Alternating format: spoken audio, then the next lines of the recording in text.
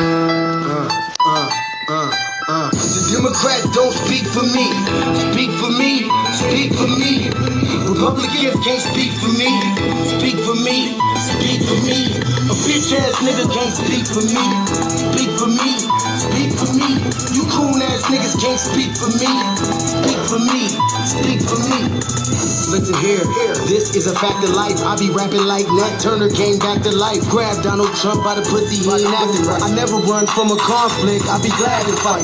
It's a very cold world that we living in. Somebody please tell Elizabeth you're not an Indian. You just trying to con them people to get the benefit. Just another immigrant, stealing from the Indians. That's some punk ass shit and that's too lame. Now we finna step over to Andrew Yang. And you a sucker, you could never speak for black folks. Fake ass pandemic, trying to get the black vote. The Democrats don't speak for me. Speak for me. Speak for me. Republicans can't speak for me. Speak for me. Speak for me. A bitch ass nigga can't speak for me. Speak for me. Speak for me. You coon ass niggas can't speak for me. Speak for me. Speak for me. You know your boy be high off sativa. Kamala wasn't popping, so we said bye, Felicia. She ain't had a right policy. We ain't trying to meet her. Y'all can take Biden too. Bye. We don't need him. We don't need Roland Martin or that coon Al Sharpton. Didn't need Cory Booker from the start, man. I don't fuck with police and no snitch. You know I'm coming with the heat when I spit it. The Democrats don't speak for me. Speak for me. Speak for me. Republicans can't speak for me. Speak for me. Speak for me. A bitch ass nigga can't speak for me. Speak for me. Speak for me. You coon ass niggas can't speak for me. Speak for me. Speak for me. If you ever go to court and this is your luck, try not to get fucked by Benjamin Crump. I know it's hard. You and I go it's hard. But who the fuck is Amy Cloak? Put her picture up on the bullseye and start throwing darts. People cut our organs out our bodies, that's a stolen heart. They can't save us from the flood like Noah's Ark. Black lives always matter, we finna go for ours. So then we savages, we don't need to pot the piss. Mike Bloomberg can suck dick with that stop and frisk. You ain't speaking for us, we don't know you. Bernie Sanders, and get your funky ass on too. The Democrats don't speak for me. Speak for me. Speak for me. Republicans can't speak for me. Speak for me. Speak for me. A bitch ass nigga can't speak for me. Speak for me. Speak for me. You coon ass niggas can't speak for me. Speak for me. Speak for me.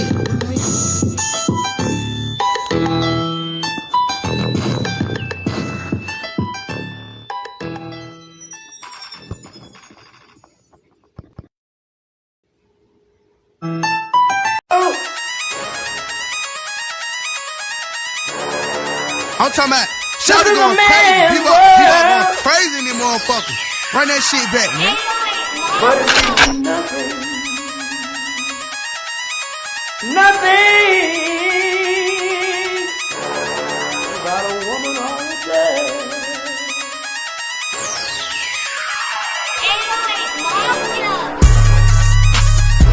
Man made the car.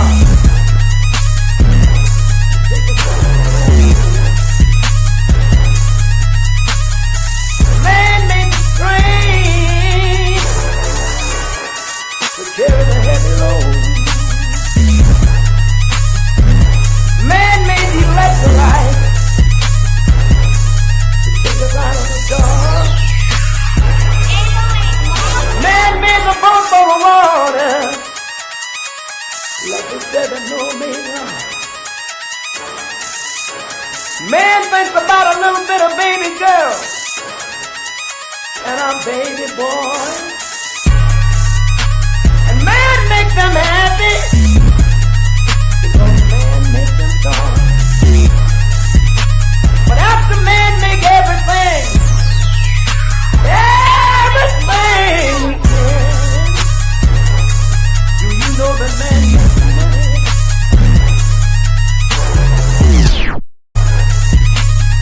To buy from other men. This is a man's world.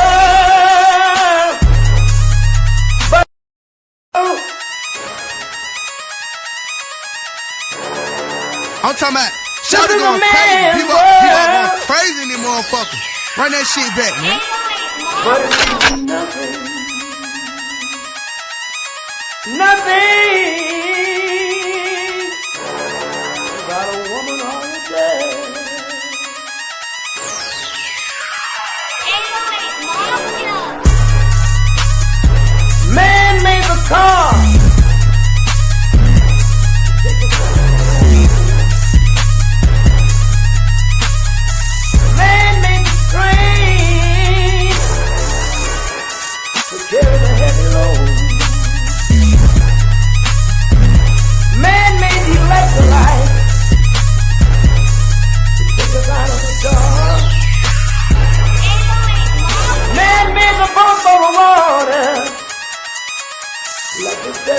me.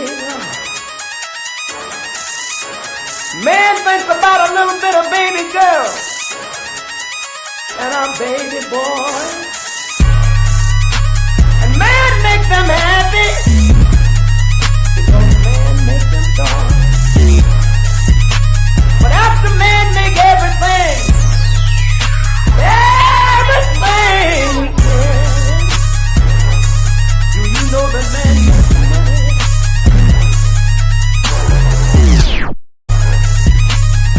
To buy from other men.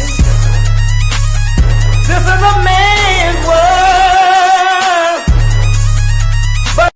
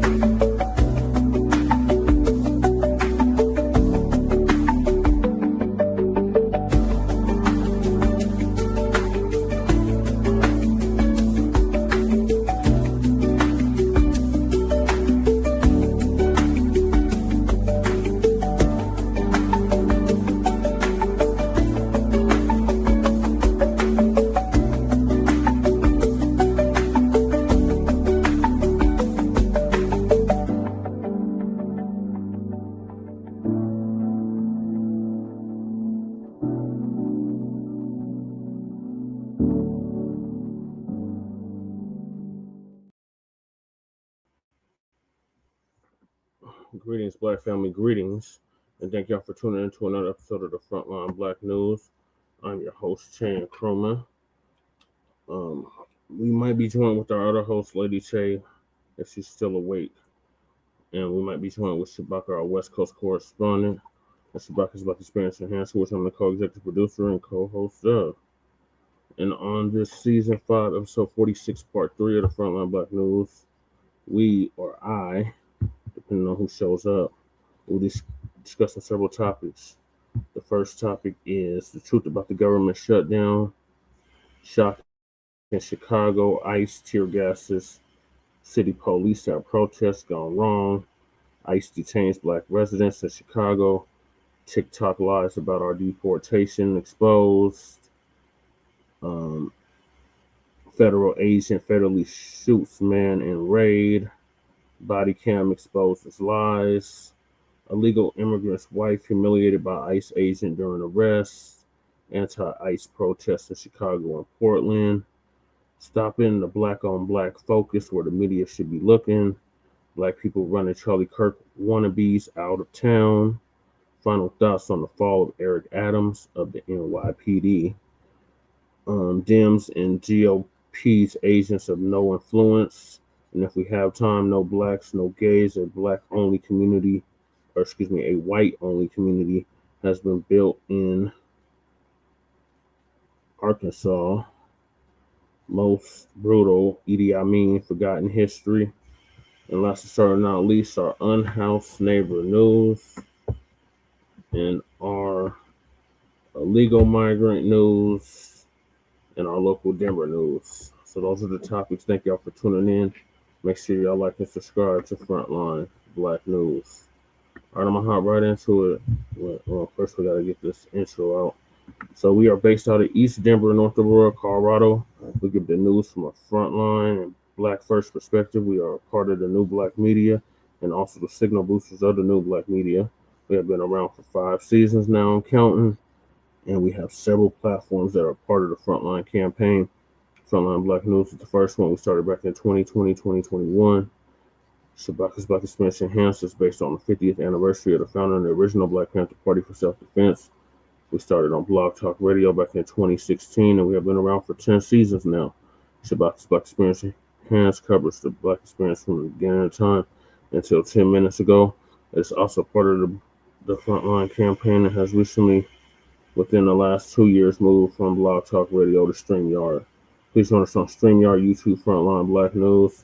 The links to all of our channels are in the description, including the RBA by Lady Che, Jay Militant, our Bay Area loc. His channel is in the description.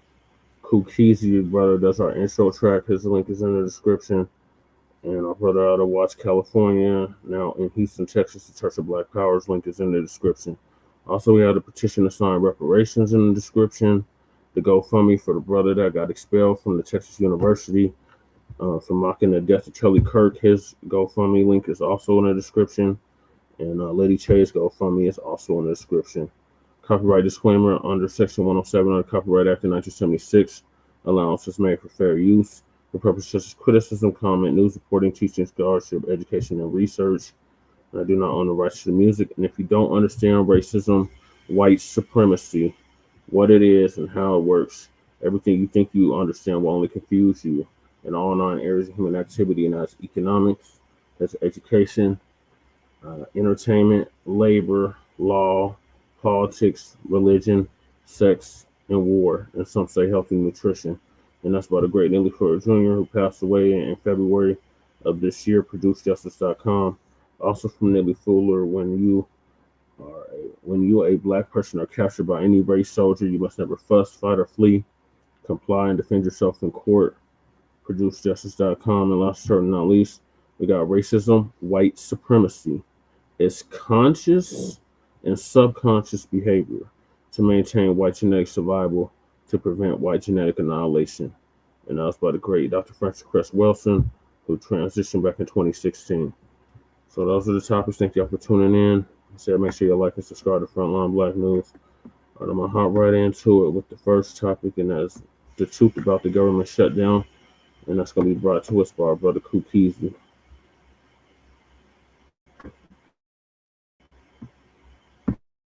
You put that back in. We found fire money for electric buses in Rwanda. We found $3.6 million for pastry cooking class institutes in Haiti. I kid you not. I'm not making this up. That was in the budget under President Biden. We took it out. Congresswoman Ocasio-Cortez in the socialist wing, the loon wing of the Democratic Party, says we're going to shut down government until you put it back in. I'll just read you a few more that we took out. They are demanding we put back in. $6 million for media organizations for the Palestinians. $833,000 for transgender people in Nepal. $300,000 for a pride parade in Lesotho. $882,000 for social media mentorship in Serbia. $4.2 million. We took it out. The Congresswoman and the socialist wing of their party says we got to put that back in for the open government. $4.2 million for lesbian, gay, bisexual, transgender, queer, and intersex people in the Western Balkans and Uganda. Family, this is what your government has been funding. A senator just read that list on the record. Transgender pastry studies, funding for male prostitutes, overseas projects that makes 0 sense. And you know what? I believe them, because these people are that reckless with your money.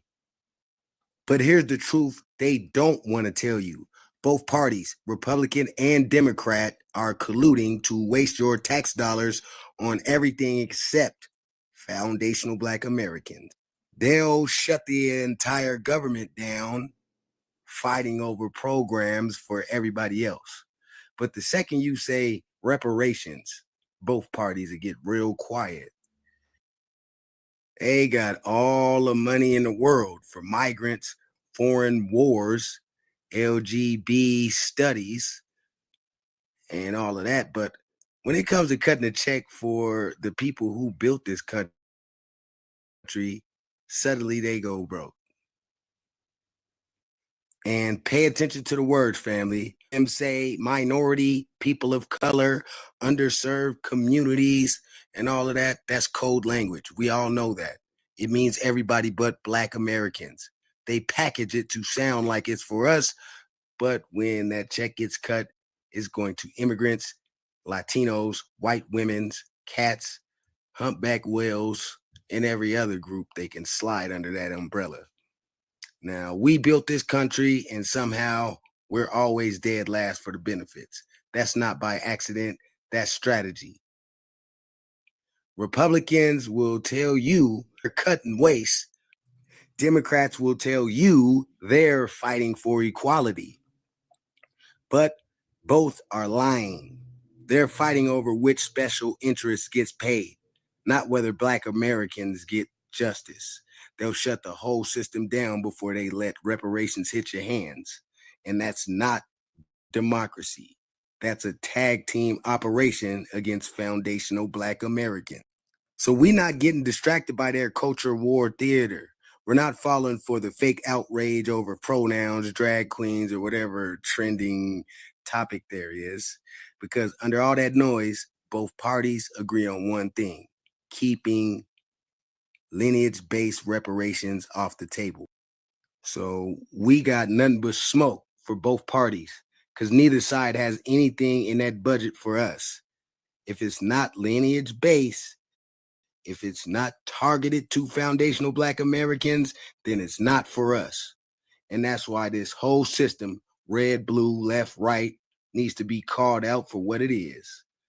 One big anti-Black hustle. All you scared to death Negroes.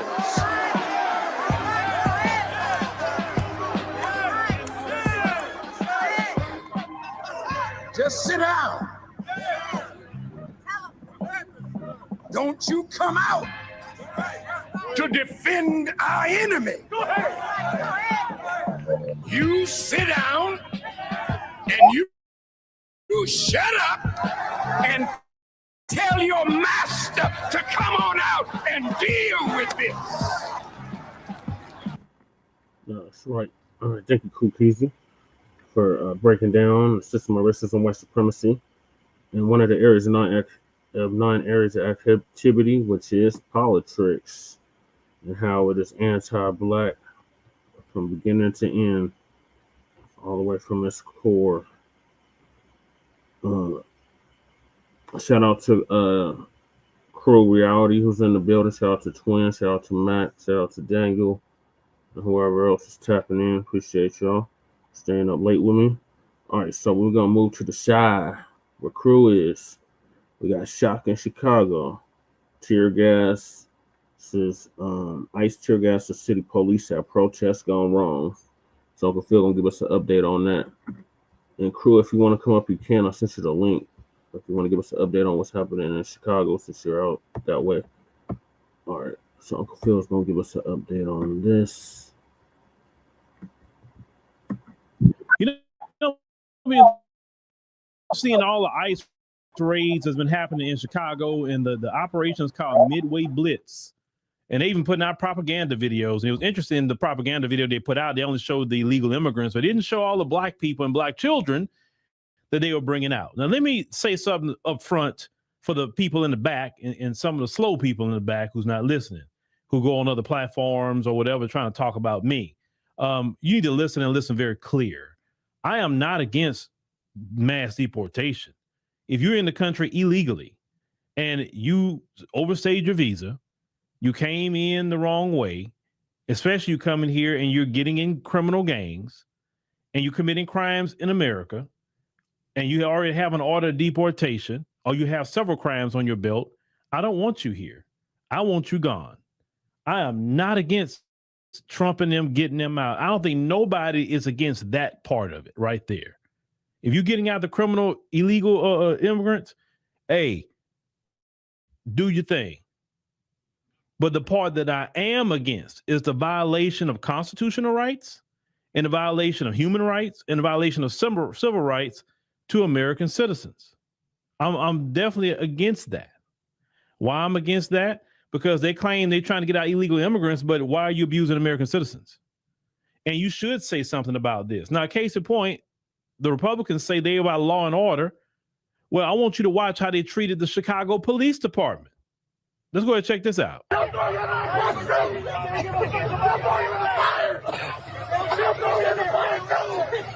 Understand? They just tear gas you. They don't give a about you either. Why you protecting them? Come on, man. Tomorrow, it's you. Come on, man. Y'all know that was up. Y'all know that was up. Garcia, stop. Jail. Wake up. Wake up. You're gonna wake up. We're gonna go this way, then we'll wake up. Wake up. Wake up. Y'all don't get. None of us get paid enough for this. Hey, time to get up. Get up. Arrest ICE. Wake up. They shot a Chicagoan today. Arrest ICE. Wake up. Wake up. Oh, what I have to say here is this: the Chicago Police Department and the police unions and all these different people, support, Trump and all of that, right? And I'm not saying every police officer in the Chicago Police Department supporting Trump, but what I'm saying is they always talking about back the blue, support the blue. We need to fund the police and all of that, and then now ICE is attacking the. Greetings, crew. What up? What up, Jesse?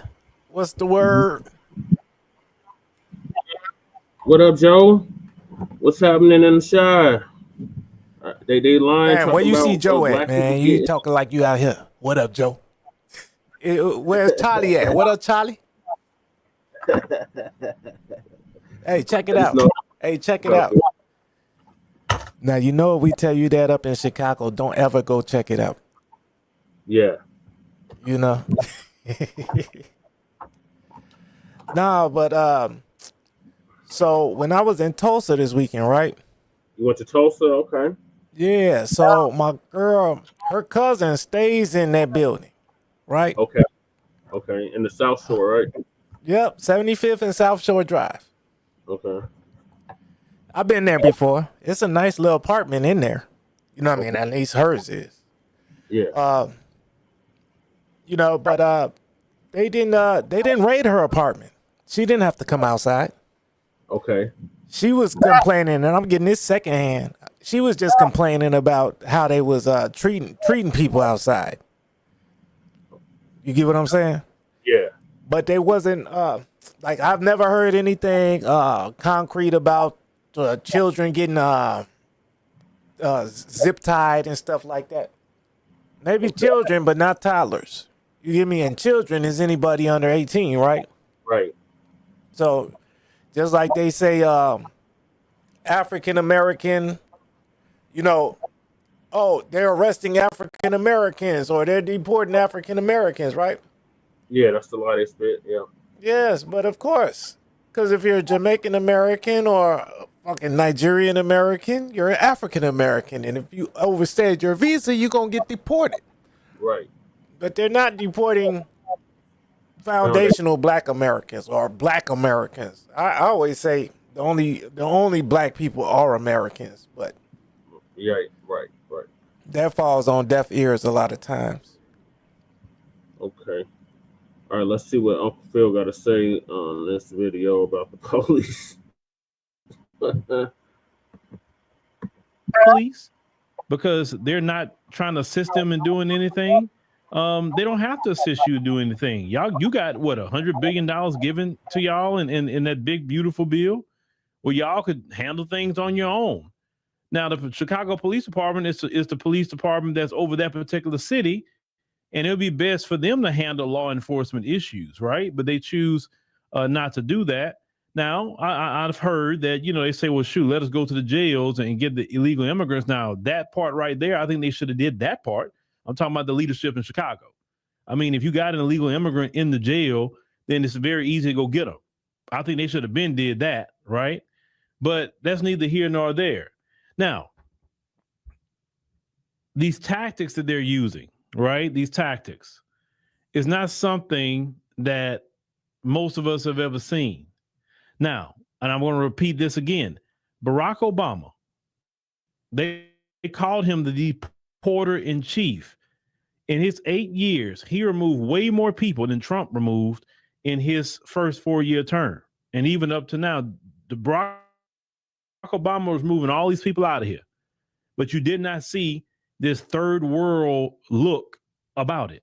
How come Barack Obama got all those people out of here, but without even you noticing he did it, But Trump, he got to be doing all this craziness. Because he was working with the Democrats. Law and order, but then a federal judge says, well, no, you can't bring the National Guard to Portland, Oregon.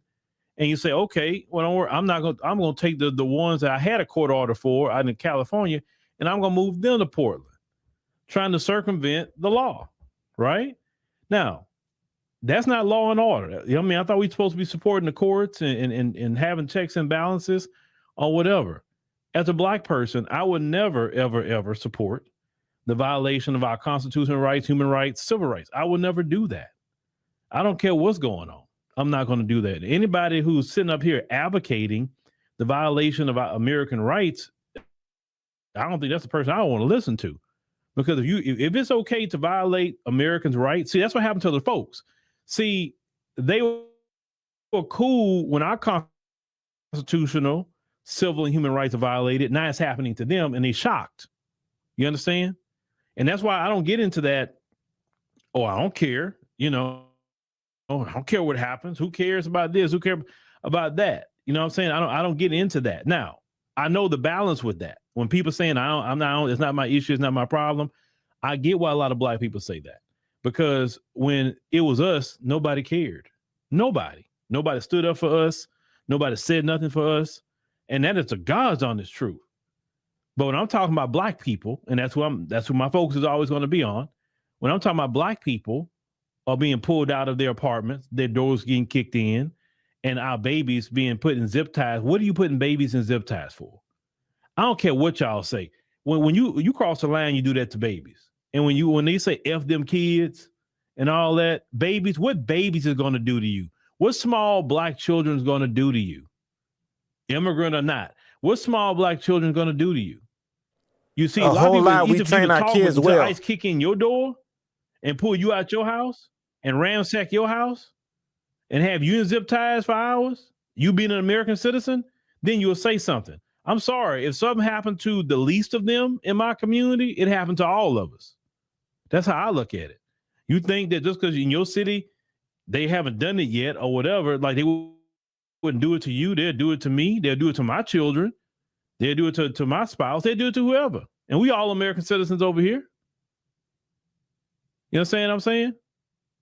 So no, you shouldn't say, well, they let them go. I mean, they were looking for illegals. So you need to be zip tied for hours. And you didn't do nothing wrong. You an American citizen, black American citizen. Your little babies are zip tied. You are zip tied. Your wife, they pulled you out of the house. Some of you not even dressed right. They pull you out your house, ransacking your place, and has nothing to do with illegal immigration. Nothing. But yet they're doing this. That's the issue. And I know why they're doing it, because they're trying to provoke a reaction out of Black people. That's why they're doing it.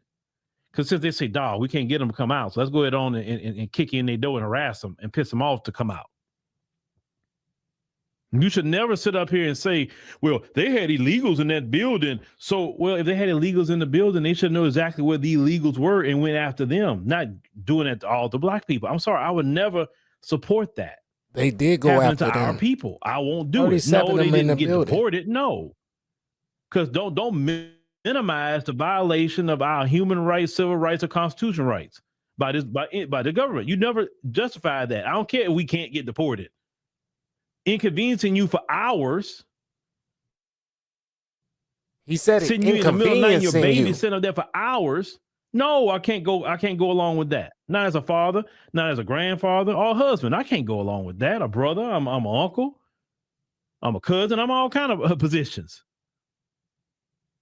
I think your camera froze, Jesse. For law enforcement in Chicago, then what in the hell are they going to respect you for? And they had an alderman in Chicago.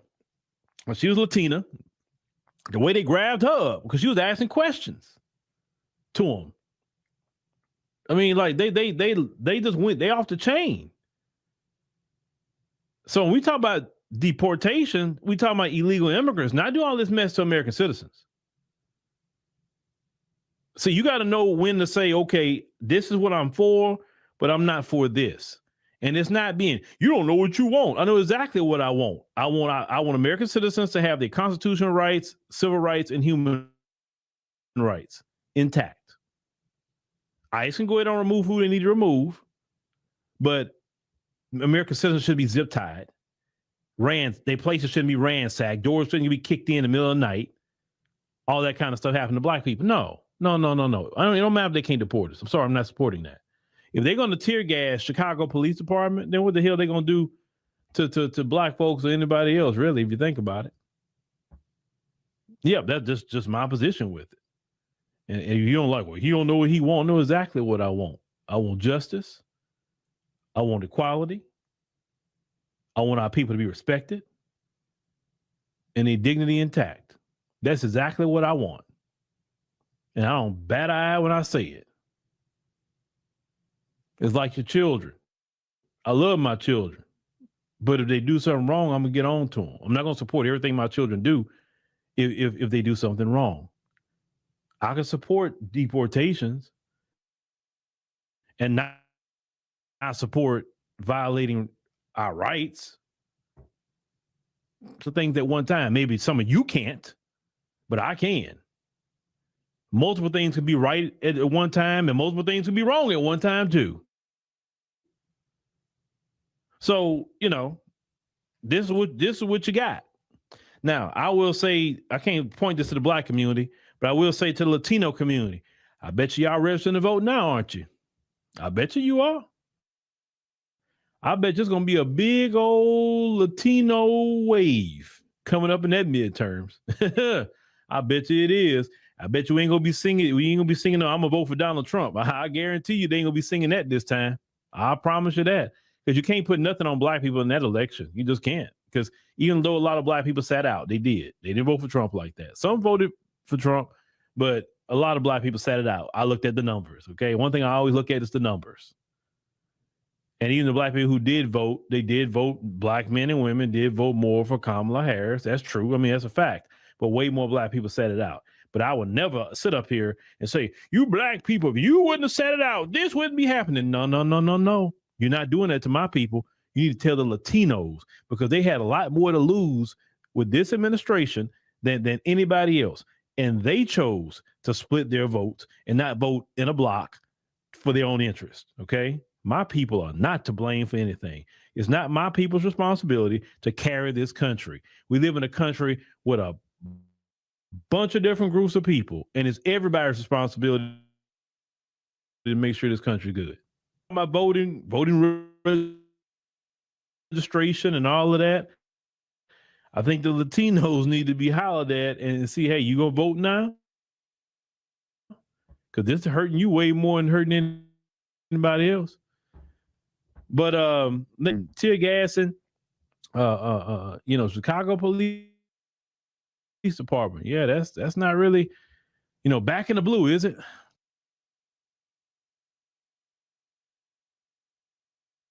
Hey, so Right, cool. a couple things on that, right? Yeah, go ahead. Blame the damn local government who put them people there. Like they be saying. The Democrats. We didn't tell them to drop all these people in our neighborhood. Why didn't drop them off in Wilmette or Bartlett or something? Deerfield, where Jordan stays at. How come they ain't drop no immigrants over there? Right. But that's what they say. The Dems dropped them all over there because they know where that's good raid gonna be. And then another thing. Hey Jesse, you ever heard of somebody selling dope or something, and then it's a snitch on the street and told the police, oh, that nigga, he did it. He stay over there, right? And what happened when you stay with your parents, your family? What happens? Everybody gets detained, right?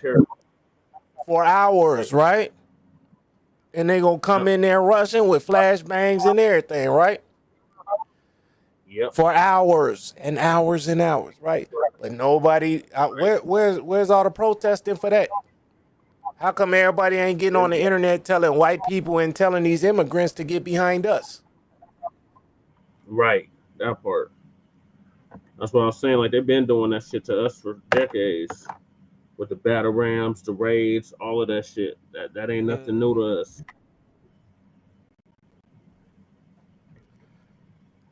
Man, my damn middle monitor went out, so that's why I'm looking crazy. I gotta look from this monitor all the way to the TV screen. I ain't got my middle monitor here next to the camera. Yeah, that's a good point, crew. Yep. Right, the raids, dog. If they come get you for drugs or something like that, everybody gets detained. And I made another point on Afro Elites in his chat. What about the school shooters? Somebody come in and blow down a school, right? Isn't the entire school detained for the rest of the day? Till they count the bodies, till they count everybody, make sure who everybody is, check their IDs. Anybody on the campus is getting detained immediately. Immediately. They call it lockdown. The whole school. Right. So lockdown. So what they did in Chicago was lock down the building. Yep. They locked down the building and rushed through it as fast as they can.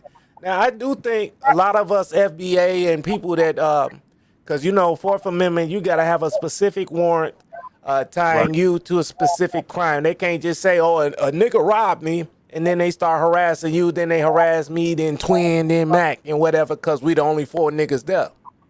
Right. You get me? Now, they can probably walk up to us, what you been on, what you doing, and then if you act nervous or, say something that doesn't, that doesn't make sense, then they'll fuck around and detain you. Yeah. But they can't just detain you because, I don't feel like talking to you. I plead the fifth. I ain't talking. Because I feel like if I was in that building and they came up in my shit and it's my shit, no, they're not going to. And even if they did detain me, I'm pleading the fifth and I'm not saying nothing. But like I said, I got my girl, her cousin, lives in that building and they did not come in her shit. Okay. They did not detain her at all whatsoever. She's FBA. She worked for the, you know what I mean? Yeah. I ain't going to give up her spot, but you know what I mean? Yeah. I got you. Okay. So this next video is about all the shit that's running around on TikTok about us supposedly being deported. ICE detains Black residents in Chicago. TikTok lies about our deportation exposed. So at least they're gonna give us an update on that. It says dad something. Your mug. The nice toughest mug. job you'll ever love. Nice. Yep, that's my dad. That's definitely true. All right, let's see what Lisa got to say.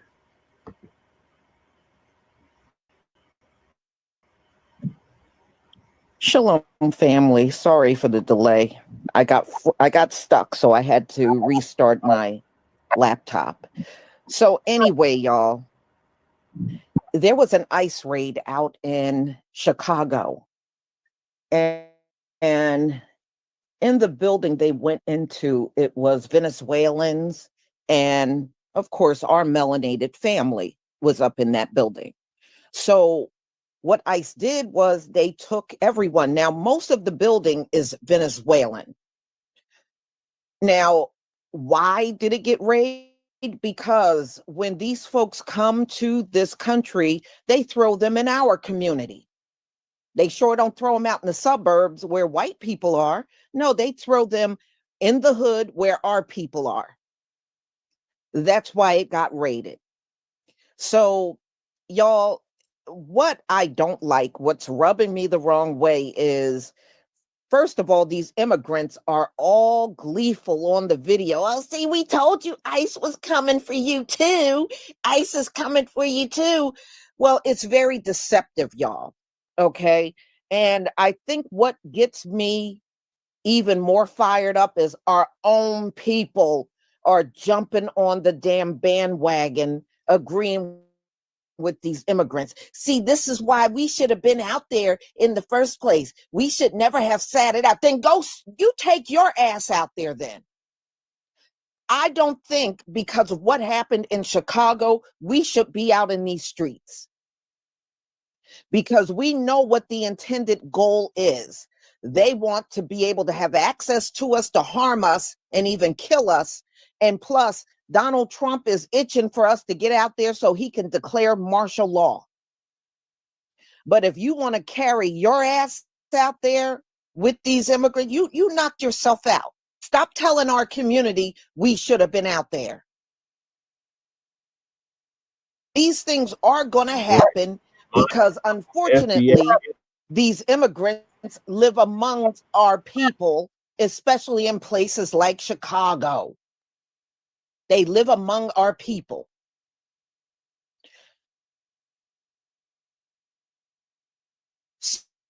So, look, everybody that they detained that were Black residents in that building, I was looking at the articles. Some of them were let go in like 2 hours, some 4 hours, some the next morning.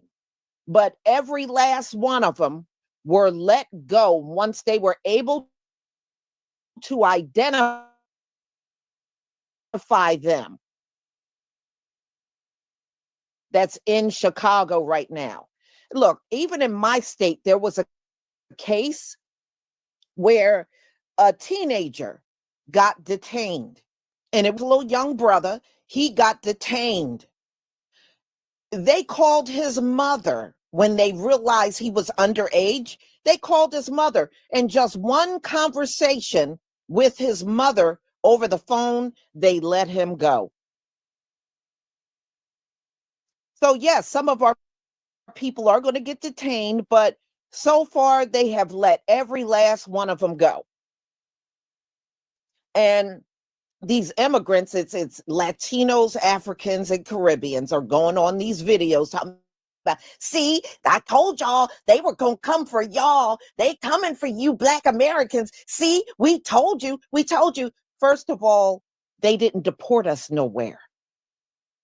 Detained and deport mean two different things. But see, that they're leaving that out of all the videos of how these people were all let go, to make it seem like when people watch the video, ICE is after those Black Americans too. ICE even told them they were not after Black Americans. They were after the Venezuelans that lived in that apartment building. They were never after our people. So unfortunately, you even got some of our people out there. I don't know if y'all doing it for clicks and views, but you're talking about our people getting detained by ICE, and every last one of them videos where y'all jumping on the bandwagon with the immigrants, you're leaving out the part where everybody from our community that got detained was let go. And y'all know what you're doing. You know what out of your videos. Now, I understand why the immigrants are doing it, because they want to make it look like we're in the same boat with them. We can never be in the same boat with them because we are actual citizens. And where they going to send us anyway? Where they going to send us? Exactly, Lisa. We can't be deported. We're non-deportable. Okay. Immigration, we said before, stay out of it. And I'm still saying stay out of it. Right. I'm still saying it. Ain't got shit to do with us. I believe. So I put together some videos. I'm going to let you listen so that you can see for yourself. Hold on for 1 second. Hold on. It should not have played like that. Okay, let's try this again. Yeah, I believe it, crew. ICE is at the truck weigh stations talking to the driver, see if they can speak English. Okay, y'all, please give me a 1 if you can see my screen. Give me a 1 if you can see my screen. Yes, Lisa, we can see your screen. Okay. All right, y'all.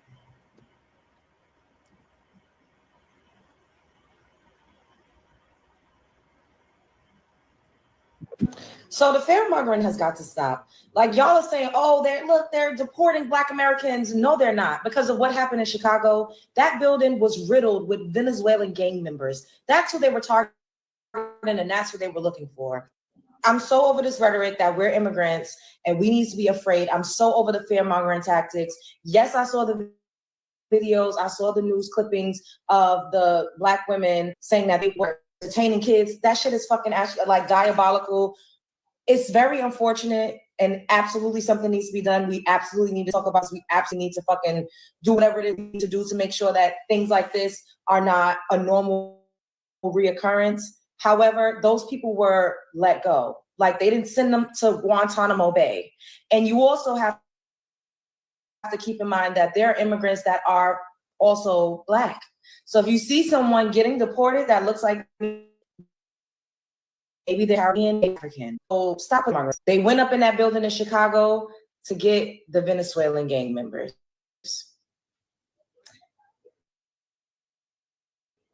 We've been under siege. We've been under attack. Literally. We are blueprint for the resistance in this country. I don't think that it's okay that they use brute force against anybody, no matter your background, your hue of complexion. I'm not in agreement with that. I definitely do not fuck with touching kids, period. Like, I'm just not, none of it is okay. And I feel like when you all hear me say, you know, Black Americans aren't immigrants, or when we would be like, this is not a fight, that mostly stemmed from the fact that there has never been true solidarity between us and Latin communities. One-on-one, pockets of us, absolutely. We bang with each other in real life. Some of us are best friends. Some of us have children together. But as a collective, y'all even treat the Afro-Latinos like shit. So for me to see you all making these fear-mongering videos, it's like, come on. We've been getting detained. Y'all don't remember Stop and Search that was going on in the 90s and early 2000s? Am I saying it's okay? No, but we will continue to fight the good fight. However, we are not going to get deported by the droves, because even if you get detained, they got to run you through the system and find out. So the ethics. This is not the way to get us to come outside. And do we need to fight back? Yes, but we're not fighting, spread the reciprocal way. There is so much ignorance going around. I've seen videos saying, if just because you're a Black American, you think that's going to stop you from being detained, or if you're in an area where there is a lot of immigrant or gang activity, you're at risk of being detained. Being detained during a raid is literally a normal part, nothing new. It is always going to be the right to detain everyone during an investigation, if you're at the wrong place at the wrong time, during a raid especially. ICE is not specifically targeting African Americans. Whoever's thinking this, you are very uneducated, dumb, and you're fear-mongering other uneducated Black people who can't unfortunately think for themselves.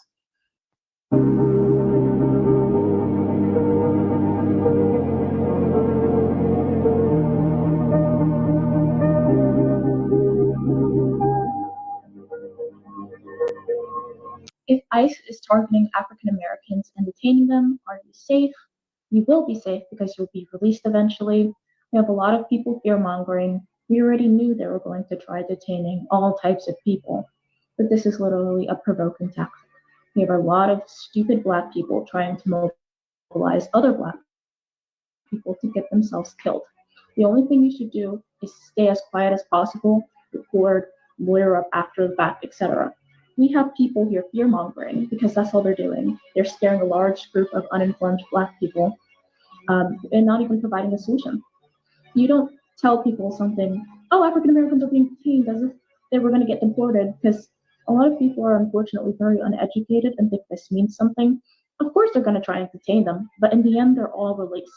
Have we seen anything about people getting deported? Of course not. So it's literally like a provoking tactic. They can't do anything unless you give them a reason to. We have people saying stupid things like, exercise your Second Amendment.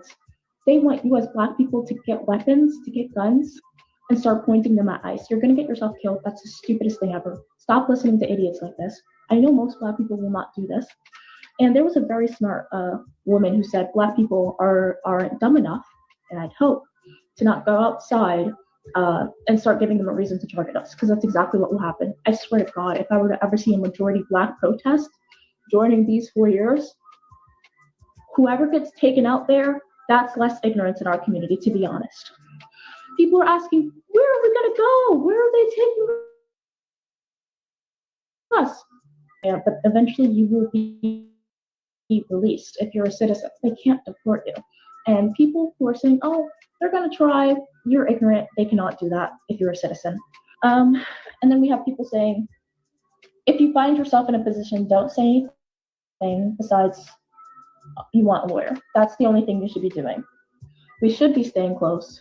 But even still, this is like, guys, people may say, oh my God, we should stick together. I'm talking about people that are not Black and Black people, but they want you to start it for you. Black people have always been starting other people's campaigns for them when it comes to things like this.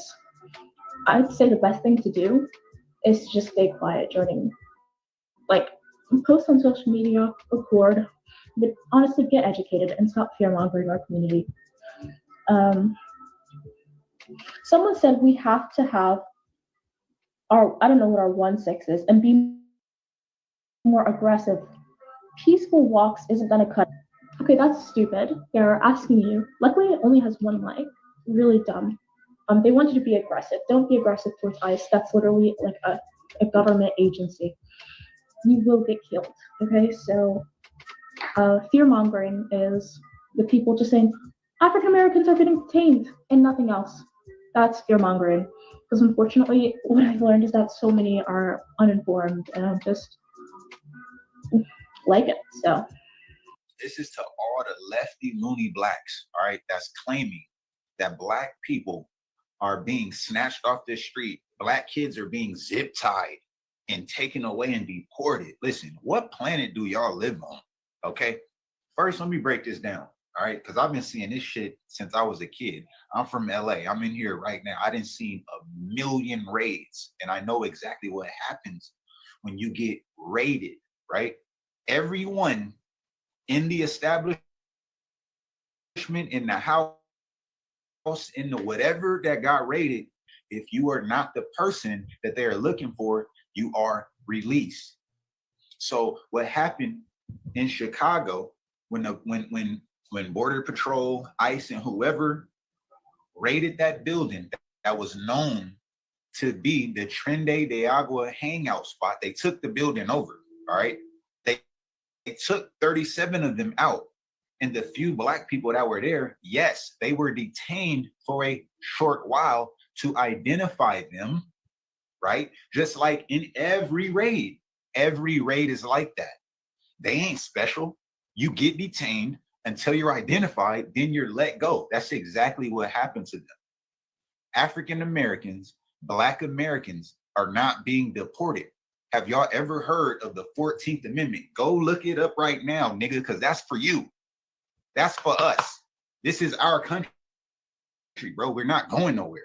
I don't know what you niggas don't understand on the left, bro. You guys blow me with the rhetoric y'all jump on this internet with. It's insane. The fear mongering, all the shit that y'all do. Y'all get on here and talk about, oh, everybody's against, ain't nobody against you, bro. Them ICE officers ain't looking for us. I live in LA. They came here first. They was walking up and down the streets. Everybody. They never arrested one Black unless they was in the riots and getting extra active. Sure, yeah, your ass is getting arrested. But just regular everyday people, I walked by them, they didn't look at me twice. They know what the fuck, we not immigrants, they know what we look like. We they people. What are you talking about? And if you are a Black immigrant, bye-bye. Call me what you want. Immigration is not a Black American issue. It's not. So if y'all want to live in fear, live in it. Drown in it. I won't. I'm free as a bird. And I'm going to continue to be because I love my country. Unlike some of you fools, I don't understand people who don't love America. I don't understand it because your ass could have been born in Nigeria. You see what's going on over there right now, right? You could have been born in Nigeria. And if you a Christian, you would be being slaughtered right now by Boko Haram. All right. So stop with the fear mongering because you fools don't make no sense. Okay. They get slaughtered by some nigga that shit in the streets. They hate to see this face coming because I'm gonna come with the facts to break it back. African back, Hispanic back, immigration back. I don't care. Facts are the facts, and that's what I come with. So stop the fear mongering. It's goofy. We're not going nowhere. We are American. And if you Black and you don't want to be American, bye. Go somewhere else. and let's see how they treat you over there, okay? Because as soon as your ass take yourself back to Africa, they're gonna let you know that you are not one of them. So if ICE is detaining Black people now in Chicago, where are they sending us? Where are we going? Don't threaten me with a good time. Send me to Turks and Caicos. There was actually somebody complaining about ICE being in the Black neighborhoods.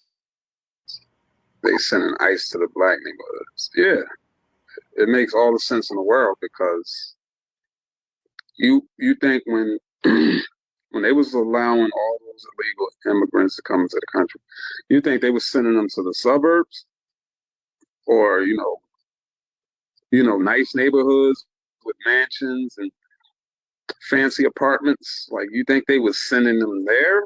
No, they was sending Those would them be Black neighborhoods too, though. inner cities. They was sending them into the Black neighborhoods. Makes sense, right? That's why ICE is in the Black neighborhood. And they complaining about a building that was raided by ICE and how they was detaining Black folks. Yeah, they had it, and they were released eventually. But come to find out, that building was basically taken over by illegal Venezuelans. And I actually saw a video of the guy. He was doing a walkthrough throughout the whole building, and how the first floor and the entire first floor was taken over by Venezuelans. And the second, they wasn't paying no rent. They was running cords through the building, like through the apartments. You know, couches were in the hallways. Man, and then he was talking about, let me just start. We didn't even get to the sixth floor yet. Like, what? Like, these people wasn't paying rent, nothing. They just was just lounging in these apartments, these vacant apartments. The entire first floor, the entire second floor is crazy, man. And it's ridiculous that, you know, the politicians in Chicago, Brandon Johnson specifically, allowed this shit to go on. Like, and I'm sure people were complaining, you know, Black folks in that neighborhood, in that building, was complaining like, yo, can you do something about this? And he didn't do shit. Not telling how long this shit was going on. So that's what I need to investigate. African Americans are from not being my deported. They're friend. just being illegally Ask her detained. about her That cousin. shit been happening. What That did she shit been feel happening about for the a while. building Like, this ain't even before all nothing. of this? ICE been illegally detaining fucking African Americans trying to get to Haitians and shit. Right? They been doing that shit. It's just a simple fact. Now, What did she say? No, I need to ask her. That's what I need to ask her is, like, how did she feel before, you know, because I'm just getting, you know, from the phone call. So I'm out there in Tulsa with my peoples, right? And she's telling me, oh, yeah, I was just on the phone with my cousin about this, that. So I didn't get to ask her cousin the questions that I wanted to ask. I'm just going by hearsay. You get me? But it's an apartment I've been to, and the girl complained about it, and my friend is not gonna lie to me neither. So, not like that, you know. Well, we had a similar situation. But she said her cousin was in her apartment, did not get raided, did not get ID'd or nothing, and she's in the same building. So yeah, they got a lot of shit, but they got, you know, they said there's a bunch of people that wasn't. This is not from me, from my side. This is from what I've heard from, you know, YouTube from now. They said it was because this is, you probably gonna show it, but it's a dude that's in there. Yep. You get me? And he's saying like half the building condemned. The landlord ain't shit. Most of these niggas ain't supposed to be there. Yep. So if it's a nigga in there, it's probably you know, he's hanging around the gang or doing something just to you know, get his fix or whatever. Mm-hmm. You know, but he ain't supposed to be there neither. But the real residents, you know what I mean? Like, mostly the real residents ain't had to deal with too much of shit. Okay. we real like niggas really ain't gonna fuck with y'all because I'm seeing a lot of non-Black American Black people right? Saying shit like, we told y'all so, you guys never listen. We told you they're going to come after y'all, and we still ain't protesting, bitch. If that's what you thought was going to happen, because I feel like that's what they were getting excited. They were getting more excited for the fact that Black Americans were finally being targeted by ICE. Like, y'all don't even really give a fuck that it happened, because y'all never gave a fuck that it happened before, right? You're just excited because they're doing it, period. Because you think it's a gotcha, but we're still not protesting deportation, bitch. And then on top of that, these same people bringing up that happened didn't say nothing about those hangings, several Black people being hung back in September. Said nothing about those several HBCUs getting fucking death threats and shit. Never said nothing about that. Never said nothing about Matt coming to those HBCUs, provoking those children. Ain't said shit about that, right? Now suddenly, oh, we told y'all gonna be targeted. We told you you're gonna be targeted. Then why you didn't say nothing about us being targeted then? Like, such y'all protest and deportation. If you thought that what the fuck gonna happen, dick riding assholes. That shit pissed me off, because they was excited as fuck, talking about something. We told y'all. You didn't tell us shit. We been said, oh yeah, we already knew they was gonna come after us. We already knew they was gonna come after us, and we still ain't protesting shit because y'all sat right here and let it happen. Y'all, first of all, y'all wasn't even concerned about those Black people being hung in September and those HBCUs being threatened, because y'all worried about protesting that fucking Kamala's book sign book event. They on this motherfucker arguing about why it makes sense to protest Kamala's booking event and not protest Trump. Like, that's what they try to argue. Like, no, we still not protesting deportation. So yeah, y'all might as well relax, fucking relax. My people, my emancipated FBA, Black American, whatever you identify on this land, do not let these people fearmonger y'all, okay, into thinking racism started with Trump. Racism been here, okay? Racism been here. We were terrorized under Obama. We was terrorized under Obama. Don't let the news media fearmonger y'all into thinking, oh, y'all being detained. It's racism, man. We been detained. All facts. We been getting fucked up out here. Trump didn't start this shit. This is me right here. Y'all don't have to follow how I think. But I love my racist white people. You want sympathy? After all the jokes you cracked? You guys were calling ICE on people just because you don't like them. Now ICE is coming for you.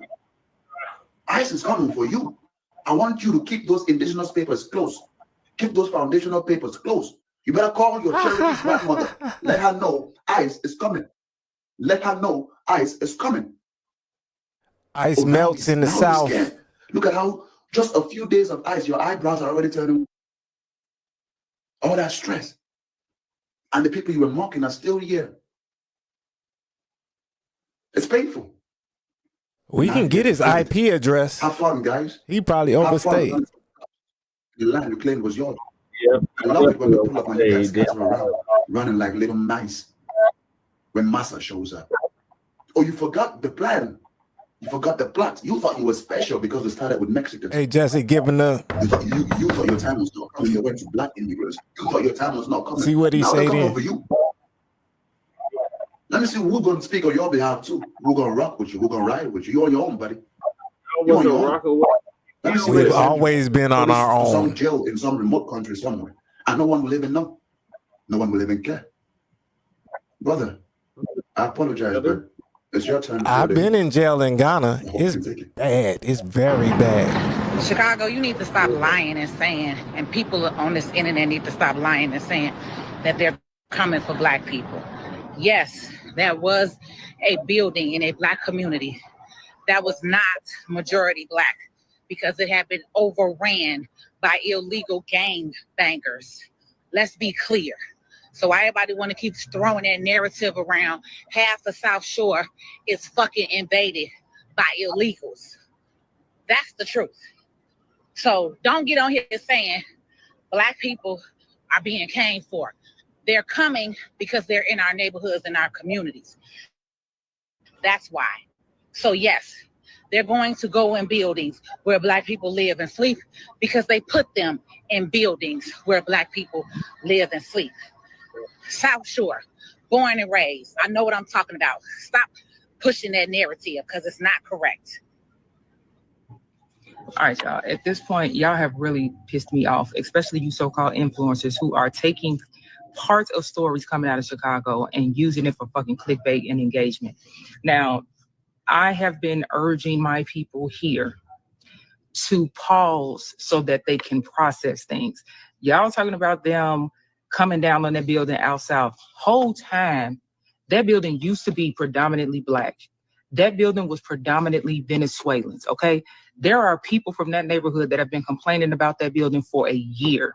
Okay. So now that the Trump administration, because again, this is another example of how Damn, you Chicago skipped it, leadership Jesse. has She was failed, about to break from it down. alderman to the mayor, all the way up until Illinois governor. They have failed y'all. So now that the Trump administration is actually fixing That was the whole video you got? inside of y'all community, because the building that y'all have been complaining about for well over a year, which Brandon Johnson is the one that embraced illegal migrants and integrated them into y'all community, while at the same time not necessarily helping Black people at all.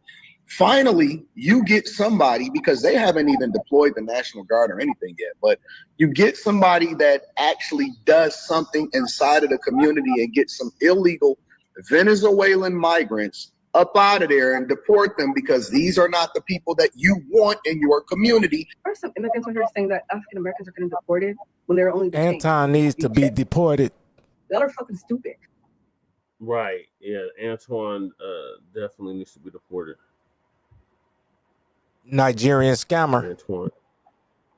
Yep. Anton Daniels. Oh, God. Okay, y'all. So you heard what's going on.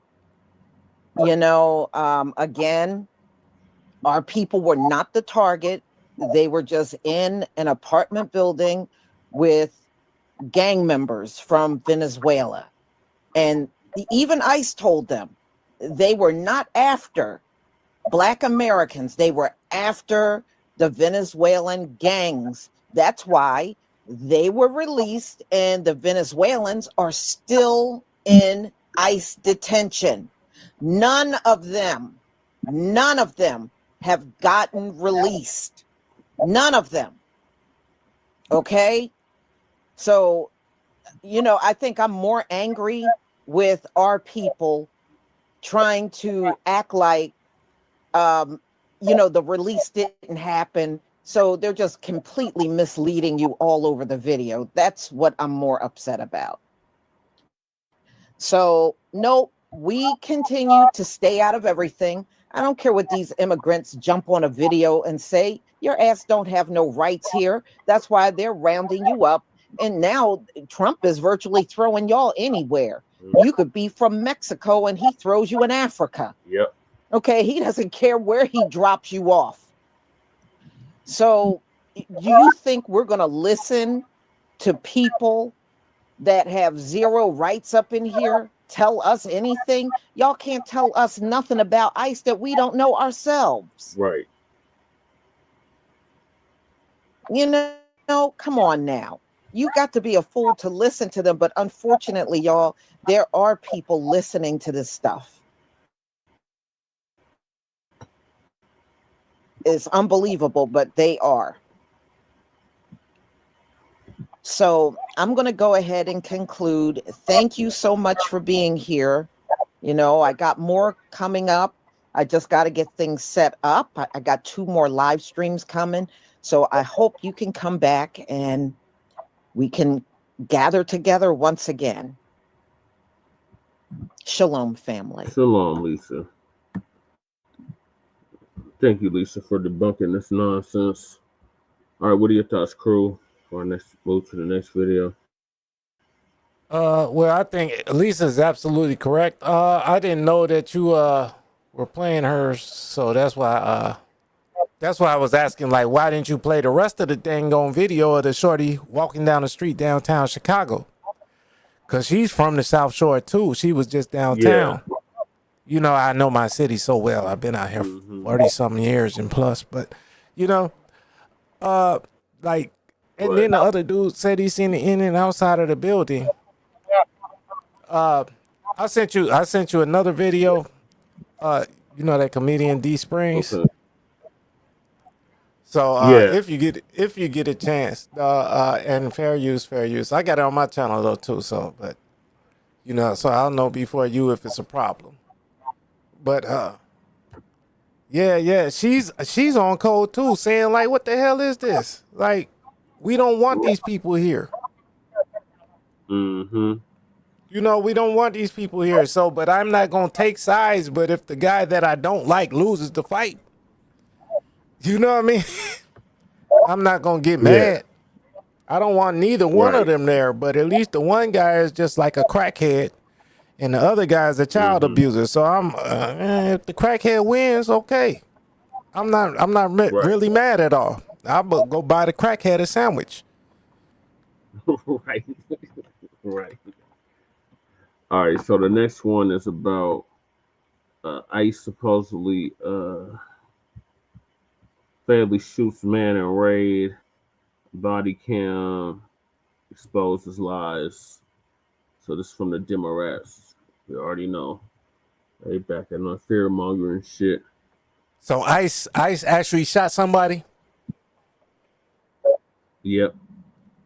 When did this happen? I guess a few days ago. Man, that shit would have been blowing up on TikTok. Tyreek would have said something. Professor Truth, Jason, everybody would have said something if ICE had shot somebody. Twitter would have blew up with that. It's a lie. Right. Well, let's see what these moms gotta say.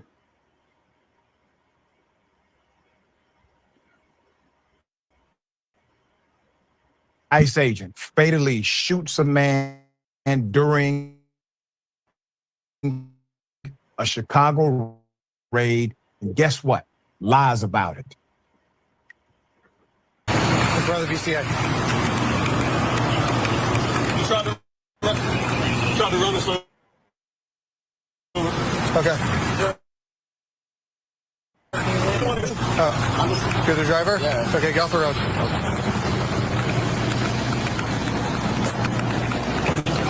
You guys good? What's up? You guys good? I got an ambulance coming to you guys, all right? Any other suspects? Any other suspects? No, the suspects? Yeah. No, is he the only? Is there anybody else? So, he stopped.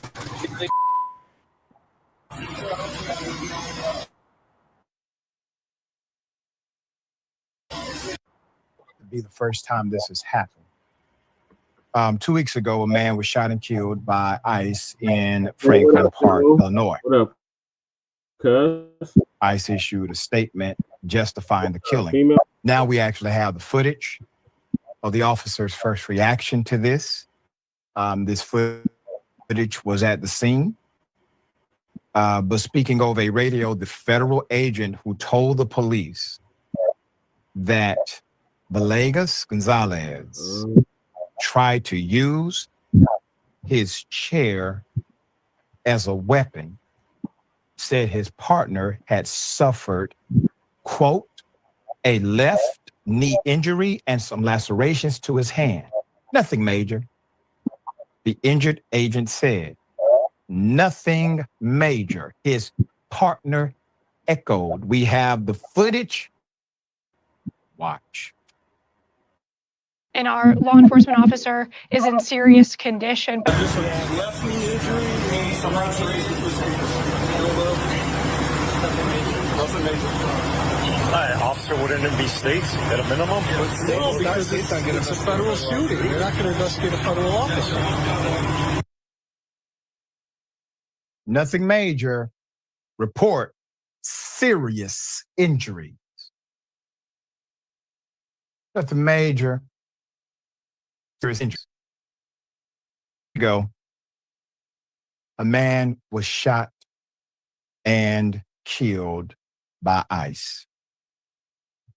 Shortly after, ICE issued a statement justifying the killing, saying the federal agent was, quote, seriously injured. Seriously injured. Pritzker said, referring to a statement from the Department of Homeland Security. Body cam videos from Franklin Park police officers showed the hurt ICE agent describing his own injuries as, quote, Nothing major. Pritzker on Monday focused on that comment, saying the video, quote, has brought to light. Crew, where is Franklin Park in relation to the Chi? Franklin Park is in Chicago. It's like Humboldt like a Park. neighborhood or? Yeah, it's an area. Okay, Let gotcha. me find it. Hold on. Let me find it. I'll share my screen. Franklin Park, Illinois is a village in Cook County. 18,000 people.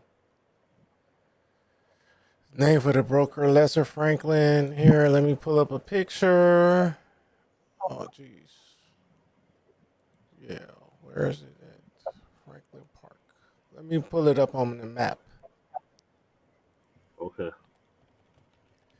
And just give me 1 second, then I'll share my screen. But like it's in the city. Okay. It's like on the south side, west No, side. no, it's on the north. Oh, man. So I just had it right here. Franklin Park, Illinois. All right, let me pull this up. View this full screen. That shit is low quality. I'm sorry, Jesse. Okay. Let me find a good map to show you where Franklin Park is. But yeah, it's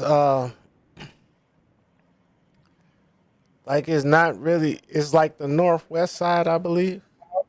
Okay. You give me like a little north of downtown, but west. So like heading not as far west of Cicero, but heading that All right, direction. I got a picture. Hold on, let me show you. Okay. I gotta add a. Oh, give me 1 second if I can share my screen. Okay. Browser capture or whatever.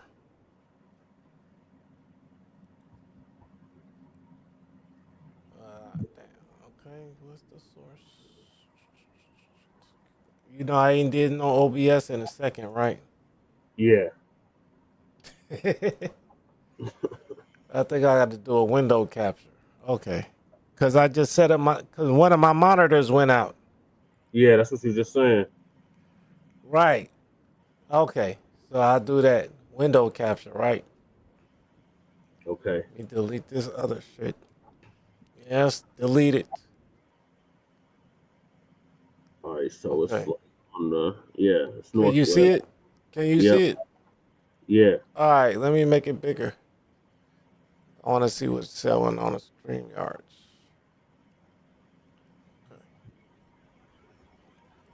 Okay, let me go back to Franklin Park. Okay. Yeah, Franklin Park. Yeah. So is this? Damn, that's not even the right picture. Okay, there you go. So you know all of this is Chicago. Can you see my mouse? Yeah. So you see all this big area where it's nothing? Yeah. That's Chicago. Right. Like that's like downtown. Mm-hmm. You get me?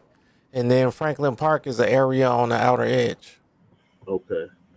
You see, that's that little red area that is Chicago. That's still inside Chicago, right? Right. Because you see the orange thing, right? Yeah. The whole black and white still map out like this orange thing. So this is Franklin Park in relationship to the entire city of Chicago. Okay. South Shore, like down here. Right. You get me? I can't tell exactly where it's at on the map, but I know how to get there. Okay. It looks like it's north of Melrose Park. I mean, you could overlay it on another city map or on a Google map, and boom, then you know exactly what's going on. Yeah, it's directly south of O'Hare. And O'Hare is not even in Chicago. Yeah. It looks like it's off the 294.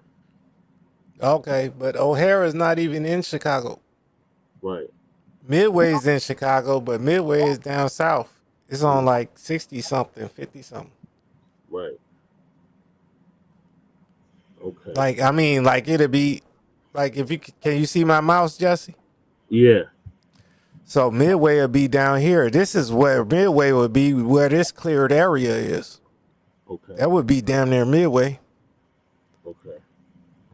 You know what I mean? Cause Chicago come down, the bottom of Chicago is 130th Street. Ain't Right. really shit down here. And this is 0, Madison Avenue. Okay. You hear me? Whatever. That's 0. Okay. Chicago's like a grid, like all y'all cities over there. Yeah. You know how y'all have a grid? So Yeah. y'all know how to go east, west, north, and south? Yeah. You know, I live at 2500 North 26th Avenue. You get me? Yeah. So you know exactly how you get there. Correct. So Randall Robinson says Rosemont is where O'Hare is. Yeah, yep. Exactly. That's near the Rosemont Horizon and everything. The west side, that's near where the Bulls Stadium is and shit. Okay. You go up the middle and then you turn, that's the loop. And then the Bulls Stadium over there on the west side. It's a whole bunch of shit. That Dub was Stadium. the Kinky Jenkins case. That's the sister that got caught in the freezer, right? They found in the freezer. Yes, Kennica Jenkins. Yeah. Okay. All right. Thank you for that, Randall Robinson. I'm gonna go back to the video. Hey Randall, you didn't leave America, did you? You know, I read all your books.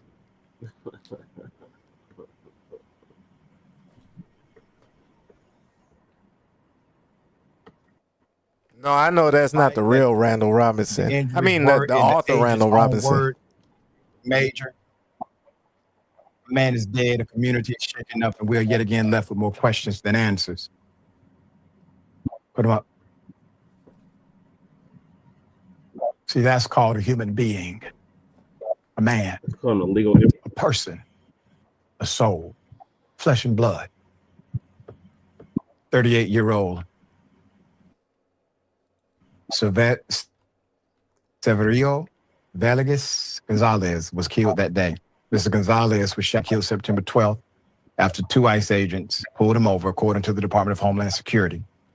The federal agency said Mr. Gonzalez dragged one of the officers a significant distance with his car after he resisted arrest and attempted to flee, injuring the agent who, quote, fearing for his own life, end quote, opened fire. This was a traffic stop turned fatal. Mr. Gonzalez, a single father of 2 children, was driving to work. That's what Really? I heard, Randall. After having dropped off his son. Send some shit about that, bro. Or 6 Hey, years mod of him up age real and quick 3. so he can drop a link or something. Dropped him Damn. off at Yeah. Yeah, let me do that. You want to come up here, Randall Robinson, to tell us how Kanika's family was involved in Kanika's death? Right, or just mod him up real quick so he can drop the link to what's his source. You get me? I don't know what channel he's on. It's streaming on 5 different platforms. Let's see. I'll sort it out for you, Jesse. Host the show. All right. School and daycare on the morning of September 12th, according to relatives and friends. As Mr. Gonzalez was driving his car, a silver Subaru, a white unmarked, pulled in front of him, according to security video from a nearby nail salon, broadcast by local CBS Chicago. 2 ICE agents are seen getting out of the Jeep. 1 agent approached Mr. Gonzalez on the passenger side of his Subaru, and the other agent on the driver's side. I want you to think about the scene. You have a dutiful father, regardless of the context you would like to describe him in, being documented or undocumented. You have a father who is dutiful to his children, to his family, and to his responsibility as a provider. I thought that was the goal. All right, Drops thanks, off bro. his children. All of a sudden, 2 unmarked vehicles provide a maneuver. They engage in a maneuver that typically would warrant one to believe they are being robbed. He tries to flee, according to the report. However, no videos show the actual shooting. The ICE agent being dragged. No video shows the ICE agent being injured, making it difficult to corroborate DHS's account of what actually happened. The agents themselves were not wearing body cameras. A DHS official told NBC News, well, why are they not wearing body cameras? Because federal law allows them not to. That's why. As a matter of fact, that federal law is so absolute that if your local police, if they are involved in the federal task force, guess what? Even if it's law that your local police wear cameras, well, the federal law overrides your local law. And all of a sudden, your local police officers are no longer wearing the lawfully required body cameras. It's a workaround. It's a trick. They've done it in Atlanta many times. There's more. Speaking over radio, the federal They've been doing it agent to us. who told the They police put our local that Mr. police Gonzalez on tried to federal use his car task as a force, weapon, and now they got said his partner has immunity, suffered not a left knee qualified injury immunity, and some got lacerations full to his immunity. hands. Quote, nothing major. The injured agent said, nothing major. His partner echoed. That's called a direct utterance. An excited utterance during the moment. Permissible. Get you away from the hearsay laws in the court of law. An excited utterance in the moment. Admissible in the court of law. Why? Because you don't have time to make up a story. That's why it's not categorized as hearsay, or at least is hearsay that's admissible. Yes. Hey, Randall, you didn't drop have this time link to your make source or up a jump lie up on in the midst here. of the moment. Excited utterance. Yeah, I'm just gonna make him a mod. And then the excited utterance is confirmed by the partner. Shortly after the shooting, the U.S. Department of Homeland Security reported the agent, quote, sustained multiple injuries and was, quote, seriously injured when he was, quote, dragged a significant distance by Mr. Gonzalez's car as he fled a traffic stop. These are narratives and not true. Brando, you hear anything DHS about official said the agent had opened fire serial field guy down there in the South, in Texas and Also in Louisiana? Chicago, an ICE operation left children zip-tied in a horrific apartment No building children raid. were zip-tied. Roughly 300 agents, according to News You Nation. know, our sister lost her cousin to that, 37 right? people were arrested. Our sister The from Department of LA Homeland lost her Security released a cousin statement about that. alleging that, quote, some of the targeted subjects are believed to be involved in drug trafficking and distribution, weapons crimes, and immigration violators. Which one, Demetria K? Or No, Nicey no, no, Girl? no. I'll tell you. I ain't gonna put it out here. You gotta check Twitter. I ain't gonna put it out here. Okay. Okay, got you.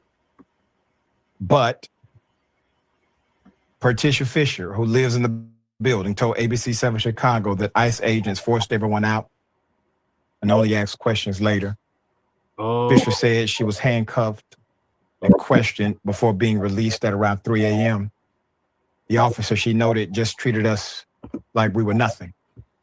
And it was scary because I had never had a gun in my face, end quote. Another ABC 7 interviewee ducked upon hearing flashbangs detonate and was then distressed by the sight of children detained. Quote, they was bringing the kids down too, had them zip tied to each other, she said. Quote, that's all I kept asking. What is the morality? Where's the human? Meaning humanity. One of them literally laughed. He was standing right here. He said, F them kids.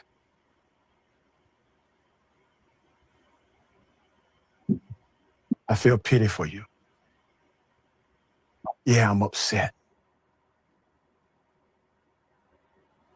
Yeah, I think you're disgusting and immoral. But at the end of the day, I have pity for you. If them kids, see, what you don't know is that you live inside of a universe. And while it may seem that you all are getting away with something, or it may seem you can hide behind your mask and your commander and savior, Donald Trump, and your statute here and your statute there, none of us will ever be able to get away from the karma that can come when you decide to harm these little ones. And that is what you have decided to do. You don't need a job that bad where you have to sell your soul to get a paycheck. It's not worth it. And I would imagine if you feel like this about children today, you felt like this about children prior to getting that job. I would also imagine that they are hiring individuals who have this kind of mentality. Where's your whistleblowers? Where's the decent human being here and there? It can't be found. Well, there's a cultural shift. A witness of the same name told Chicago Sun-Times, it was heartbreaking to see kids coming out butt naked and taken from their mothers, end quote. Witness Daryl Ballard recalled seeing the agents use, quote, a big 15-inch chainsaw to cut down the fence. Quote, we're under siege, he said. Quote, we're being invaded by our own military. That's right. Yeah, I seen that. It looks like a military occupation than a law enforcement raid, right? And here's the irony. We're forced to pay for our own oppression. It's coming directly from taxpayer dollars. That money they sift from your hard-earned paycheck every week goes toward madness like that domestically. Now, they already make us pay for their wars abroad. Now they're making us pay for them domestically, too. Quote, I asked agents why you're welcome, man. They were holding me if I was an American citizen. They don't give a damn, American citizen or not. And they said I had to wait until they looked me up, Johnson told the Sun-Times. Quote, I asked if they had a warrant, and I asked for a lawyer. They never brought one. The governor, J.B. Pritzker, had issued a response to the recent raids. Here it is.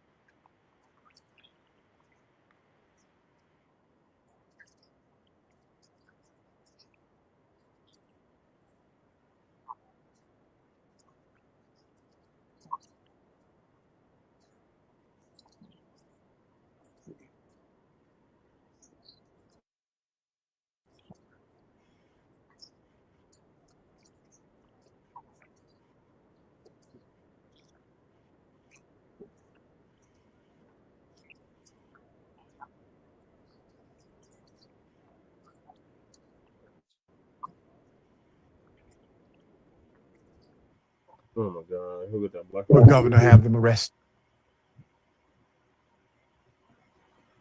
You have the authority. It's called concurrent jurisdiction. Have them arrested for breaking the law.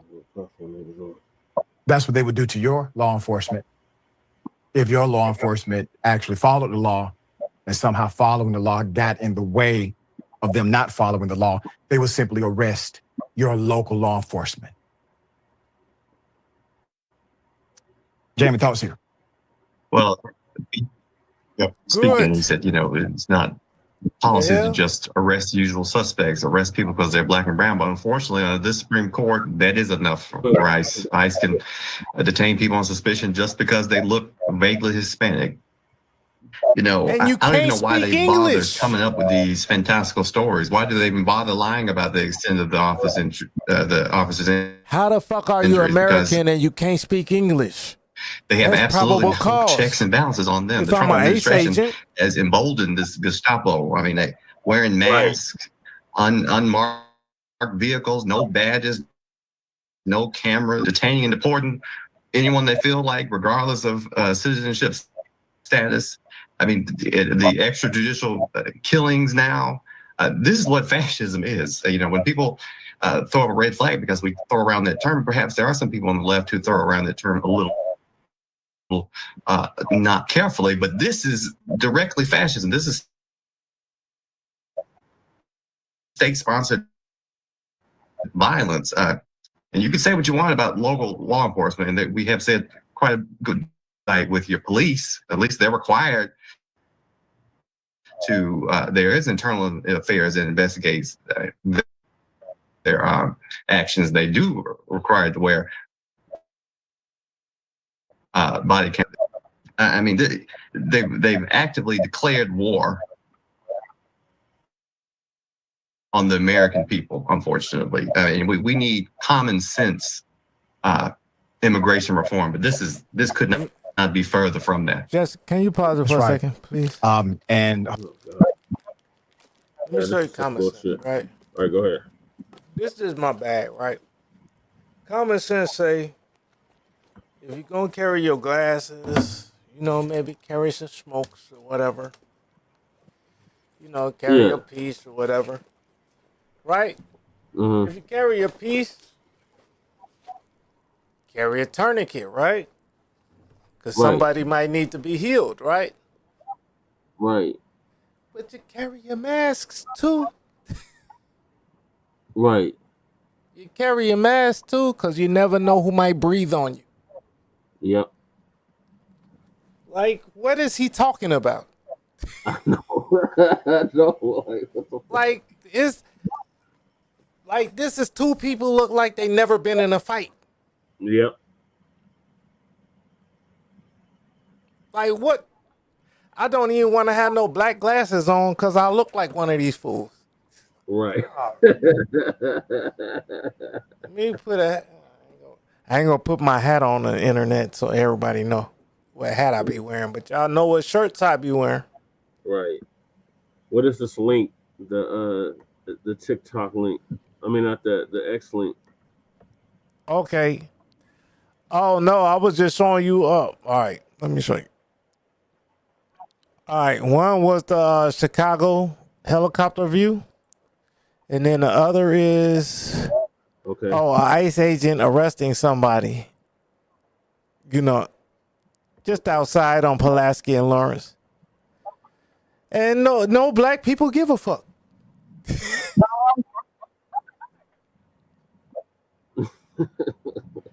Is that Lady Che laughing in the background? The building that they...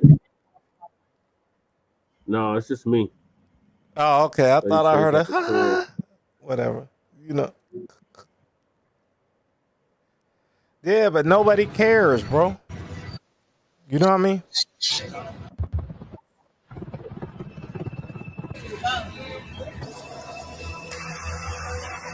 Look, AI.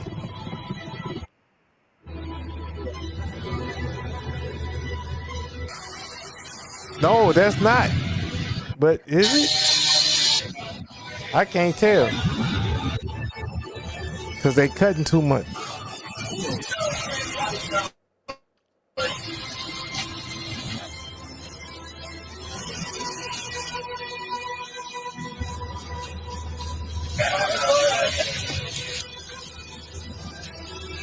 What you think? Have you seen Six Fingers in the video?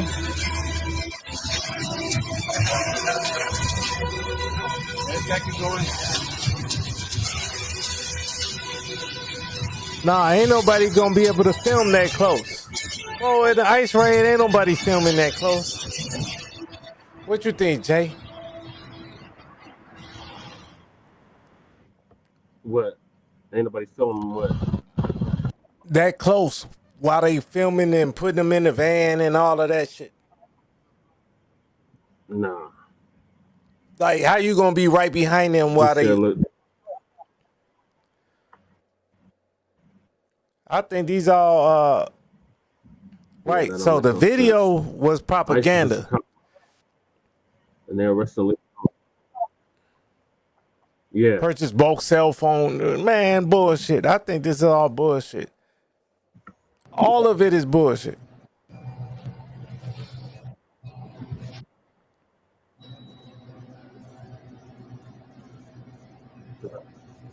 That's them arresting illegal right there.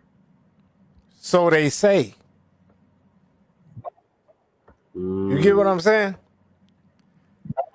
I'm not Yeah. even sure if that's a real damn video because AI has got so crazy right now. Oh, you changed their name. It's no longer Zactavius, it's Coctavius now. Interesting. You said Charlie Kirk is coming back on 3i Atlas, AI Atlas to beat this brother up. Oh my God. B1. Man, y'all done got crazy now. That's what's up. Yeah, they definitely look like they've been put in a couple of lockers when they were younger. Let's see what else. They said, how come the Proud Boys ain't out there no more? Oh, they all got a job at ICE. Yeah. I'm like, oh shit. That's fucked up for you immigrants. They still can't fuck with us. They still can't. They couldn't fuck with us when they was the Proud Boys. Right. All right, so I got some videos to play. Legal immigrant's wife humiliated by ICE agent during arrest. So TD Media Group gonna give us an update on that. Okay. I think this was in Chicago too. Now I fuck with TD, but you know how he is. Yeah, he's on the dumpster train.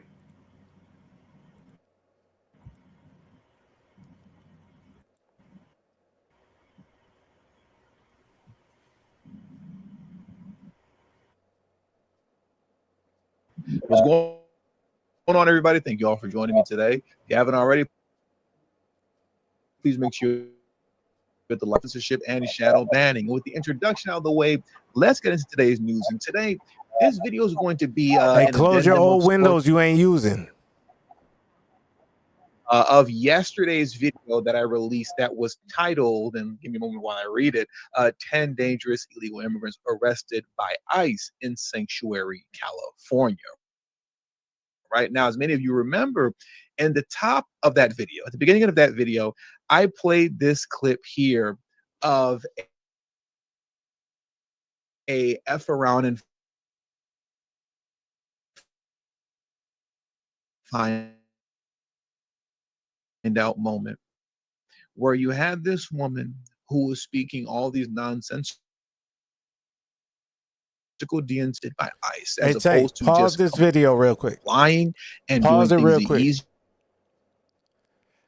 What I didn't know is that there was more to this video. So I just wanted to take a moment today to let's get through this first half of the video that I spoke on already, but then the second half is what's so amazing, because the wife gets into an exchange with the ICE agent, and all I can say is that the ICE agent's response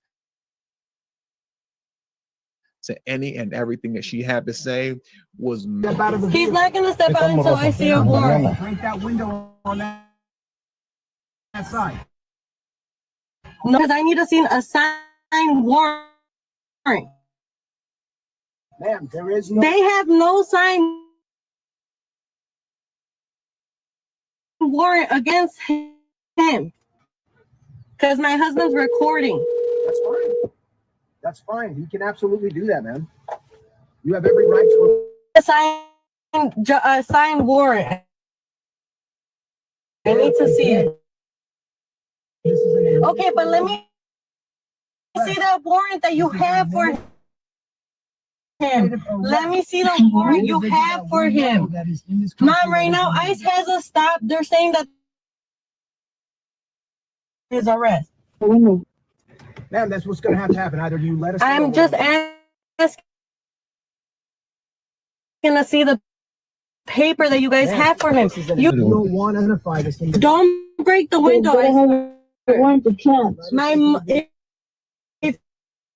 You don't need a warrant. You guys do Bitch, not you have already that told signed him. warrant by You the already told judge. them You that he's cannot in take there. him. You If said they you have a have a warrant list, for correct? him, they can I'm go more in the than willing house. to become. Once they know he's in the house. Unless goddamn immigrants. What are you guys taking him for, though? They're taking him because he has a No. warrant. Oh my God. Up there in the front. Just pull that handle quiet. No, sir. Don't Sir, touch me. No, okay, then you don't touch me because you're fucking assaulting me. Okay, no, don't touch me because you're assaulting me.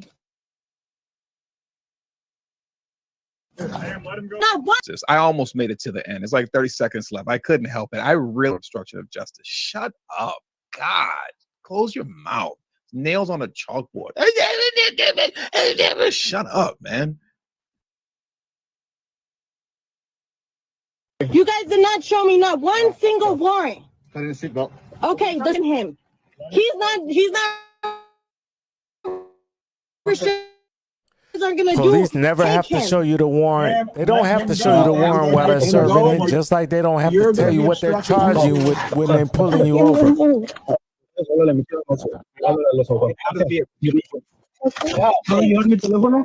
Can he take his phone? And if I don't have anything proof, take him. And if I don't have anything proof. Anyways, so let's get into it, man. And I'm gonna play this second half of this video clip cap. Watching this 2 minutes in like 33 seconds of video, these ICE agents were very patient with her, talk and have a conversation with her. All they had to do was comply. That's it. That's it. He said, you can record, that's fine, but I'm gonna need your husband to step out the car. You can step out too. And you know, we can talk about this, but the arrest is happening. They were very patient, kept elevating this to the point to where they had to bust the windows, cut the seat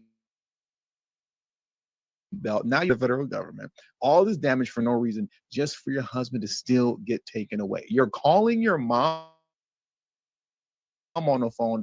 I don't know what you thought your mom was going to do in that moment. That was just really dumb. And you're in this situation because talking all this nonsense like a normal person who isn't filled with ignorance. They would have explained to you that we don't need one, and here's why. But instead, they had to bust your window and destroy your vehicle to explain to you after the fact. None of this was necessary. None of it, but you refused to buy. So, and your dumps are completely destroyed, and you're gonna have to cover the cost of that, and your husband still got taken away. But now let's get into what I really wanted to show you. It's the second half of this video that I really wish that I played in the first video, but we're gonna watch it now. Oh man, she's gonna get into ICE agent, and he's just going to shut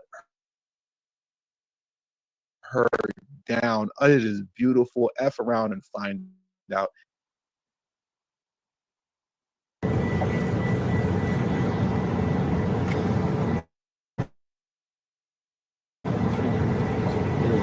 Okay, where are you guys taking him then? Where is he gonna be held? Where is he gonna? No. Where is he gonna be held? I want to know right now where you guys are gonna take him. It doesn't matter what you want. Oh, it doesn't matter what I want? Thank you. It doesn't matter what you want. It's over. We're not talking anymore. There's no need to converse ignorance. Doesn't matter what you do anymore before you get arrested for obstruction of justice. I love that response. Beautiful. Let's keep going. It doesn't matter. So it's not to know where my husband is going. And again, I will explain it to you.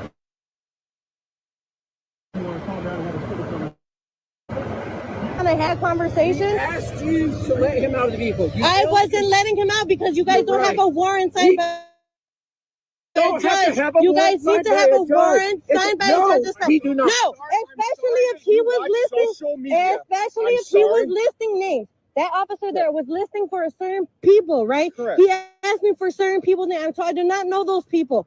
And then, so if he's listing these names off, why is my husband getting detained? Let me ask you something. Is your husband in this country legally? So you don't want to answer. We know the answer to that. You know the answer. So you don't want to put all the facts in there. If you put all the facts in there, let's rewind it back one little bit. She's so dumb. Right. Stupid. Bitch. Let me ask you something. Is your husband in this country legally? So you don't know the answer. So you don't want to put all the facts in there. If you put all the facts in there, my husband has a case going on. Okay, does that make him legal? It's in a process. Okay, does that make him legal? It's in a process. Is it approved? Does he have legal, lawful status to remain in the United States? You don't want to answer that, do you? See, let's talk the facts. If you want to talk the facts, we'll talk the facts and tell you what happened. But you just want to scream and holler without talking about the facts. Okay. He does not have lawful status. We identified him as such. We then at that point don't need a judge's warrant because you see social media and you see all these people saying they have to have a warrant, That's not the law. If you want to have a warrant, you have to. That is probably one of the most annoying things to listen to whenever you watch videos like this. Is hearing these guys scream, "Where is your warrant? Where is your warrant?" Where you don't even know the law. You're just listening to nonsense coming out of Karen Bass and Gavin Newsom's mouth, Brandon Johnson in Chicago, JB, Governor Fred Flintstone, Pritzker in Illinois, and all these people say nonsense to you that they know isn't true. And it gets you jammed up and puts you in a really bad situation where you could have been and should have been arrested for obstruction of justice. As far as I'm concerned, your car got destroyed, and now your video, the stuff is being passed around social media, and you're being clowned. Why? Not because I'm mean or people are mean. You're ignorant and disrespectful. Right. You're ignorant and disrespectful, and you showed that here. These guys were willing to talk to you. You're the one who didn't want to talk. You're the one who chose to act belligerent. Because like you said, you're getting on social media and you're taking legal advice from, we don't need to have one. Anyways, it's almost finished. Let's let this carry on. I'm going to wind it back just a little bit. Man, this ICE officer right here was just, you shut her down. A lot of services. Okay, does that make it legal? It's in a process. So that, do you? See, let's talk the facts. If you want to talk the facts, we'll talk the facts and tell you what happened. But you just want to scream and holler without talking about the facts. Okay. He does not have lawful status. We then at that point don't need a judge's warrant because you see social media and you see all these people saying they have to have a warrant, That's not the law. If you want to learn the law, but don't scream stuff if you don't know the answer. The fact is he's not here lawfully. We identified him positively as the individual we know him to be. That is enough for us to take him into custody. Okay. That's the fact. He will call you. I don't know because we don't know. We have places all over the city. He will give you a call when we get out of here. As soon as we get out of here, we'll stage him. We'll get him to transports. They'll take him.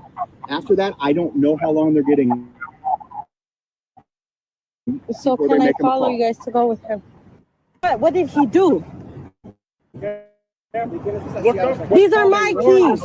It's a warrantless arrest. Have a look at it.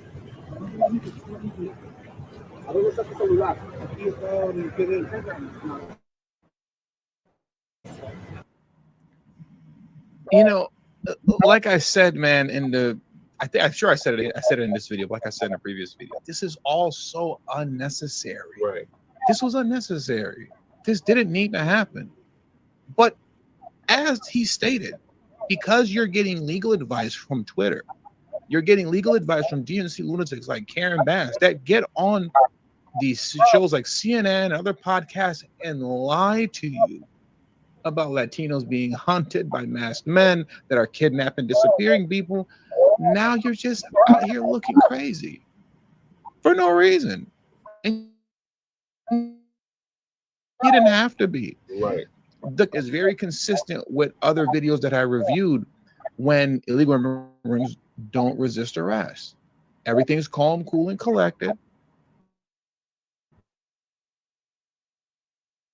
They'll let you know why they're arresting you, and the illegal immigrant that we're taking into custody, when he gets to the ICE facility that we're taking him to, and he's done being fully processed, he will be able to call you and reach out to you and other family members once that portion is finished. Because like he stated, we don't know which was to get him into custody. Once we get him into the proper facility where he needs to go, we'll process him, and then you'll be contacted.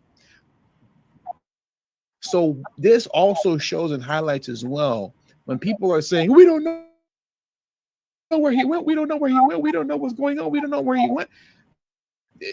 You're seeing how this actually, once someone has immediately been arrested, that's because ICE doesn't even know where they're going to take him just yet, right? They don't know where he's going to finally end up amongst all the ICE facilities. But not to beat a dead horse and be a broken record, so I'll say this one last time, and I'm going to end this video. Once he's processed and settled, he'll call you. And that's important to highlight because there is no disappearing. Right. No one gets disappeared or kidnapped. If that was the case, then there would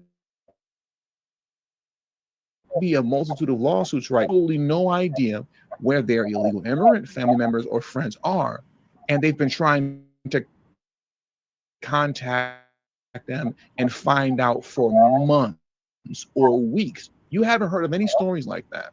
I've not heard of one story of an illegal alien who was arrested, taken into custody, and it's been weeks, if not months, and the family just doesn't know where he is. That's how you know all this stuff is BS. So we'll end it there. That's enough. I don't want this video to be too long, but you got to stop taking your legal advice from Karen. Stop doing that. And do the same for Front Line Blacc News. All right, crew, what's your thoughts on this illegal immigrant's wife acting a complete blank fool? I agree with the last thing you said. Don't take your news from the Front Line Blacc News. You know what I mean? Hey, them old niggas. Anyway, no, I agree with what he said. Man, them people was just doing their job. Bro, Jesse, wouldn't me and you do him the same way? Yep. We'd do white people the same way. Yep. You get me? I'm just doing my job. Hey, calm down, homeboy. Mm-hmm. All right, Jesse, you get his legs, I get his arms. All right, you know, we did this before, so you get me? And we'll say that aloud, but really, I'm getting his arms and you getting his legs. Like, just to confuse him. Yeah. You know what I mean? It's just like rounding up cattle or some shit. Right. These meth heads, these goofballs. Right. But yeah, nah, we always on point, bro. Like, man, TD was on point with this one because you know I follow TD. Yeah. But I don't really quote follow TD because he got his New York hat on in this one. Yeah. But usually he's got his MAGA hat on. Yeah. You know, I want him to wear a Make America Pay Reparations hat. Right. And you know, TD is, I ain't gonna call him a tether, but you know, he's not of the lineage. Yeah, he's Haitian. Yeah. And I was watching a video earlier where this American girl, this Black American girl, see, I said American first, but this, because we're the most American out of anybody. Right. But she had a Haitian friend, and he said, "Oh, well, I don't care about my culture. I don't care about y'all culture neither. I'm just here." And it's like, that's so disrespectful. That's what the girl was telling her. It was like a Yeah. whole 9-minute video. Like, man. Yeah, these tellers are something else. It's like me coming out there. Where you at? Mm-hmm. Oh, man, I'm going to bring my Chicago out here. Man, I don't care y'all had to deal with the Klan out here. I had to deal with the Klan out there. Even though, it was Klan out there in Chicago. And in Indiana and everything. Yep. But that's like me saying, man, fuck that shit. Because I'm over there in Colorado. Mm-hmm. You know, you ain't going to respect that shit. Nope. And then you be like, man, well, Ray, I had to do this shit in with less oxygen and way up in the sky type shit. Yeah, mile high above sea level. Mm-hmm. And I'm like, well, my wind was blowing me down type shit from Chicago. Yeah. And then I told you how North Dakota laughed at me about Chicago wind. Oh, yeah. Like when I first moved up there, I was like, I'm from Chicago. I think I can stand it. Walking through downtown between the buildings and shit. Yeah. Everybody in North Dakota laughed at me. That first week of the, oh man. Oh yeah, I need to put on an extra sweater and an extra pair of socks. That sucks, yep. Yep, they used to have Klan meetings 10 miles outside of Canton, Ohio, in Louisville. Mm-hmm. Man, I was training a guy from that time. You get me? Yeah. I was in Fargo training a guy. He's older than me. Like I'm like 39, 38 back then. That's me now. So I'm training a guy that's like 65, 70 years old. Cause he's taking the same job as me, but like as a, you know what I mean? Mm-hmm. Like you work at Walmart or some shit like that. Yeah. But the old guy get the job. Yeah. So I'm driving him around and he hear a little Tyreek here, you know what I mean? I think that's why they fired me. I was playing this with all the white boys. I'm playing Tyreek, Jesse, and Professor Truth and shit. Yeah. Even Umar, I was playing Umar back then. Shit, that was like 8 years ago. Yeah. But yeah, dude was telling me, the Klan, we had the headquarters in Colorado, but we were a Christian business club. Yeah, they did have like the Rotary Club. Yeah. They was trying to act like they're the business club or some shit. The homeowners association or some shit. Yeah. Oh man, you don't. Hell, no, but we didn't not like black people like that, dude. All right. I'm gonna train you on. Fine, that's cool. You ain't on that shit no more, is you? Oh no, we left all that behind. Fine, I'll take you at your word because that's how we do, right? Yep. I'm gonna take you just at your word. So he hasn't done nothing to me, and he's then told me when his son is in town and everything. I'm like, yeah, tell me about the meetings though. Yeah. You get me? Yep. Like, tell me about the meetings. Tell me about the meetings that you're not allowed to no more. Or, you know what I mean? Where they're having them or when. Right. Since you're changed. Right. And you're a Christian, a real Christian, right? Yeah.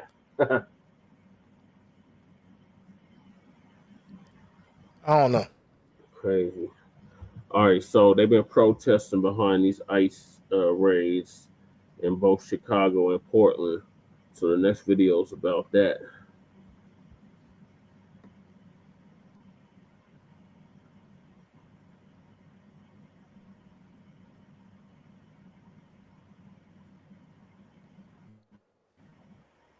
Come on, computer.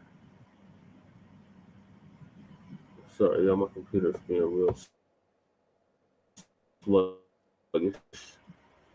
All right. You say yours is, I lost the whole monitor. Wow. No, should have started this damn game before I went live. But I think this works better, Jesse. Because you know I got that wide-ass monitor. I can have the OBS on one side of the monitor and have a regular size monitor on. Yeah.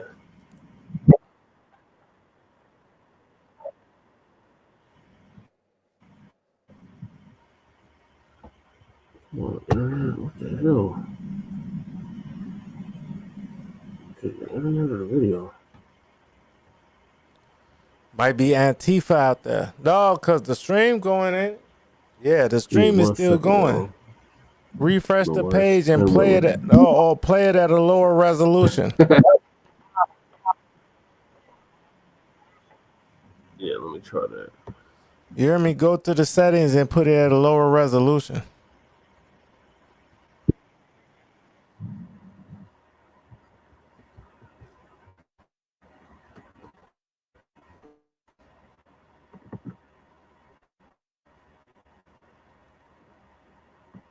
Because all you need is the audio, right? I mean, you could use the video, right? But yeah. Because your stream is going straight. It's just loading up that book. I mean, loading up what you're loading. Right. I know it's having such a hard time loading up. We'll try another one. Yeah, put that shit at like 480. Well, 3. Because everybody might be flooding your internet right now. Anti-ICE protesters bringing violence to America's streets. But Democrats are refusing to help. It is broken out in Portland, Oregon, and in Chicago. The split screen you see here, the absolute violent assaults and riots happening as the governor of Illinois, J.B. Pritzker, saying, I want to be clear, there is no need for military troops on the ground in the state of Illinois. Go out to Portland, Oregon, the same exact thing you're seeing there, the same violence in the streets, more than 100 days of violent assaults on the ICE facility in Portland, as the attorney general there in Portland says that Portland is not the president's war-torn fantasy. Our city is not ravaged, and there's no rebellion. Joining us now, DHS Secretary Kristi Noem. Madam Secretary, we just showed our viewers exactly the reality of what's playing out, and then the rhetoric of the Democratic She used to be the South Dakota governor. It seems to tell two different stories.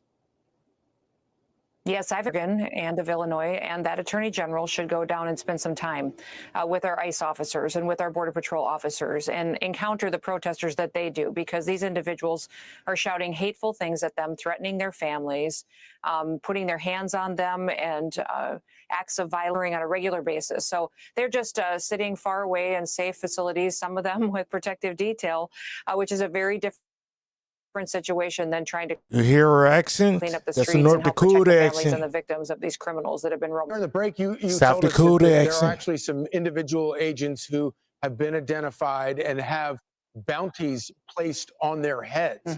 Tell us more about that.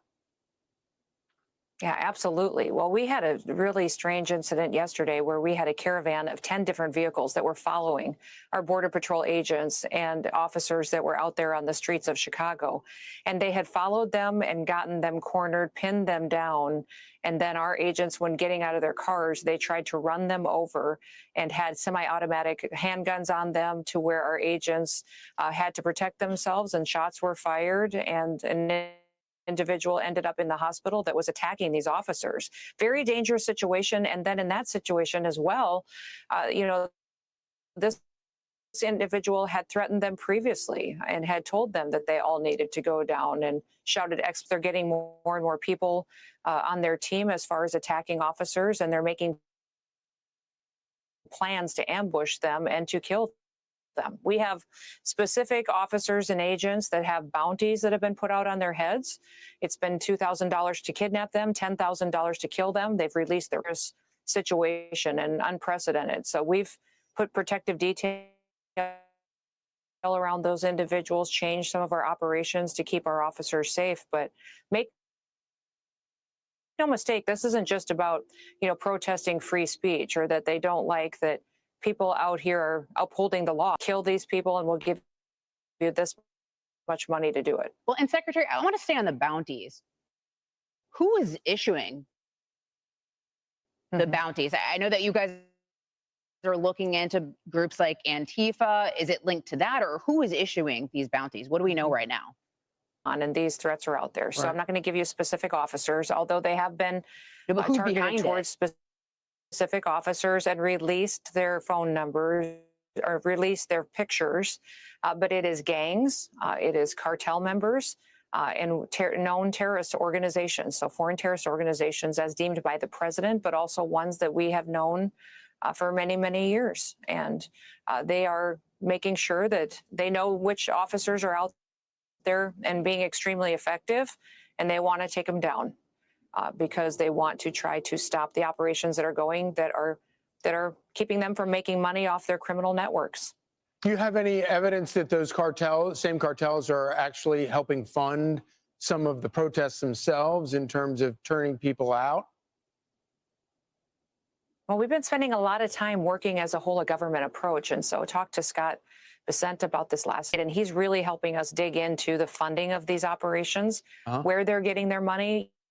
When you're down there with these protesters and you're looking at them and interacting with them. I was in Chicago just 2 days ago watching these protesters and our officers engage with them. All the protesters are wearing the same gas masks. They look like they came from the same company. To be that organized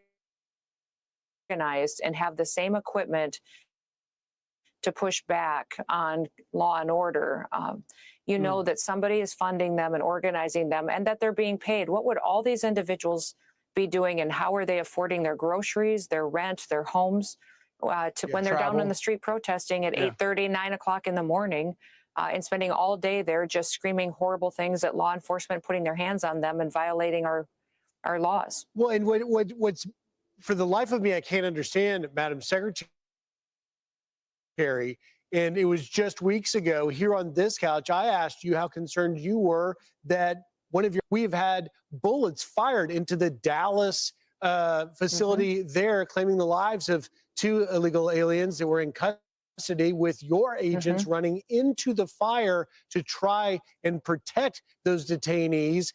And just 2 days after that incident on the streets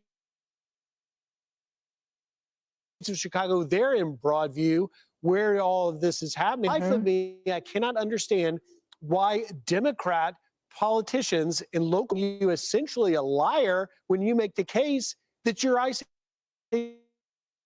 agents are being attacked. Here's a little bit of what he had to say. I want to get your response. She has no idea what she's talking about. The Trump administration, they are at a particular moment, are not just unconstitutional measures, but they're dangerous and reckless, and it's antithetical to who we are as a nation. Madam Secretary, your reaction to that? Well, let's remember that mayor has a less than 6% approval rating. Think he might be doing somewhat of a good job. Overwhelmingly, that victims of the crimes that have happened in his city. So we're going to keep doing our work every day when we're there doing our operations. When I'm there with them, people on the streets are clapping as we do our work. They're clapping as during the short period of time I was there, 6 of them had criminal records in their backgrounds that the state had arrested them and just turned them loose on the street again for assault, for weapons possession, for robbery. A mayor who's delusional at best. So do you tie a direct line between the rhetoric from people like Mayor Johnson and other Democrats to the actual increase in assaults and the threat of violence? Oh, absolutely. He's giving them air cover. He's giving them air cover so they can go out and keep committing crimes. It's wrong. There should be consequences for that, and for leaders that stand up and knowingly lie about the situation on the ground. This is a war zone. His city is a war zone, and he's lying so that criminals can go in there and destroy people. Up to it, they understand that where we have gone, we've made it much more free. People are much safer. We've got 1,000 criminals that are off the streets of Chicago just because we've been there, not because of his help. And in fact, they don't even let our ICE officers and our Border Patrol officers use restrooms in facilities. Those men and women were telling us that they have to figure out even where they can go sit down for 5 minutes to have lunch or to use a restroom throughout their shift and their break. So they've made it a very difficult situation. But what I was so encouraged by was these officers love their jobs. They love their jobs. They're so excited that they get to go out there and serve our country. And they see normal, everyday people going to work who thank them. And I don't know if you saw those videos of those folks down there chanting USA Indeed. and holding signs, encouraging ICE. If more Americans would do that, if you would How are go they down holding there up? and show them when you have some spare time, it really is encouraging to our officers. How are they holding up, Secretary? I mean, it's got to be hard to be called. They're doing good. Yeah. Long, you kind of lose perspective on encourage. Many of these individuals that are on these swift response team to go to LA just 24 hours before they had to pack and get there to help bring some law and order to Los Angeles. So they went from LA then to Chicago. So they've been gone for months, living in different hotels or situations there to bring safety and security. And they don't know necessarily when they'll go home to their families, but they said, we are all in for this because we know our families don't have a chance unless President Trump cleans up our streets, schools, and our communities. So they understand and they're true believers in this country and what it can be. And they don't want to see it get as dangerous in so many cities like it did in 2020 across the country when it was out of control. And we had the kind of violence that came from some of these same organizations. This morning and breaking all that down, and you and your agents are in our thoughts and prayers. Thank you so much. Thank you. Oh, thank you. That means the world. Thank you very much. I'm Steve Doocy. I'm Brian Kilmeade. And I'm Ainsley Earhart. And click here to subscribe to the Fox News YouTube page to catch our hottest interviews. No. All right. So that was from Christy Noam. What she had to say about it. Now let's see about these ICE protesters in both Portland and Chicago. Hopefully this video plays now.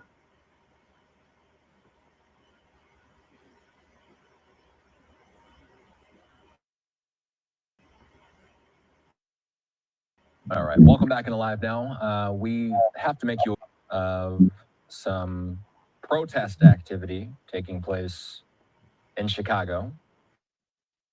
Not a lot of context right here. We do know that anti-ICE demonstrations have been taking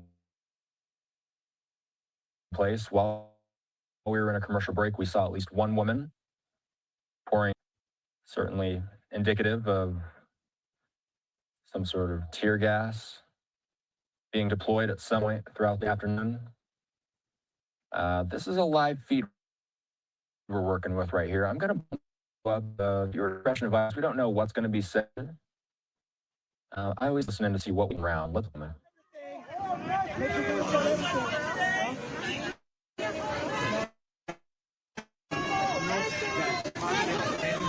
Are still some federal agents here.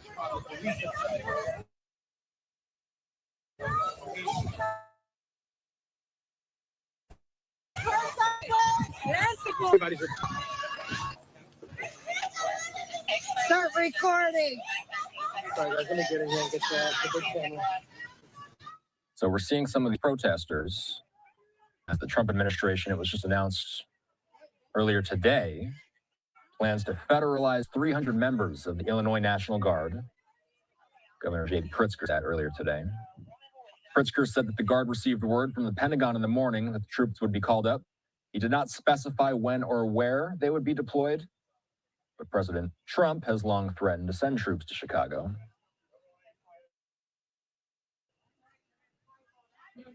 Governor's office did not respond to the AP immediately for extra detail or comment. So just wanted to make you aware that we are aware of the ongoing protest activity in Chicago. We're going to continue on with our planned coverage for the afternoon. If we see things picking up in the area, we will go back to it. But for now, we've got many more headlines to touch on. A live look at Capitol Hill on this Saturday afternoon.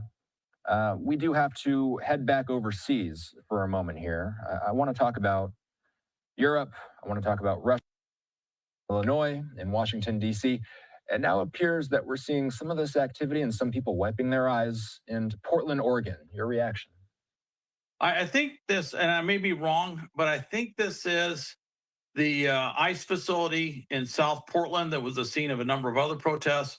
You know, actually, a lot of the protest activity there, despite all the political rhetoric on it, hadn't been that intense, although it would pick up in the evenings. But during the day, it was not uncommon. If you went by that facility, you might see a handful of people out there protesting, although some of them show up and they have Antifa signs. And of course, Antifa has been designated by the president as a domestic terrorist organization. So that changes how people, but here is they're dispersing the crowd.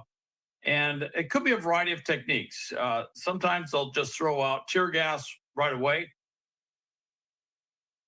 Another technique is you'll throw out smoke. And in many cases, people, and it's very pleasant to do, throw out smoke. It's not tear gas, and they start walking into it, and you toss out the tear gas, and you tend to have a greater effect on the unruly mob, if you will. And I'm not saying they're doing that, but I am seeing it looks like an idea of gas, maybe a combination that they're using. In some areas, I'm seeing where they're wearing gas masks, and in other areas, they weren't wearing gas masks, which means they may have just been using smoke to help disperse the crowd. But we see when you see colored smoke like that, that's probably not a tear gas smoke. That's just something that's done to get the crowd to move back. I will say though, if you ever get caught in that type of smoke in a closed space, it can have a definite effect on you. That's pretty toxic, toxic smoke, and it's an open area where you can get to air, you'll be okay. But if you're in a closed space, it can be can really do it. I always like to remind the public when we watch scenes like this, because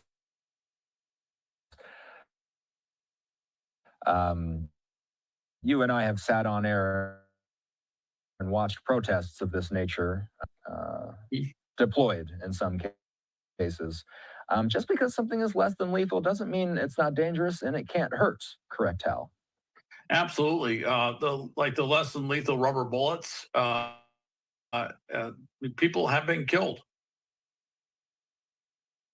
with those. If it's it's things where people lose eyes or something else like that. So less than lethal doesn't mean completely non-lethal. In fact, the term non-lethal, and they would say less lethal or less than lethal, and even less than lethal. Not everything there is completely non-lethal, and of course, depending on one's physiology or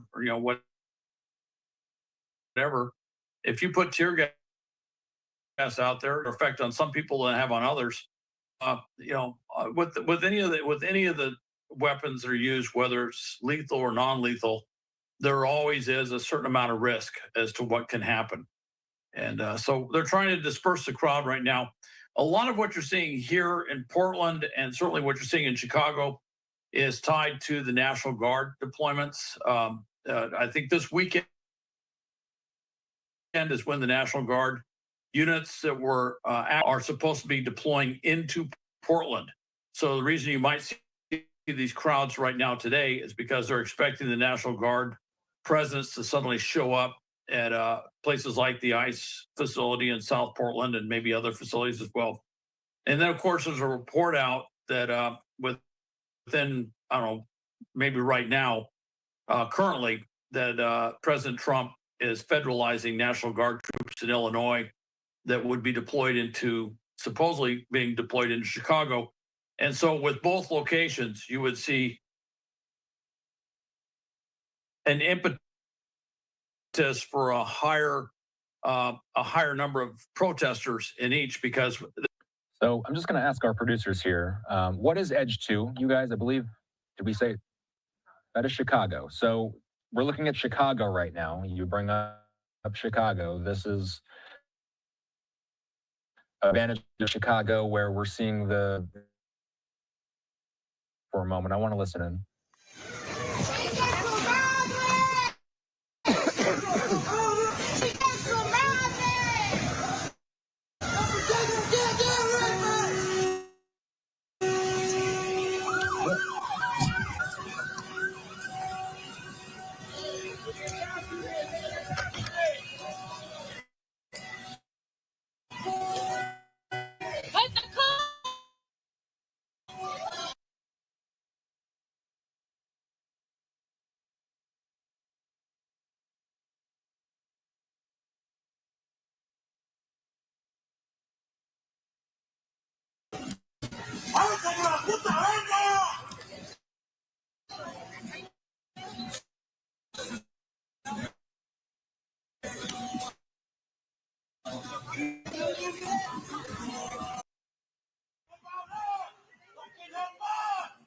So Hal, we're hearing these,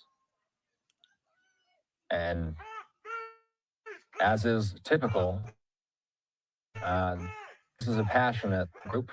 You can hear the passion in their voices. Again, this is a raw feed that we're working with live in real time. The camera will be moving around. It'll be bouncing around. It'll be shaking around a lot. Appears to be somebody who with some sort of gas. So Hal, I heard you, but there was some out of Illinois today.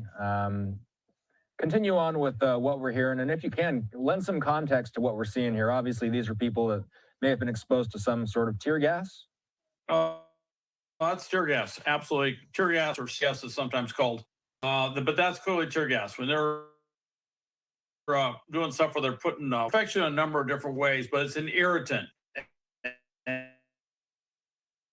And it'll irritate your eyes, which are very, so of course, get your throat long if you inhale it. So you have some people out here running around with gas masks, but they don't have the visual seal on the gas mask. So what they're doing is they're catching it in their eyes, and so they're pouring water, and that's about all you can do is pour water to try and get that out. But the other thing too is to magnify the amount of tear gas. They'll sometimes throw smoke grenades, and then throw tear gas in there, so it kind of dilutes it in a certain effect. Whereas people will get hit with tear gas, and those, of course, close to the tear gas canisters will get hit more. But they'll see a larger,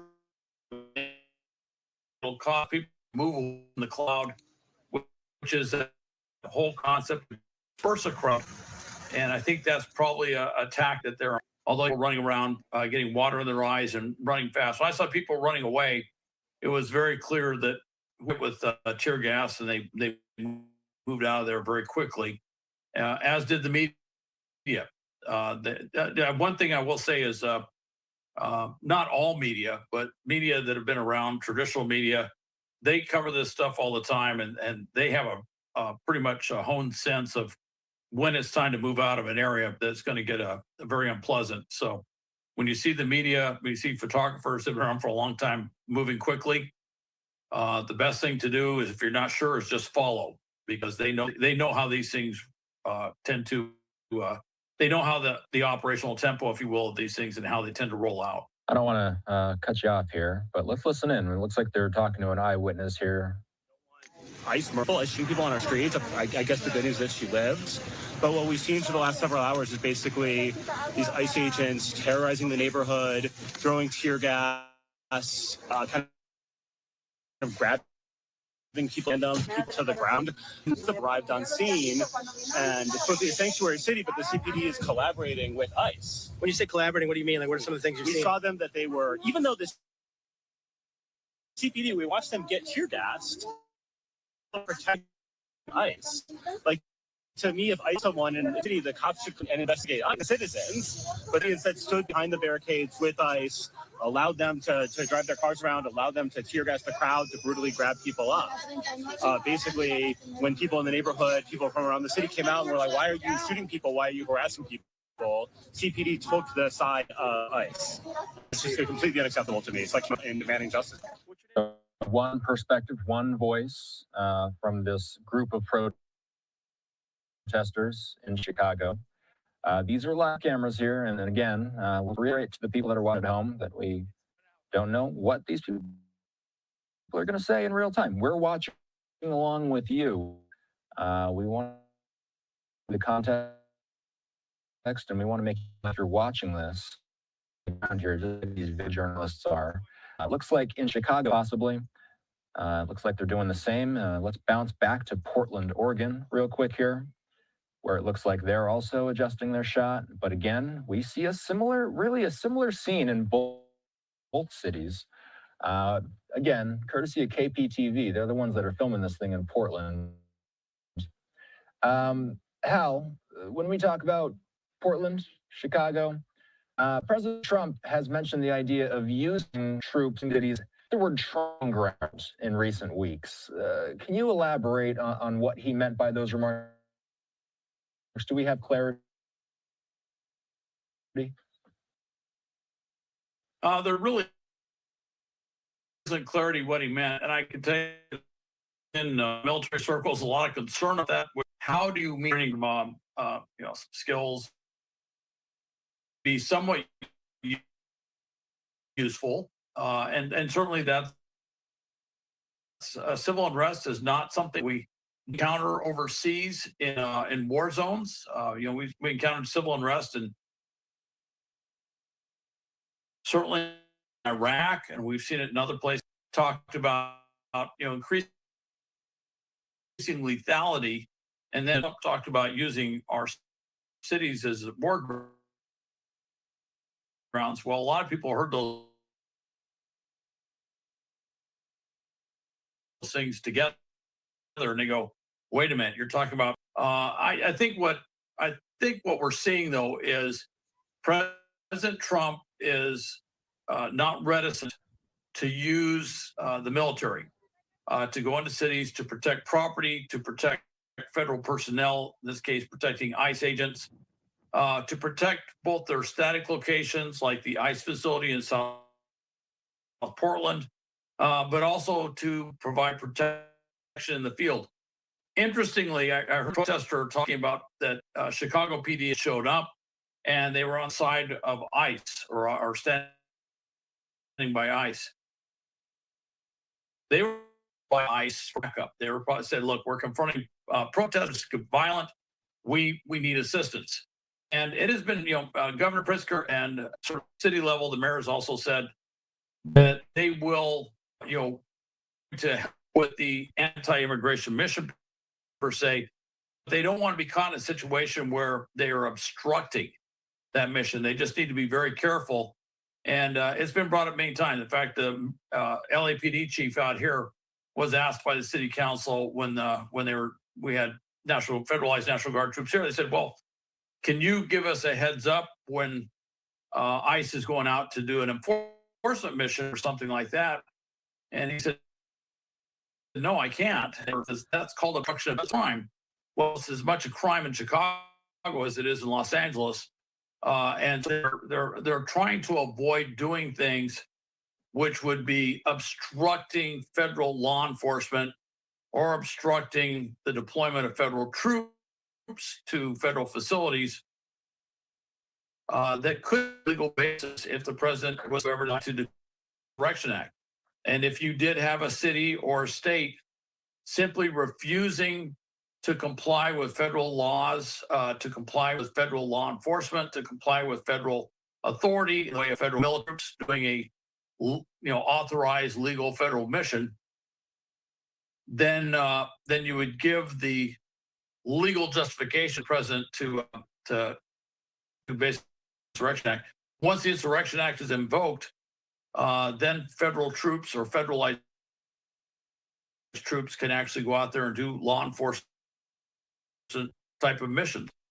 It will circumvent some of the restrictions on the Posse Combat Act of 1867. So it would change things. And so there, as you can see, there is a fine line. So when he was saying that, it's like, yeah, well, if they had actually lined up next to citizens against ICE, then you would have had a very difficult political and legal situation. So they did the right thing.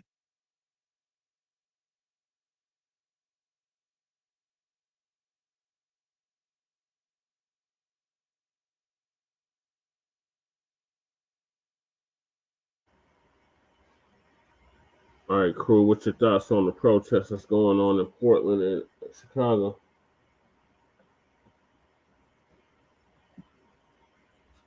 Crew? Oh, you agree? Okay. All right, well, we'll keep y'all updated on these protests that's happening. I'm sure there's more to come. Okay.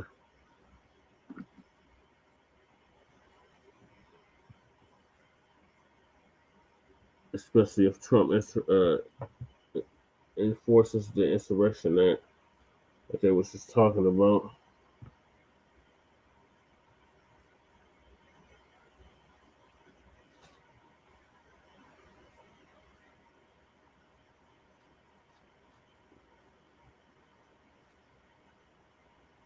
So yeah, as you can see, it was mainly white people out there in both Chicago and Illinois.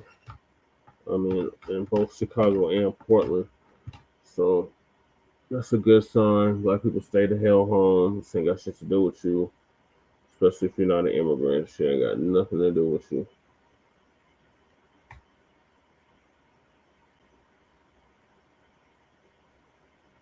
All right, cool. I'm gonna move to the next video.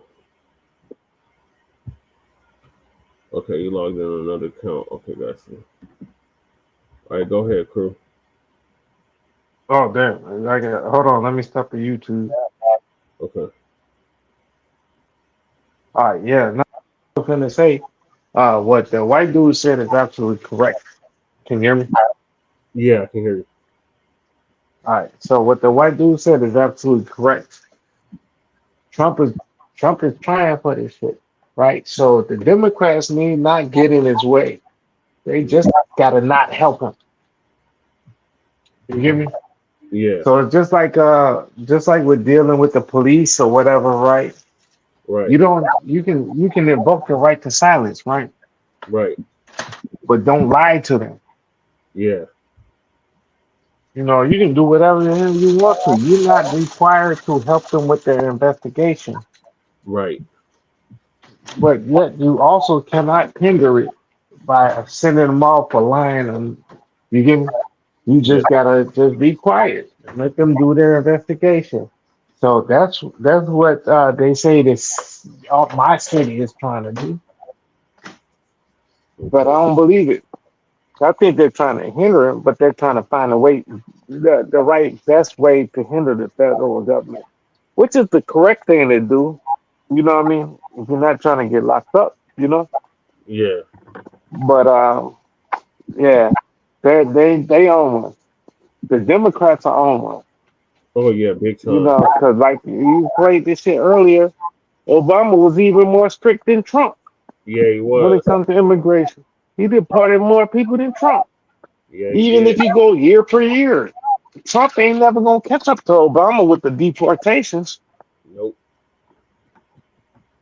You know, but they mad at Trump, but Obama deported everybody else. Yeah. Anyway, so I'll catch you when I get back upstairs. I'm making me some breakfast. Okay. All right, that's cool. I'll move to the next video, and that's stopping the black on black focus, where the media should be looking. So Uncle Phil gonna give us an update on that.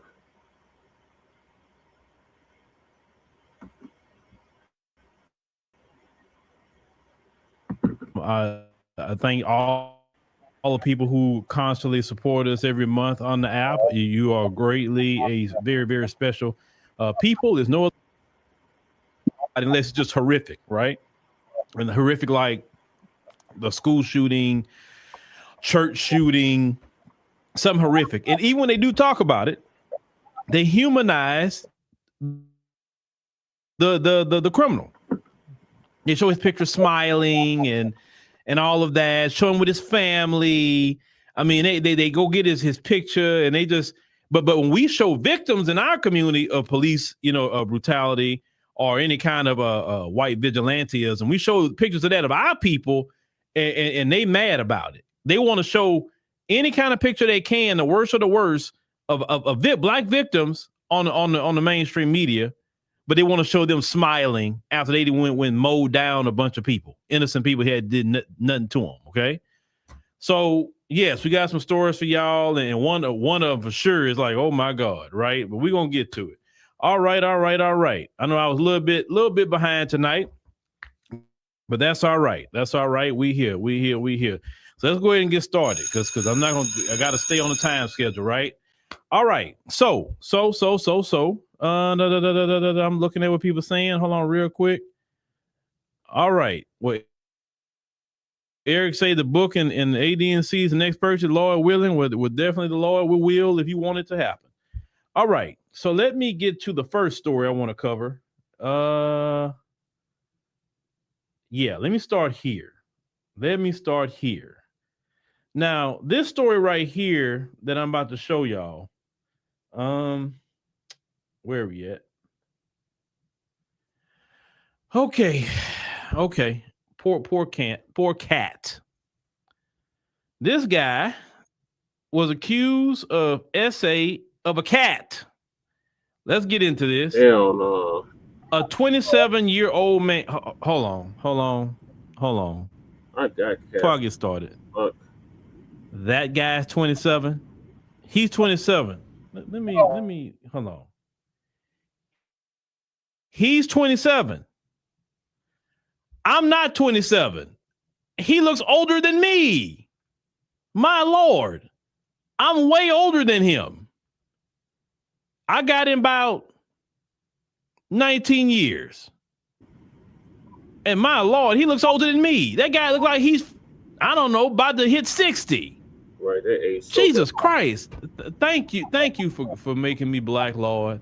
Right. And thank you for giving me melanin. Thank you for that. I really appreciate you, Lord. You didn't have to do it, but you did. All right, let's get back to the story. 27 doggone years old. That's aging like a freaking banana. All right. So on top of that, he was arrested in Wichita in late August, charged with a pet cat. What did the cat do to you? Sedgwick County Jail records show Jacob Wilson was arrested on August 27th for cruelty to animals and sodomy with an animal. Jesus Christ.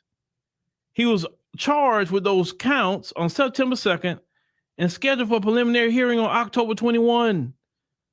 The Wichita Police Department said the cat involved in the incident received immediate medical care and was transferred to the Wichita Animal Action League for continued care and support. Poor cat, Lord. It said, we can't even imagine the terror and the agony she went through. It was a female cat. And she was forcibly assaulted as she fought for her life. Yeah, screaming her. It said her owner, who knew the perpetrator, it said took her beloved cat to a local veterinarian who then contacted law enforcement. Now say the WAAL, which is the Wichita Animal Action League, said the cat Willow suffered pretty horrific internal injuries, and she has virtually recovered and is ready for adoption. Now they said that Willow's about 4 years old, is now spayed. They say in the loudest post, she enjoys being on her lap time and enjoys sunbathing. Say she may need to be on over-the-counter stool softener for life due to her internal injuries. Jesus Lord, the poor cat got to be on stool softener. My Lord. Willow deserves a home who would treasure her. I don't see how the cat you want to be around anybody after that. They say an additional 21 cats were found at the home. They were examined and showed no signs of abuse. Ford said the animals were also placed in the care of WAL and were being placed into. Now, I said we're grateful for swift response by animal welfare partners and remain committed to ensuring the safety and well-being of all animals in the community. They said released from the Wichita Police Department. So this is a deeply disturbing case, but we're grateful the cat survived and is receiving expert care through our partners at the Wichita Animal Action League. Now, he remains in jail on a $100,000 bond. Okay. So let me get back. Poor animal. Oh boy. Now, the Bible teach about the Old Testament was a pretty good book, wasn't it? See, people like this, I understand why God in the Old Testament told everybody how to deal with that kind of person that would do something like that. I see why. When you're that sick and depraved in your mind to do something like that to an animal, right? You can't rehabilitate that. Same thing with these pedos. You can't rehabilitate them. Because it was another story I was going to cover. I just didn't have time. But he was already on the registry and he went and did something to another child. You can't rehabilitate that. But they know this. A bunch of black men doing it. They came with all kind of laws. It was a bunch of black men. But last night we know that black men rank very low at doing a whole lot of things. But as long as they're doing it, it's okay. See, why aren't y'all focusing on these crimes? But you're worrying about, the carjacking. Man, you know what? If somebody stole my car today, I got full coverage insurance and my car got trackers on it. So if you steal it, cops gonna know exactly where to go to get it. If you steal it, I don't know why anybody would steal a newer car. I'm just saying, I don't know why you would do it because all those cars got trackers on them. But look, hey, you stole my car, I'll be mad about my stuff that's in it, right? Of course. But animal. Well, the animal has internal injuries, and the animal will have to be on stool softener for the rest of her life, however long she is on the earth. But they don't talk about these depraved acts, on the evening news. They may talk about it locally, and they do talk about it locally. So I will not say they don't talk about it locally, but nationally, you won't see that on Fox News. You won't see that on CNN. You won't see that anywhere else. Okay. Now, what'd you say? You said, but black women. Hold on. I ain't no black woman gonna go lay up with a dude like that, especially that look like that. I've never really seen that. No, I've never seen that. I see the reason why he probably did that to that animal is because a white woman don't want him either. That dude. Imagine he tell some white woman he's 27. Like, my Lord. It's hard to cover that story. Look, hey, it's not hard to cover. We cover it in the best way we can. We cover it respectfully as possible, within reason.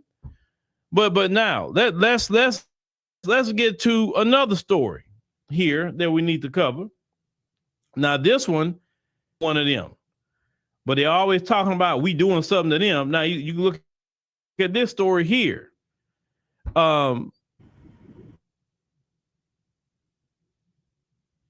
This is the perpetrator and this is the child. It's a new details on the toddler found safe after the Amber Alert. All right. So it said after an Amber Alert was canceled this morning after officials safely located a kidnapped 2-year-old and arrested the man accused of taking him. An alert for toddler Christopher Cooper was canceled after he was reported missing around 9:45 p.m. Around 5:45 a.m., a passerby contacted the Pike County Sheriff's Office in Mississippi after seeing a vehicle that matched the description of a bolo from the Tangipahoa, I guess I'm saying it right, Parish Sheriff's Office, and an Amber Alert put out by the Louisiana State Police. TPSO deputies immediately went to a location along G. Smith Road off of Highway 51 FBI. Now they say the vehicle and attached trailer were located parked outside what turned out to be a large storage building. Officials say deputies were able to locate it on the property near the vehicle. Mercia was taken into custody without incident and booked on one count of aggravated kidnapping of a child. Okay. Now, said according to TPSO, Cooper is being evaluated in the area hospital while its officials interview his mother. At the time, the relationship between the mother and the suspect is still unclear, as are the details about what led the mother and her child be in the vehicle with Mercer to begin with. They want to know why he did that, but he kidnapped the child. It said Ebola went out yesterday evening. It say after Cooper's mother contacted authorities that Mercer allegedly drove off with her son, well, I guess he meant to say son, after she got out of the vehicle. She probably have been in the vehicle with Mercer and the child going south on I-55 when they pulled over north of Kentwood at a welcome center. So when the mother got out of the car, they say to get the child out of the back seat, Mercer took off with the child driving southbound. I said we elated, you say, at this outcome, but we're still, it's a lot of questions. It say, and this investigation is far from over. They say you want to recognize the diligent effort of the men and women of the agency that continues at the moment. It's in reporting critical tips. We say it all the time, but this is proof the community can and will be safe when we work together. Okay, and that was the original Amber Alert and all of that. So and this was a child, but let's talk about that. You know, and yeah, now I'm gonna get to that comment that just came across. You know, so some not, and it's definitely a minority because I know my people. There's a minority of sisters out here who think they know better about these men. It don't take much to do research into who these men are personally and definitely who they are historically. And because of that, I don't know why you want to engage in that kind of behavior or relationships. I don't know why. Just like I said that I could not engage in any kind of relationship with Becky and them because number one, I said the power dynamics. Number two, I'm not going to deal with all the, you know, it goes back to the first story. We talked about the 27-year-old thing, right? That falls upon them too. No, I'm sorry. Nope.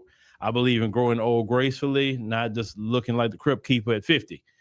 But we have to be very, very cautious of this because you look at the crime. See, the thing is, you don't know about their crimes and you don't know what they do within their own community. So some of you, unfortunately, think that some of them are a lot better than brothers. Brothers, we got our faults, and yes, a lot of brothers do. I'm not saying brothers are perfect, because no, they're not. But it's kind of rare to hear a black man trying to kidnap a kid. Because some of them don't even want their own. I say some, not all. So surely they're not trying to kidnap yours. The brothers in the community sometimes don't even want to deal with single mothers. So they be the last one that want to kidnap your child.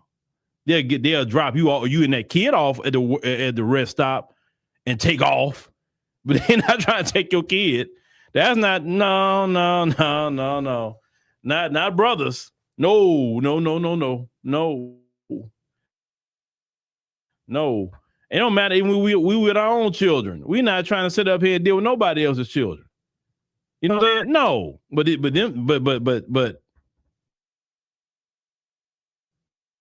You're trying to correct Brad yourself Neal? now. Look at that the Trump regime don't want you talking about, or the Epstein files to come out. And speaking of that, they had a new lady that's supposed to get into Congress to make the Democrats be at 218, and they don't even want to swear her in because when they get back, they want to go vote on them Epstein files again. And that lady could be the deciding vote to get the Epstein files out here. And your boy Trump, he don't want them Epstein files out. You know what I'm saying? See, if you know how I look at it, if you didn't do nothing wrong, put them out, right? See, I don't need kind of files. Why? Because Phil don't entertain nowhere with nobody's. I'm children, my house. You know what I'm saying? And when other people's children come around, it's going to be all kind of adults and parents and all the things. And what do you find with a child, with a little girl, with a little boy? You have nothing in common with them. But anyway, this guy took off with a child. And if the police wouldn't have got there, let's call it what it is, he would have done something to that child. Because I just know their history. I know they get down based off of what we have seen and what we've covered and what just happened over the years. Okay. Well, luckily that child, and I sometimes say, oh no, I love brothers. I'm not even talking about child. I'm talking about these new age women that has, which are very a minority. They're a minority. And they always find out the hard way because they think these guys are better or whatever the case may be. And then some of them don't live to tell a story about it. And then some of them may live to tell a story about it, but they went through a lot of abuse, anti-Black racism, whatever. And after that, they become the most pro-Black sister out there. They're like, they want all the shea butter you can give them. They want all the African Black soap you can give them. They want all the incense and the sage you can give them, right? Oh, they come out a new person. They are a convert after Brad get done with them. That's for sure. That is for sure. Now, yeah. You say brothers don't want that time to come along with kids. Yeah. Brothers don't want to. No. That's one of the last people I always tell you that I would think that's gonna be out here kidnapping kids. Other groups, yes. Brothers,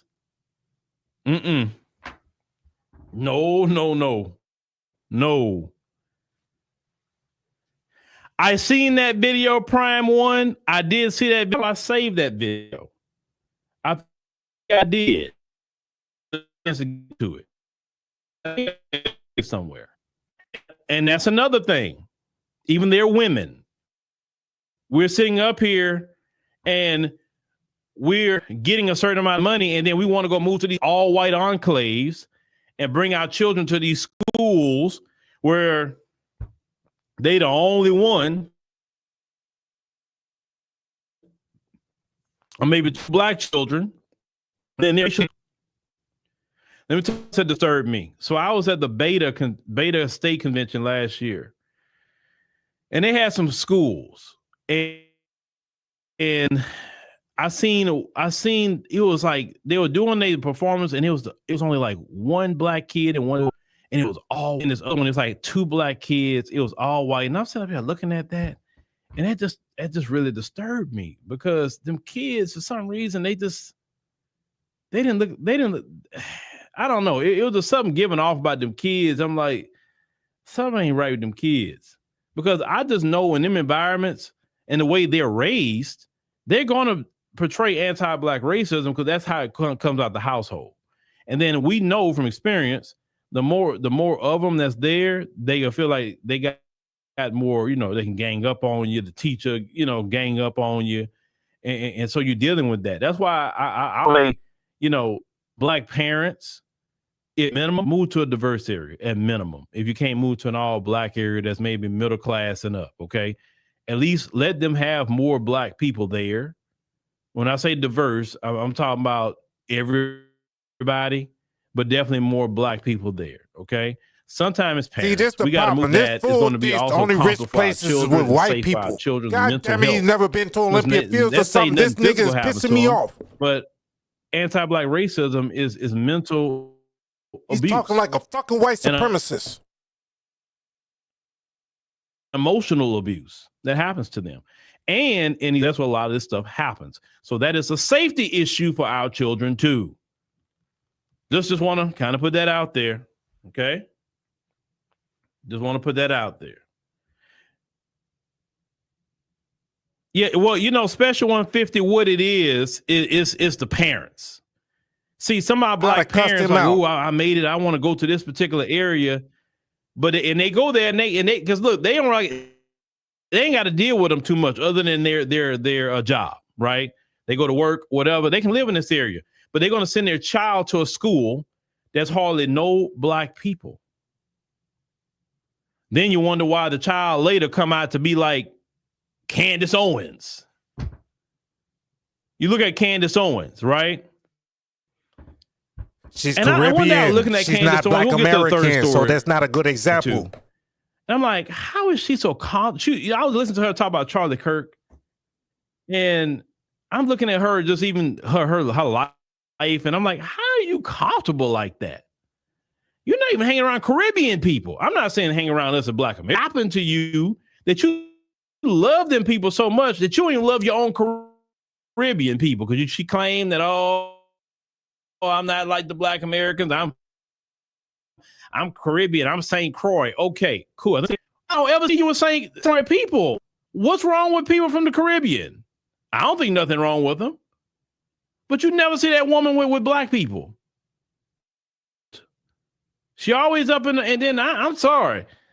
I don't know what kind of husband she got, but I would take an issue the way she talking so much about Charlie Kirk and all the pictures she's showing of the man and her. And talking about I'm like, spouses, man, female, Phil. you in love with that Let's man not or start something? talking about You got a whole spouses, husband Phil. and kids. You're What on the wrong you track. all lamenting? You acting like Jada Pinkett about Tupac.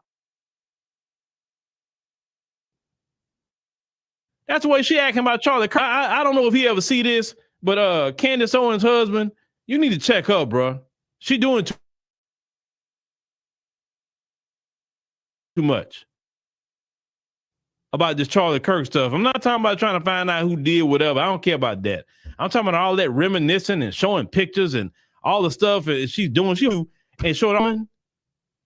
No, man. I don't have a problem with that. Oh, I would have a problem with them. Like, you love that man. He just didn't want you for whatever the reason. You were really in love with that man.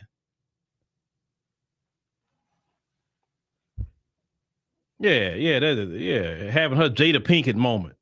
Oh, reminiscing about a man that's not here no more. You got your J-Lo moment? But I don't know. Your senorita moment, Phil? Come on, let's not talk about the way she spouses, acting, he Phil. probably did. That's the way she's acting. She more mad about Charlie than his wife. His wife up here Nigga, laughing. you FBA laughing. got a whole Africa map behind you. Let's not talk about spouses, Phil. Yeah, I'm gonna show this other stuff like she ain't worried about it. Candace acting like she was the wife.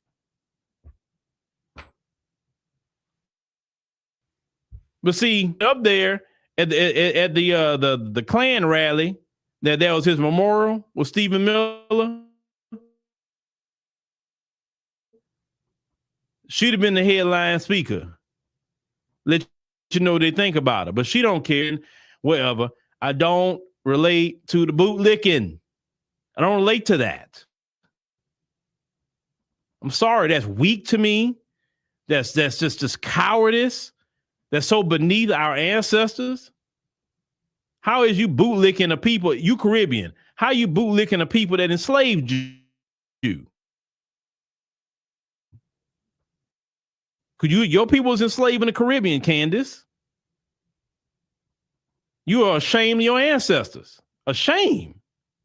But some people are descendants of heroes who were burned down the plantation. And some people are descendants of the Stevens. Maybe in her line, she descended what they were called back then, a bed wench. Maybe she was. You don't escape your lineage too much. Somebody can break the curse, though, but maybe she didn't. Because it's just kind of weird how she is with them people. I'm sorry. It's weird. But let's get to the third story here that we want to cover here with this lady here. Now, this woman, she's so-called mother, remember continent this. across I want the y'all to sea. listen to this. Check But this he's out. FBI. An unexplainable event. It was just before 11 Monday morning here on Lightfoot Drive. Friends of a 16-year-old boy called police because they weren't able to reach him. They had dropped him off about 2 o'clock in the morning, I believe on Saturday, and hadn't been able to get in touch with them. So they asked the police to go by and do what we call a welfare check to make sure everything. A foul odor. They went inside and found the 16-year-old shot dead with multiple stab wounds. He was the only one home. That's when police learned his mother, 47-year-old Krista Roy, had been taken to the hills and had wounds to her arms. believed to be self-inflicted. She was later released, and that's when officers made the arrest. She confessed that she had obtained a pistol with the intent to kill her son and him several times while he was sleeping in his bed. She then laid down with him because he was still alive, was caressing him, and he was calling out her name. Her teenage son, the suspect didn't stop there. She went to the kitchen, got a kitchen knife, came back to the bedroom, and then stabbed her son to make sure that he would die. She's being held on a $1 million cash-only bond. Now, listen to that particular crime. You know, now that's another white-on-white crime. This lady took the life of her son. While the son is sitting up here saying, "Mommy," she go lays next to him. Woo, boy! But they don't talk all these heinous things. But they want to talk about black women and what black women are doing. A sister shoplifting. Oh my God, a black woman is the most horrible person in the world. Let me tell you something about businesses, okay? No, I'm not advocating for shoplifting, but when you get a business, and because we have about 2 of them, you have to get, when you are, well, definitely if you own the building, it would be advisable you have business insurance. If you're leasing the building, it's a requirement per the lease that you have commercial business insurance. And commercial business insurance, it could be damage, theft, any kind of criminal activity, equipment. You can add that in there too.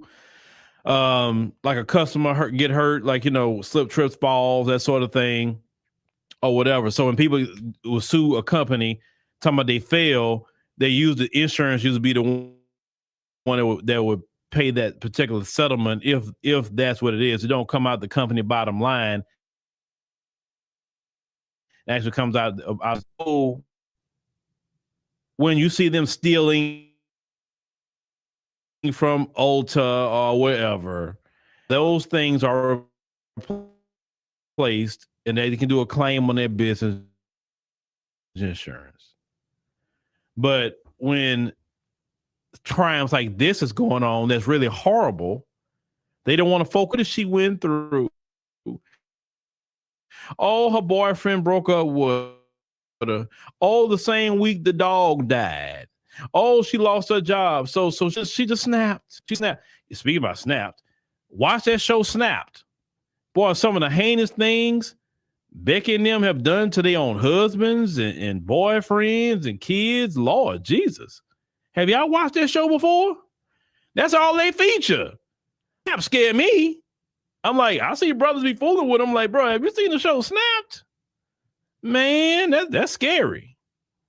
Once again, I'm not saying that sisters can't commit crimes. I'm not saying they haven't. But I'm saying, but come on, man. Some of the heinous stuff I've seen on that platform. But what I'm saying is, but they so worried about all the experts, ICE, and all them trying to go target the black neighborhoods and all that sort of thing, right? In DC, now in Chicago, you should be going to them trailer parks. You're going to find a lot of crime going on out there, I promise you. Yeah, Forensic Files. Yeah, that's another show. How many illegal immigrants is in the trailer parks, though? Did they send them to the trailer parks? The crimes are so plentiful. I mean, shoot. I mean, yeah, they got shows like First 48. And okay, in the First 48 is usually, think about it, low income area, people in some sort of gang dealing drugs on the block, doing those things, and the guy works a regular job and he goes to work, he has a family, he's you don't ever see them kind of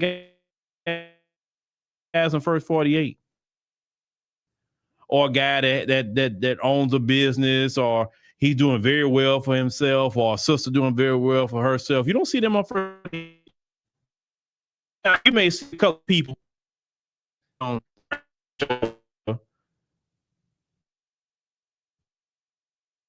Yeah, you may.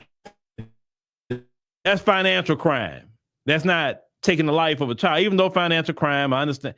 Look, you know how I personally feel about financial crime. If it's not a Bernie Madoff situation when you stealing everybody's retirement or whatever, man, I think you should do home confinement. I think that's what you should do. That should be your jail cell, home. You know what I'm saying? Let you work. You know, let you go to work, come ever. Because to me, it's like.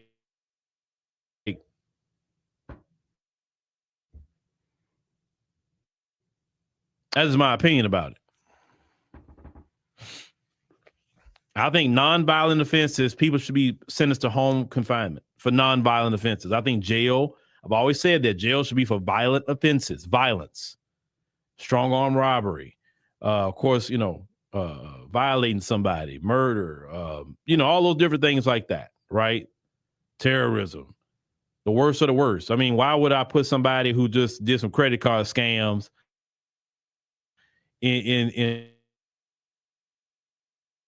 prison with some certifieds?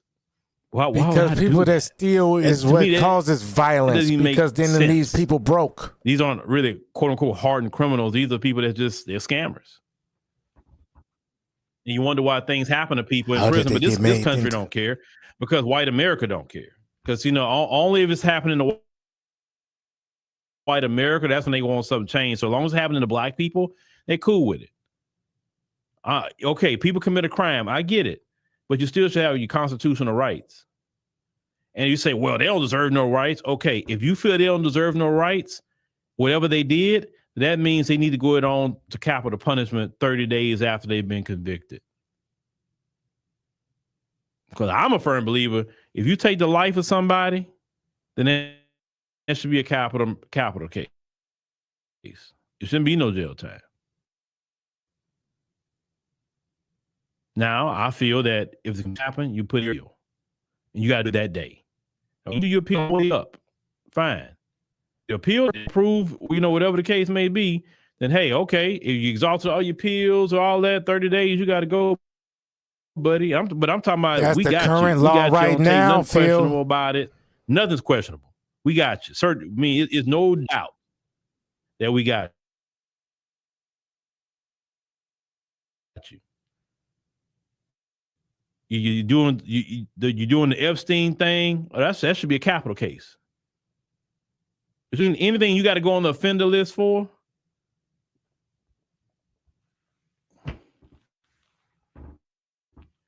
Now I know you can go on the offender list. Now let me say something with balance with that. I know you can go on the offender list if you're a guy that, you know, okay, pulled over to the side of the road somewhere, you went, let's say, in the trees, and you went use the restroom, and the police saw you or whatever. You can actually get put on the offender list for that. Actually, in some places like indecent exposure, okay, I wouldn't put you on the list, not for that, but I don't think nobody should go on the list. If you are trying to use a restroom on the side somewhere, you're not showing nobody anything. You actually are hiding yourself. You're not around children, you're not around women. You're not around nobody. You should be on the offender list. I'm sorry, I don't think that. But I don't think you should be doing that either. Because check this out. So we was in South Africa, and we were driving, not in Johannesburg. I forgot the name of that city we went to. We were riding. This dude walked down the street, y'all, and this dude just whipped his thing out and just started peeing. I'm like, you savage. That's the first thing in my mind, like, you savage in the middle of the freaking street. And I think I told I think another time, we was having a conversation in a meeting. I think one girl was like, oh, that's normal around here. People do that all the time. I'm like, what kind of savage crap is that? I'm like, man, I said, no, go somewhere and do that. Don't be doing this walking down the street, whipping your stuff out in front of people. Like my grandma said, they should have beat you with a wet rope for doing that. Shoot.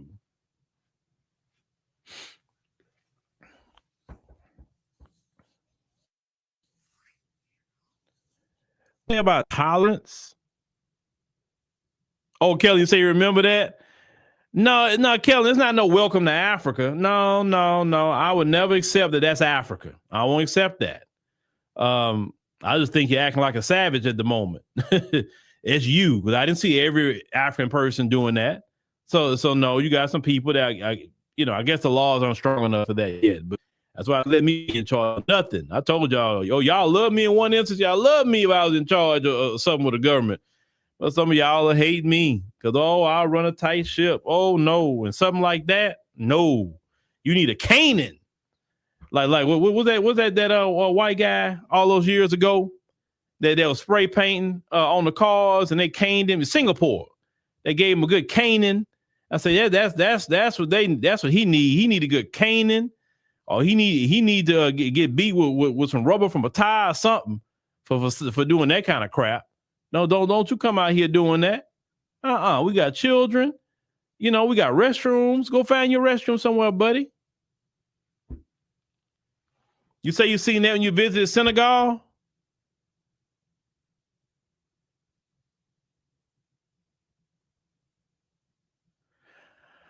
Saint Nikki, to answer your question, Saint Nikki, I had to get caught up because I was behind. So I started doing 2 to get caught up. I preferably like to do 1, but I had to get caught up because I'm like, man, I have to do a certain amount every month. So yeah, it's I mostly do 1, but I just had to get caught up. So that's what that's about. Well, I'm a foreigner, so I can't be a leader in none of those places. I can't do it. I'm a foreigner. You know how they feel about foreigners. You can't. They won't elect a foreigner to lead anything. Now, America will. We about one of the only countries that will do it, right? We'll have a foreigner become the mayor of New York. Seems like they're going to have a foreigner doing that, right? And they'll have no problem with foreigners doing that. But go to foreigners' countries and see if you can get elected the mayor of anything. Watch. Them foreigners are not going to accept you. Not at all. None of these foreigners, where they come from. I don't, and listen, maybe y'all can correct me if I'm wrong, but I don't see a bunch of Black Americans being the mayors and the governors of anything in some foreign country or the president or something. They'll say, you're a foreigner. That's not for you. You got to be born here. Our silly country let foreigners come here and get in Congress and everything else. Yeah, I said it because I don't think it should happen. Just my opinion. You don't have to agree. But if we can't go to foreign countries like Ilhan Omar, I'm just giving you an example.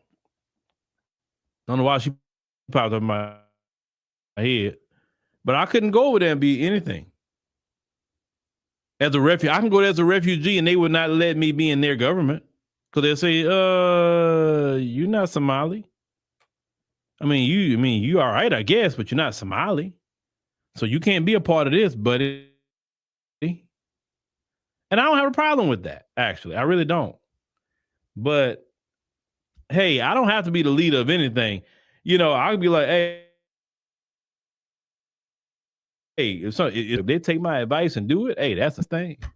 That's how I look at it, right? Yeah, that's right. They'll say, go back to America. That's right. They say, you are not leading nothing here. I can't go show up in Kenya talking about, hey, you know what? I want to be the president. They say, well, you can become a citizen. Okay, let's say I become a citizen.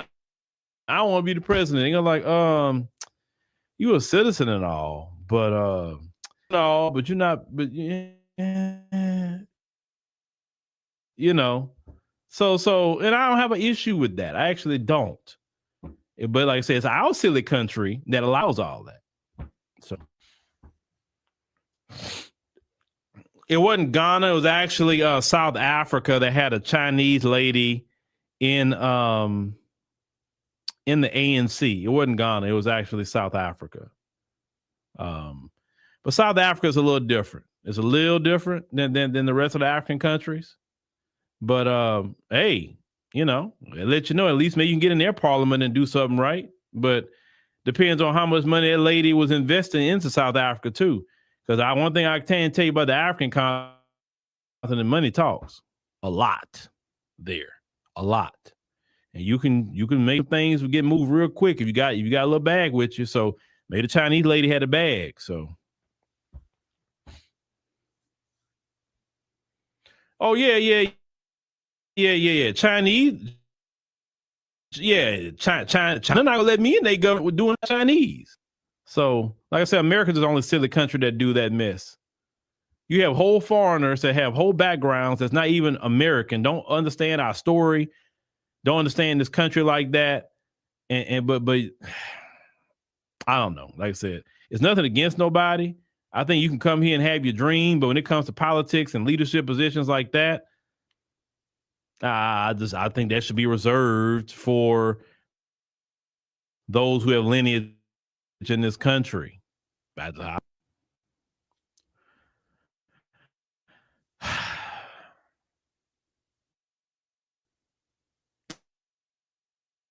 older I get, the more I see why God put people in certain places. Understand why? Because you're gonna have a clash with too many cultures coming in one environment. You're gonna have a clash. It's gonna happen. Every culture wants to be respected and have some sort of power. And when you have all these cultures in one thing, it's going to happen. And most of these cultures look out for their own. They don't look out for everybody. Right? So what's that Zoran Mum died? What's that guy's name? Whatever. Where is he from? From y'all? The guy in New York. He was born. Well, what's the guy that's the main Democrat guy in New York? They didn't want Eric Adams no more. But where's that guy from? Now, some people say, oh,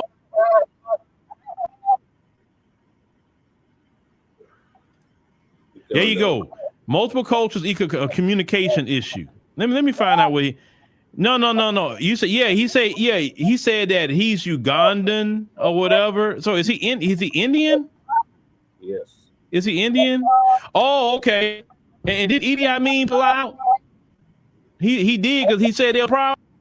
I agree. Okay. So we couldn't go to India and run nothing. As a matter of fact, they don't like black folks in India at all. And they don't like the southern Indians either because they're too dark. Yeah. They were colonized by the British. They run the caste system. Basically, it's a Jim Crow system. Basically, right? The brown paper bag test, I guess, for them. And them countries like India, and go back to the video that I interviewed the what's her name? Shaweta. What's her name? She did we did an interview, and she wrote her book, and she gave me her book too. And about all the colorism and all of the skin bleaching and all that stuff that's going on in India, about the different caste system and all this mess they got going on in India. But the crazy part is they'll be darker than me, but they'll get mad if one of their daughters marry a brother. But they happy they marry a white man because hey, it's gonna whiten India anyway. So this guy in New York, and y'all gonna support him over Eric Adams? I'm just trying to figure that part out.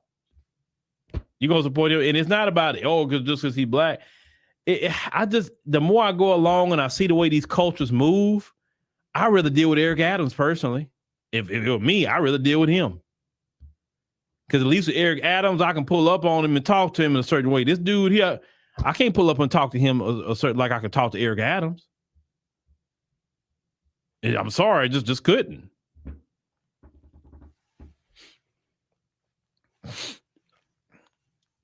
I don't care. Okay, people say that, they're so educated. Okay, well, nobody go back home and help the homeland. Why everybody stay here? You're not doing India no good staying here. You would do better going to take that knowledge you got from America and go back to India and help India and spread that knowledge in India. It's like what Gaddafi said. Okay, you can go to America and get educated, but you got to come right back to Libya and help build Libya. And they're not going back to India and help build. Man, they're mad. They deported too. They're mad about the H-1B visas that Trump, say now is $100,000. They the main one that's upset about that. And then after them will be China. They're mad about it. I don't understand why people don't, okay, get the education, get the skills, and then go back to your homeland and build. Nobody wants to go back there and build. Oh, we need these people, man. You need Jesus. You need food in your mouth. You need a shelter. You know what I'm saying? You need air to breathe, clean air to breathe, clean water to drink. That's what you need. We don't need none of these people, because we got enough people in America that can get educated and do it. You can't tell me all Americans don't want education. I'm sorry. You can't even tell me all Black Americans don't want to learn something. That's not true. Some people are lazy, and laziness is in every group. But I'm not on that. We need all these people. No, I'm not for that, because this is the thing. These people aren't coming for cohesion. They're coming for getting their bag. They get off in a corner. They're not going to help anything if something go down. They're going to immediately get on a plane and go back to their homeland if it really go down in this country. So no, but we couldn't go to their country and do that.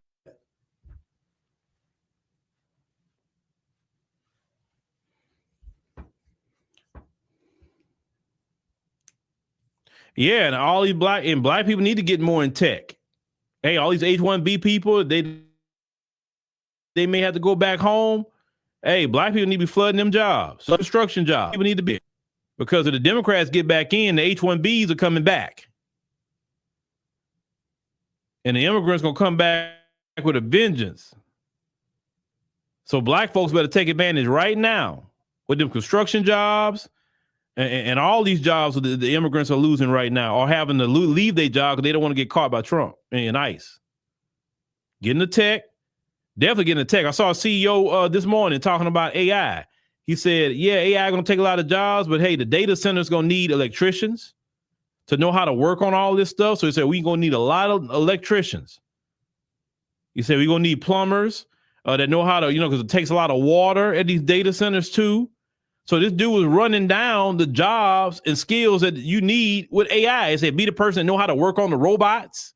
The guy was telling what to go into. So when all this AI come more and more, it's coming more and more online every day, how you can make a bag off of keeping the AI going. I'm like, see, this is what we need to be hearing. Not crying, oh, AI gonna take my job. Man, you switch your job. Stop crying about what AI gonna do. Get down with the AI or learn how to work with the AI so you can make the bag. I like to hear people crying about technology. No. The technology is here. We got to work with that stuff now. You either work with it or get left behind on the employment line. That's it. Yeah, STEM. There you go. STEM. Our people need to be getting more and more into STEM, but also know how to work with your hands. Skilled trades too. Skilled trades, AI can't do that. The skilled trade right now in Texas, the DACA recipients are crying because they're not going to be able to renew their CDLs in Texas. And I've seen them crying about that. Okay, bad for them. But what does that mean for some of you out there want to drive a truck? Now you can get your CDL and get on these companies, and now you can start driving the truck. That's going to be more openings for some of you brothers and sisters that want to drive. I just don't like to hear my people whining and crying about things. We gotta adapt, okay? We gotta adapt. But anyway, thank y'all for joining us on the stream tonight. Really appreciate it. Make sure to click the subscribe button. Make sure to click the like button.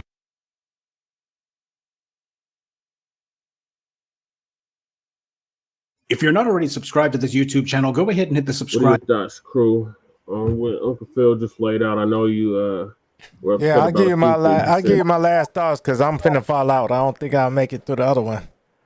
Okay. So Phil pissed me off at first. I get where he's coming from, but yeah, he's talking like he's too much boule or something. Like you know what I mean? Yeah, he talk like the Divine Nine.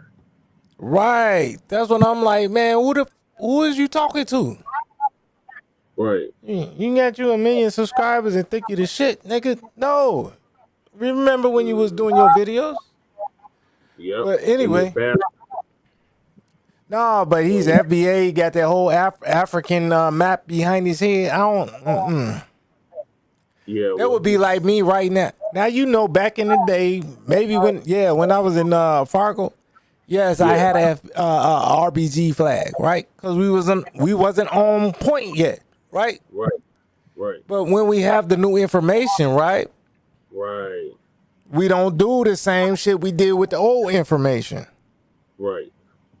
So that's my issue. He has the new information. He was just delineating right there with the African map. Yep. Like, bro, you're not African. Right. And you know it. Well, then he needs to change this whole network because, you know, his network is called the African Diaspora Network. Right. Network. And I don't know why he switched it to that after FBA was already established. So, you know. Right. But yeah, like I said, other than that, a lot of what he said was okay. You know? Yeah.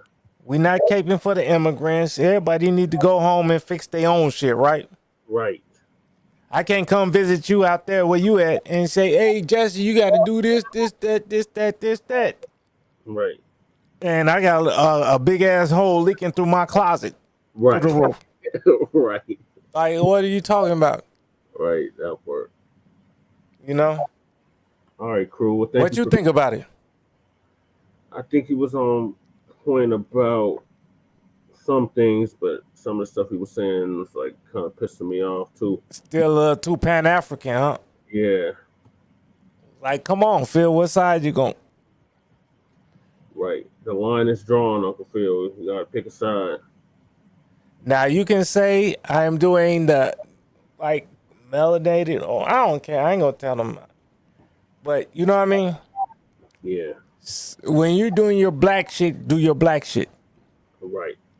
When you're talking American shit, I don't want to see no damn African flag while you talking American. Yeah, he got all his correspondence with that too in their background. Even which is fine when he's talking about like the melanated diaspora or whatever, non-whites or whatever. Everybody else ain't black to me though. Yeah. All these people he got, they're not black. Right. To me, they're Africans. They're South African, Kenyan, you know what I mean? Malian, whatever. They're not black. Yeah. He got a new one. Theo. He's a raccoon. He's from Denver. You know him? Yeah, I know him. You ain't warned Phil about him? I thought about doing it. I really did. I was like, yes, warn him. Phil knows about you, man.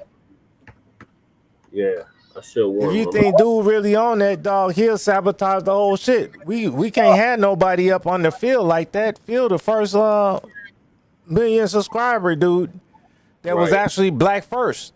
Right.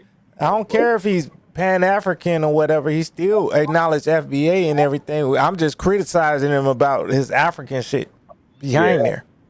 But like, if it's somebody behind him, just let him know. Okay. Yeah, I'll reach out to him about that. All right, thanks for joining us, crew, or joining me. It's just me. Oh tonight. yeah. Yeah, it's all good. It's all good. I'm joining the channel. You get me? Yeah. Well, not the channel, but you know what I mean? Yeah. Joining all the channels. So thank you. I hope I didn't speak out of turn or you know what I mean? No, you was on point with everything you said. Thanks for the update on what's happening in the Shy too. Yeah. Most of it was secondhand. You know what I mean? Yeah. And then I watched a few videos like from Afro and a lot of people out here too. So yeah, shout out to Afro Elite. And then most of the people that were saying negative stuff about it, ask them where their family's from, then they get out the chat. Yep, that part. So all right. So yeah, that's that thing. So anyway, I'll holler at you. I'm gonna still be listening. I don't think I'm gonna go back out for another one. So I'm gonna just be listening and fall asleep. All right, I'm probably just gonna get through these last. Hey Randall, thank you, bro. I'll holler at you too, man. Yeah, appreciate you coming through, Randall, as well. All right, so I know Randall gonna be listening just like me, but I'm gonna just jump off there so I don't have the mic open all night. Okay, cool. Be wake up and my mom, hey, what you gonna cut the grass and take out the? Oh man, everybody online ain't need to hear that. Right. All right, but I'm gonna holler at you though. Thanks for having me on. You're welcome. Peace. All right, peace. All right, so Professor Black Truth is gonna give us an update on black people running Charlie Kirk wannabes out of town. Gotta chase those crazy bald heads out of town. All right, so. Button now, along with the bell icon, so you can be notified whenever a new video is posted. And if you're already subscribed, check and make sure the YouTube hasn't unsubscribed you. And of course, be sure to give the video a like as well as share it on your social media. The white supremacists hate that. And now the Sunday address. Don't say that.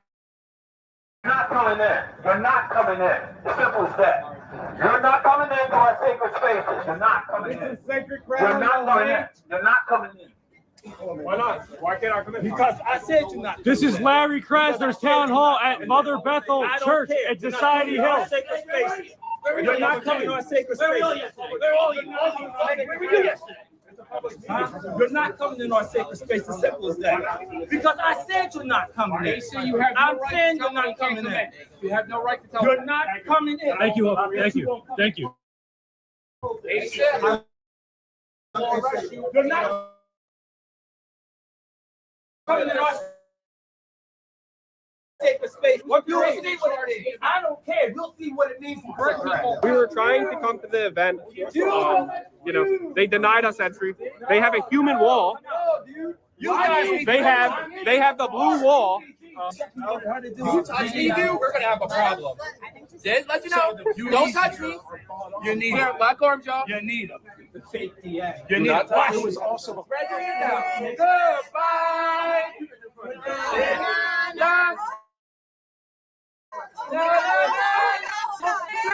This is a party of inclusivity.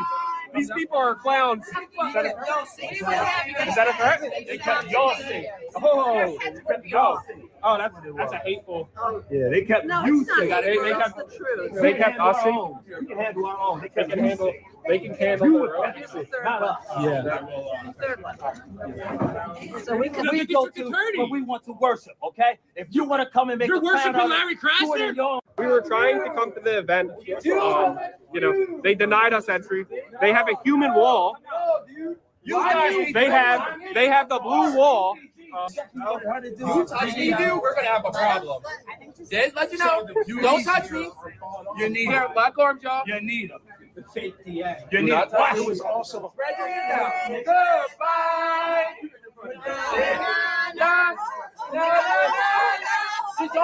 Don't touch us either, man. This is a party of inclusivity.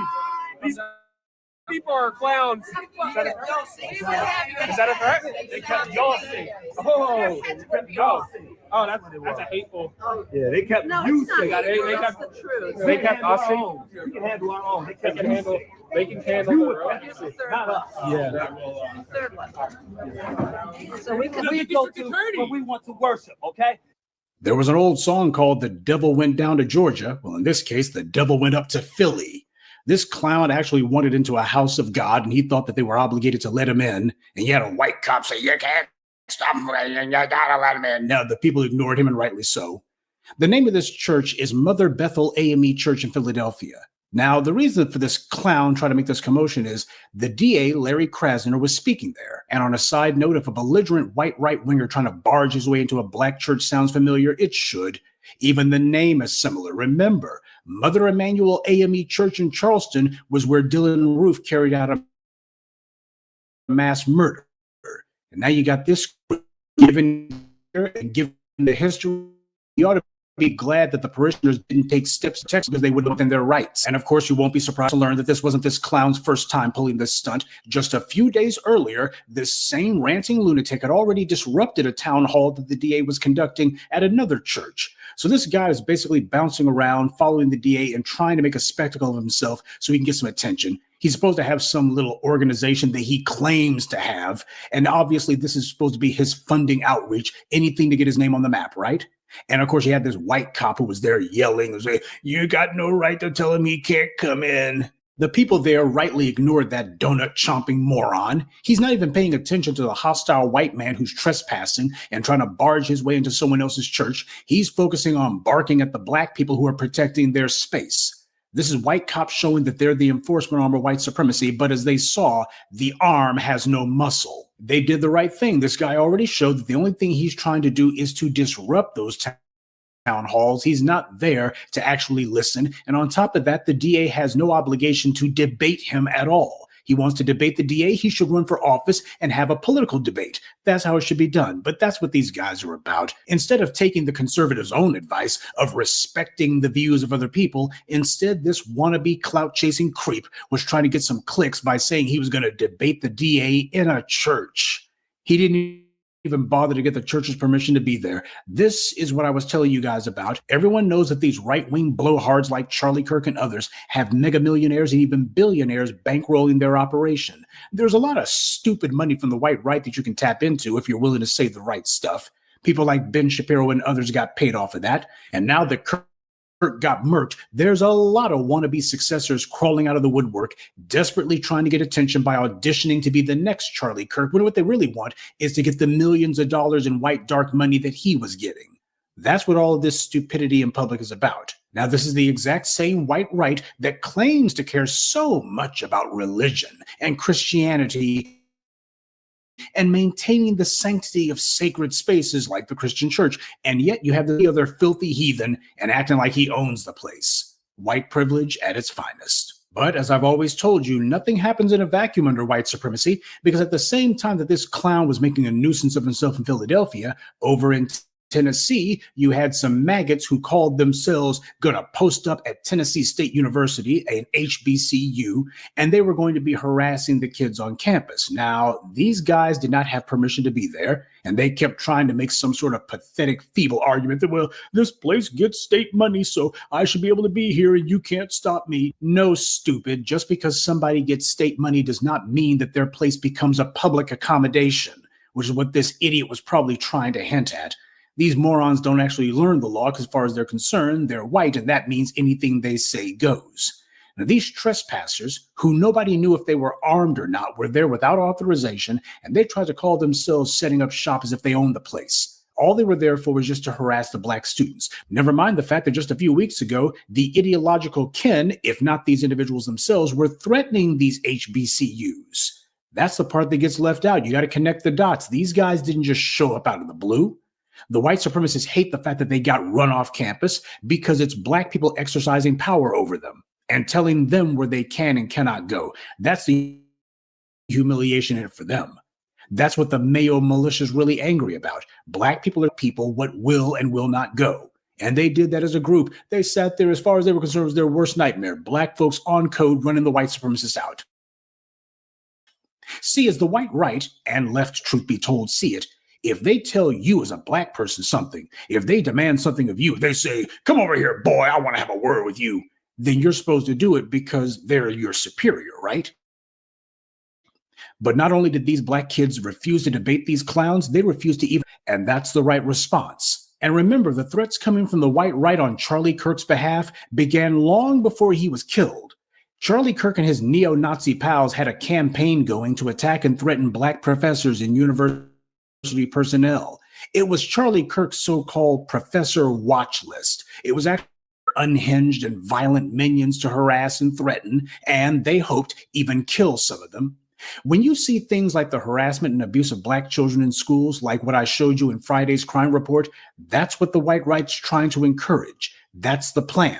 They have racists like DeSantis and others carrying out a nonstop drumbeat of anti-black vitriol and lying through their buck teeth with phony made-up claims that white students are being maligned or what have you. And that's specifically meant to embolden and encourage some white supremacists to carry out an act of violence. They're not just saying it for the sake of saying it. It is specifically meant to encourage a violent act of some sort. That's the entire purpose of doing it. So no, these clowns don't want to debate. If they did, then they would pay to invite a black academic or pundit to come to a venue that they paid for or got permission for, and they would do it there. You don't just pop up out of the blue, say, I'm going to go ahead and set up a fold-up table. Now someone needs to debate me.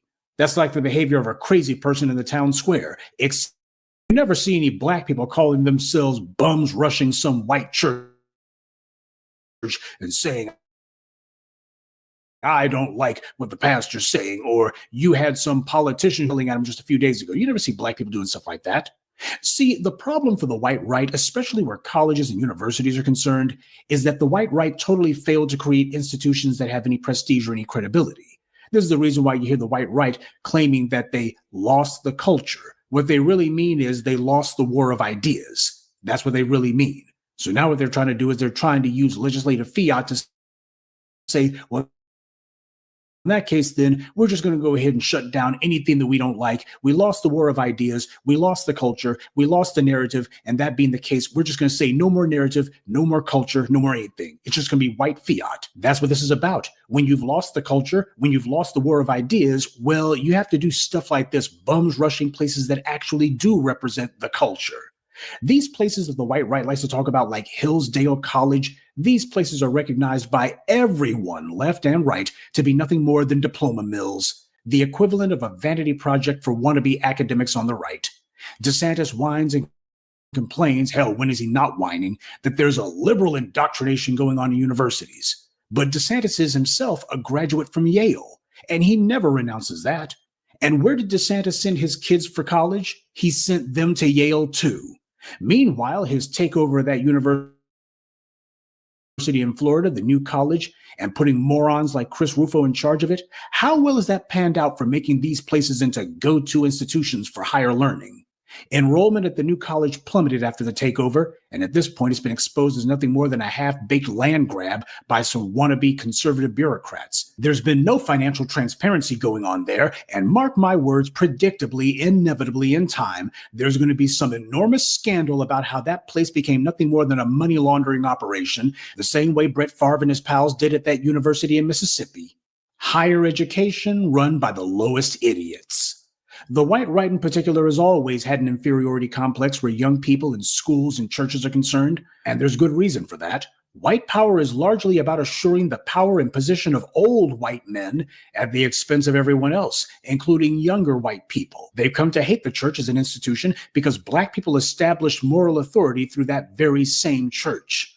And white power also hates education because an educated population are harder to control. This is why when the white right in particular are in charge of a school system, the very first thing that they do is to narrow the curriculum because they don't understand the material themselves and they don't want anyone else to understand it either. And then they send their unlearned and unwashed minions to black houses of learning, not to be students, but to regurgitate their asinine anti-black talking points. And while there's been a lot of black people who have been asking, how come these clowns didn't pull these stunts at some white Ivy League university? Well, there's something you need to remember. These colleges that claim to be allegedly liberal, that's actually what the conservatives say. They're the ones who say that. The colleges themselves deny it, and they're right. They're not liberal at all. They are actually right-leaning. They're definitely anti-black. And yet these same liberal universities have for decades allowed racist professors and administrators to engage in all manner of open anti-black rhetoric and material. And they would claim that these racists have tenure and hence cannot be fired. And even if they could, well, we have to be allowed to have an open dialogue and an open exchange of ideas. But the only idea that they're interested in having exchanged is anti-black ideas. On the other hand, on the rare occasion when a black professor decides that there's some controversial ideas about white society that they want to exchange, then all of a sudden their tenure's in danger. This agitprop that the white right is doing has been going on these university campuses for decades. This is not new. They made it clear that colleges and universities are a safe space for anti-black rhetoric. These colleges and universities have eagerly defended it. It was actually so-called leftist academics at these schools who were the main ones saying that you got to allow these people to say unpopular things. But the attitude only went one way. And if you said something about white society or about a non-black constituency, then they'd be quick to say that goes beyond the pale. Remember, the entire reason that men like Dr. Leonard Jeffries and Khalid Muhammad were demonized, vilified, and defamed by the white media was because of universities. Khalid Muhammad gave a lecture in 1993 at Keene College, which was what prompted certain Jewish figures to demand that Louis Farrakhan denounce him and effectively expel him from the Nation of Islam. Dr. Leonard Jeffries was a professor at City College in New York, and a speech he gave, which was off campus, by the way, led to him being fired, despite the fact that he had tenure. Jeffries famously sued and won and got his old job back, but the point is that they made it clear that tenure only protects white professors, and only so long as they're attacking, or as they would put it, exploring controversial ideas regarding Black people. Leonard Jeffries went out of his way to avoid making his remarks synonymous with City College or giving them any sort of grounds to come at him, but that didn't matter. He didn't say what he said at the school or at any other school, but their problem was that he even said it at all. And no one from the allegedly free speech-loving white right said a word on his behalf. Nobody was saying, in the pursuit of truth, we have to allow even the ugliest of lies. There must be an exchange of all ideas, or otherwise, how do we learn anything? Nobody was talking like that. What they demand are safe spaces for anti-Black hate. And when they see a place where it's not allowed, they try to bogart their way in. And it says a lot that it was the kids at Tennessee State University who had to lead the charge on this one. The faculty and administration, they should have been all over that, but they weren't. And that tells you everything you need to know about the leadership at those places. Those white right-wingers should never have been allowed to walk out. They should have been arrested. They should have left in handcuffs. But as the leadership of these HBCUs see it, their real job is to try to bring in as much money as they can. And that means, well, you don't want to ruffle the feathers of any of these people who you're depending on getting money from. And that means go ahead and let the students be targets for these guys because, well, what really matters is the money. Now, as I said at the beginning of this Sunday address, we all know what the real reason is for this. These clowns are here trying to get clicks for their pathetic social media. Charlie Kirk did this routine, and they're all copying him because white supremacy has no new material, no new ideas, so they just keep doing the same thing, only more of it. Meanwhile, the so-called Black leadership is MIA right now, and that's deliberate. They're part and parcel of the white Democrat plot to allow white supremacists to attack us, not only to roll back the reforms and changes that we've already forced on the system, but also to try to pressure us into going back to our previous political passivity and stop making any demands. See, that's been what's a game changer recently. It's not a matter so much of any laws that are on the books, because you saw in 2020 with the uprisings, Black people forced demands on the system with no laws being changed. We went from the DAs saying, we can't prosecute anyone because, after all, they say they're scared for their life. I mean, the Supreme Court said after the uprisings of 2020, okay, here's the indictments and here's the convictions. Yeah, Black people started actually exercising power the right way. And it's as Black people have become more and more strident in making sure that we get our way, that's when we started getting this consistent one-note message from the DNC. Anyone who's going to make substantive demands, well, you're a Russian bot. See, remember they tried that one, Joke Reed and others, but that failed. So now they switched to saying these people who are on the fringe, we can't listen to them, when the reality is the last time Democrats actually won elections was in 2020 when the so-called fringe carried out a nationwide uprising.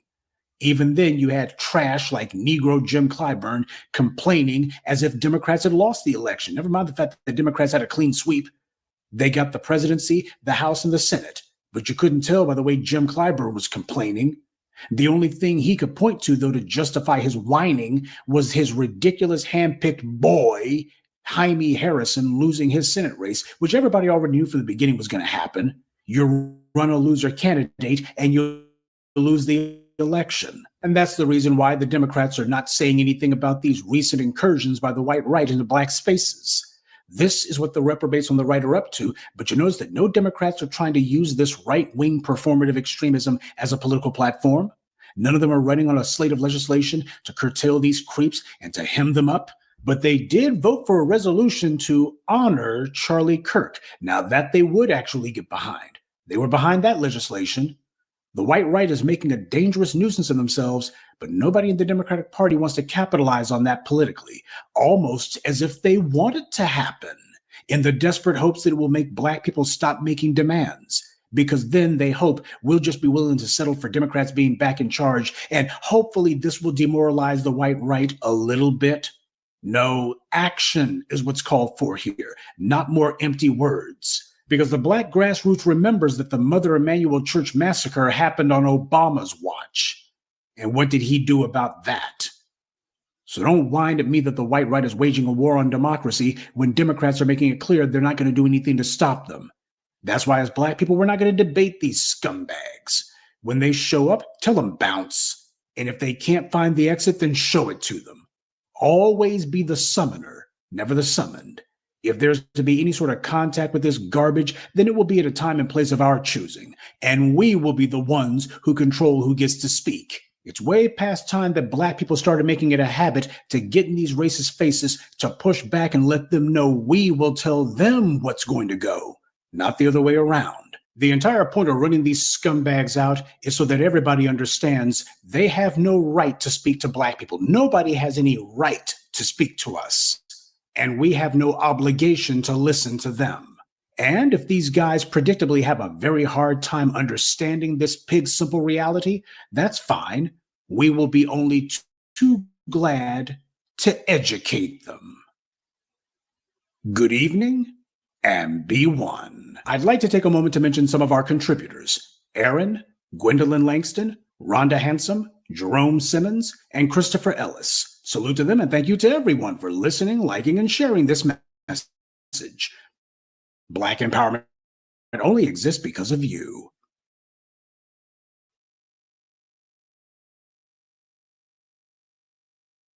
That's the Black Truth. I got one more for you, and then I'm going to close this out. Yeah, so yeah, Professor was right on point. Yeah, show these mothers the dough. They shouldn't even been allowed on the damn campus with that bullshit. So just continue to show them the dough, FBA families. Show these white supremacists the goddamn door. And keep making demands of these damn Democrats and these repubs. Ain't nothing gonna stop us from our reparations demands. Ain't nothing gonna stop us from our anti-Black hate crime demands. All right, so I got one more in this Professor Blacc Truth's take on Officer Eric Adams of the NYPD getting the boot, or stepping down from the race for re-election, which we covered extensively but last week. So we didn't get to hear Professor Blacc Truth's take on it. So here is his take on it.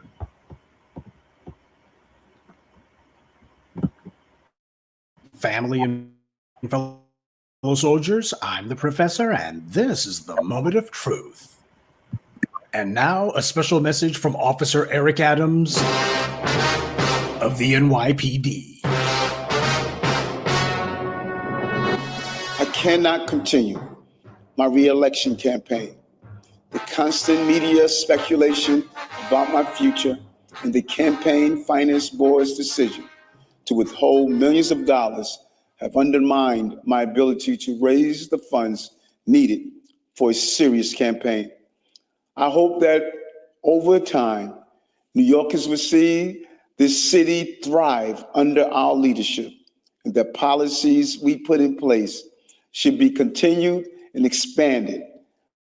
I hope you will see that despite the headlines and innuendo, I always put you before me. Let us now observe a moment of silence for the fate of Officer Eric Adams of the NYPD's career. All right, moment's over. Unfortunately, Officer Eric Adams of the NYPD will no longer be moonlighting as the city's mayor. Now he'll have to go back to the hog farm and find himself a square job. All of this was so predictable. You could see all this mess coming for the longest time. Eric Adams by now should have already had his mail forwarded to whatever his new address is going to be. But one thing's for sure, once he's gone, even though he won't be forgotten, he also won't be missed either. In news that surprises absolutely nobody, Officer Eric Adams of the NYPD has dropped out of the New York mayor's race. But the question is, was he ever in it? And sure, his various legal scandals had more than a little to do with him dropping out, but the reality is this man also had other issues just being mayor alone that made it where he more than likely wouldn't have gotten reelected anyway.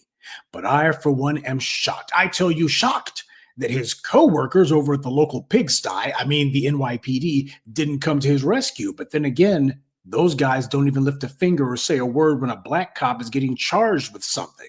So why start now? They definitely didn't have his back when he was getting slapped with all those federal charges, and his name, such as it was getting dragged through the mud. And now with Officer Mushmouth having left the scene, people are asking what's going to happen with the New York mayor's race. Well, if the current standing is any indication, Mamdani is leading in all the polls by at least 20 points. That places him well ahead of his nearest competitor, the disgraced former Governor Andrew Cuomo. Now, Cuomo has gotten a surge of money the day after Officer Eric Adams of the NYPD went back to the precinct, but I wouldn't be too optimistic if I was Cuomo. And it's not just his bad poll numbers. Elections are good for business if you're the white media, and they have a vested financial interest in making it seem like every high-profile political race is a nail-biter, as if there's no way to know who's going to win, even when they already know the result isn't in doubt. The white media wants to keep people engaged, so they spend their time painting scenarios of how such and such second-place candidate might have some roadmap to victory if thus and so happens. Feeding people's delusions is the white media's stock and trade. And it doesn't just go for the viewing public, it also goes for politicians who are silly enough to buy into the white media's hype about them. That's the first reason why it's a good idea for Cuomo not to be listening to the white media's coverage about him, because it's mostly what the financiers in New York want to hear, which is that there's a chance that this guy could actually win. And secondly, money is no longer the sole determinant of who wins elections. Sure, money matters in political races. It's crucial. You definitely won't win without it. But Trump has consistently proven that money is not the only thing. And if the electorate is fed up with the usual suspects running for office, like, say, a corrupt local dynasty called the Cuomos, then even if your opponent does out-fundraise you, all you need is an adequate amount of money. You don't need more than he's got. You just need enough to actually run your campaign. That's what Donald Trump figured out. Now, let's also get something else straight. Mamdani is painfully aware that the economic forces he's claiming to want to take on are not enthused about him. He'll need them on his side if he's going to run the city because, as Officer Eric Adams of the NYPD has found out, those billionaires have been running New York a lot longer than he has. And while these rich kleptocrats would prefer Cuomo, the reality is they'll put up with Mamdani if they have to. That's why Mamdani has started the process already of pivoting and ameliorating some of his more fiery rhetoric. He's clearly sending the not-so-subtle signals that he doesn't want to totally alienate the billionaires and gazillionaires in New York City. What this means is he's not just looking at his fortunes in New York. He's probably already, just like Officer Eric Adams of the NYPD, dreaming of higher office. I know that there's more than a few people in my listening audience who probably have sympathetic leanings where Mamdani is concerned, or at the very least, they look at him as the kind of disruptor they would prefer. And I'm not here to say yay or nay to that. But what I am here to say is, at the end of the day, you got to be realistic about the way the politics actually works for a candidate who's actually trying to win. The billionaire class that he claims to want to go to war with may not necessarily be his cup of tea, but they're not going anywhere any more than he is. And speaking strictly in terms of realpolitik, if these guys are going to be stuck with each other, they might as well stick together. Don't be surprised if Mamdani eventually emerges as somebody who's in these guys' hip pocket. Far stranger things have happened in American politics. But this morning's briefing isn't about handicapping the outcome of the mayoral election or its aftermath. It's actually about reflecting on the end of an era. Officer Eric Adams of the NYPD came seemingly out of nowhere with tons of white money that nobody knew where it came from. And then people started actually looking into the finances and found out that it came from a whole bunch of shadowy foreign donors. And to think that Officer Eric Adams of the NYPD began his short-lived political career by wagging his finger at black New Yorkers' faces and giving them the "but what about black on black crime" spiel. Yeah, he was absolutely shameless about performing and buck dancing for those white dark money donors that he wanted cash from, and for a hot minute, it seemed like they actually genuinely wanted to support him. And speaking of support, also don't forget that he had some fellow bootlicks out there, some buck dancing preachers and other members of the Butter Biscuit Brigade, these clowns who have been selling out black New Yorkers since time immemorial. When Officer Eric Adams goes ahead and gets put out to pasture, don't forget about any of those creeps. They were in there with him, they exposed who they are, and they should have no credibility with any black New Yorker, nor should they receive any tolerance either. They were right in there with him, nodding their empty heads on cue. So Officer Eric Adams of the NYPD and his coterie of coons were only too eager to bend over and give evil an opening, especially if Officer Eric Adams thought that it would elevate himself. But like every bootlick, he simply didn't understand that white power never had any long-term plans for him. He was only there as a stopgap, a temporary measure until they could find someone more acceptable to put in his place. And as we can see, it didn't take long. It's like I've always told you. White power doesn't put these clowns into these positions without knowing exactly how it's going to get rid of them when the time comes. And the time always comes. Unfortunately, there's plenty of bootlicks who are in political office, and tragically, there's a number of others who are waiting in the wings desperately hoping to get into political office. Well, there's one lesson that all of these chumps need to internalize. The key to political safety and security is not sucking up to some white political donor, some dark money deep pockets that you think you have to appeal to by spitting in the Black community's face. The key to actual political safety and security is in building strong ties to the Black community so that when it comes time to run for re-election, the people are already on your side. That helps a lot, especially if you got the white media who's decided they want to go ahead and take shots at you. See, the orange man recognized that his political lifeline was maintaining a strong tie to his base. That's why he constantly caters to them, constantly throwing them red meat, and he won't say anything critical of them. A lesson that the Democrats could stand to learn, because a strong connection to your political base can overcome your opponent's financial advantage. Trump never finger wags at his political base. He never lectures them, condescends to them, or tells them that they're wrong. And that's the reason why the deplorables have been loyal to the orange man for a decade now. Because regardless of how venal and corrupt the man is, at the end of the day, he has not broken faith with those voters that he's been depending on. He understands the game of politics far better than a lot of the Democrats do. He knows where his power lies, and he's not about to fumble the ball on that one. Meanwhile, Officer Eric Adams is now staring into a very uncertain future. There is, of course, precedent for corrupt after politics. After all, it was the corrupt former police commissioner Bernard Kerik who started a consulting business, but then again, that was before he wound up going to prison.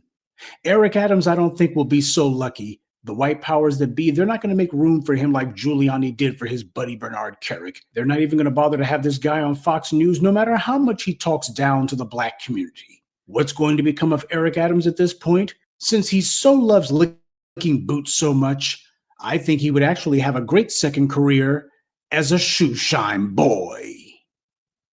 Good day, and be one. I'd like to take a moment to mention some of our contributors. Starlet Thompson, Deep Eye 904, Ragland, Terrence Gaines, and Alice Ransom. Salute to them and thank you to everyone for listening, liking, and sharing this message. Black empowerment only exists because of you. All right, there you have it. That's Professor Black Truth's take on Officer Eric Adams getting the boot and having to step down from the mayor's race for re-election in New York. I got one more for y'all, and that's the GOP's agents of no influence.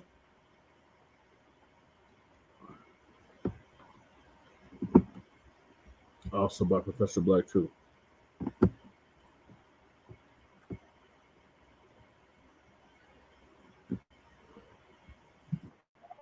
Family and fellow soldiers, I'm the professor, and this is the moment of truth. It's bones in here. They melt. They melt. They do. Did you ever have to be like, baby, no. Oh, yeah. Madam Vice President in my backyard, and I'm spinning pizzas. It appears to be quite impressive. Hello, and she's impressed. Okay, don't cut out the anchovy. I saw that. Did it surprise people around you how much you shared? Yes, it did.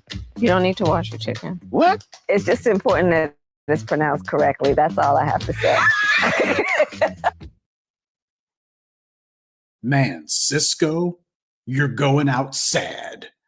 Every time I see this woman, when she's talking to Black people, especially if they're supposed to be in the media, she's always talking about food. And she's usually getting it wrong somehow. Collard greens in the bathtub, anyone? But it goes to show that this is what Democrats think of Black voters. All of that shuck and jive, step and fetch and stuff. Oh, these simple Negroes. You don't have to talk about policy with them. There's no fear of that coming up. Instead, you go ahead and you talk about some watermelon and chicken. That's how you go ahead and get on their good side. That's all they're good for. And sure, the audience for the breakfast schlubs is like that. Food is in their name. But for those of us who are adults, this kind of crap is a joke, but not a funny one. And as for this Evans character, can't say that I've ever heard of him before, but I can tell that this is what happens when that gig on RuPaul's show doesn't pan out for you. First the Shade Room, now this. This is the class and caliber of individual who Kamala Harris is trying to pal around with these days. You can tell that she's still pining away in the desperate hope that maybe she can run for president again in 2028. She knows that she still has zero support from the Black community, definitely none from Black men. So I guess having a girls' night out with a goofy individual like this is supposed to be her idea of Black male outreach. She's doing a sit down with some zesty podcaster. She eats French fries. I'll bet she thinks that that's soul food. And she laughs that witch's cackle of hers while making some lame one-liners and whining about how great things would have been if she had become president. Never mind the fact that the entire reason she's exiled back to the private sector is precisely because people hated how things were with her in the White House. She didn't listen then, and she's still not listening now. This is what Democrats are doing in their attempts to try to lay the groundwork for the 2026 midterms. This is a pathetic attempt to avoid having to face the music. Even now, they're terrified of doing so. And that's in large part what's killing their party. The reliable bootlicks who they prefer to run to their little safe spaces and chat about this or that, these people have as much credibility as a rodeo clown. Though I gotta say, I've seen rodeo clowns with far more dignity than this idiot. But the Democrats aren't alone on that one. Just to show that these people are literally two wings of the same buzzard, thank you, Tari and Rain, here's another influencer, a guy named Xavier DeRusso. This guy's entire shtick is that he claims that he supported BLM some point in the past. And then he claims that, well, he saw the light and now he's a conservative because he sees the truth. Just keep in mind, by the way, Tomi Lahren had claimed that she supported BLM in the beginning, though she couldn't provide any proof of that. These days, this Xavier character is running around for the white right, simultaneously carrying water for them and trying to sell the soap. But I'd say that from the way this guy looks and the quality of people he likes to pal around with, he ought to be using that soap and water on himself. These bootlicks never have an original thought because they don't think for themselves. Hell, most of them can't think. So they put on the tap dancing shoes and start performing for massa. In the case of this DeRusso character, he's part of that rump contingent who actually thinks that they're going to inherit Charlie Kirk's audience of deplorables.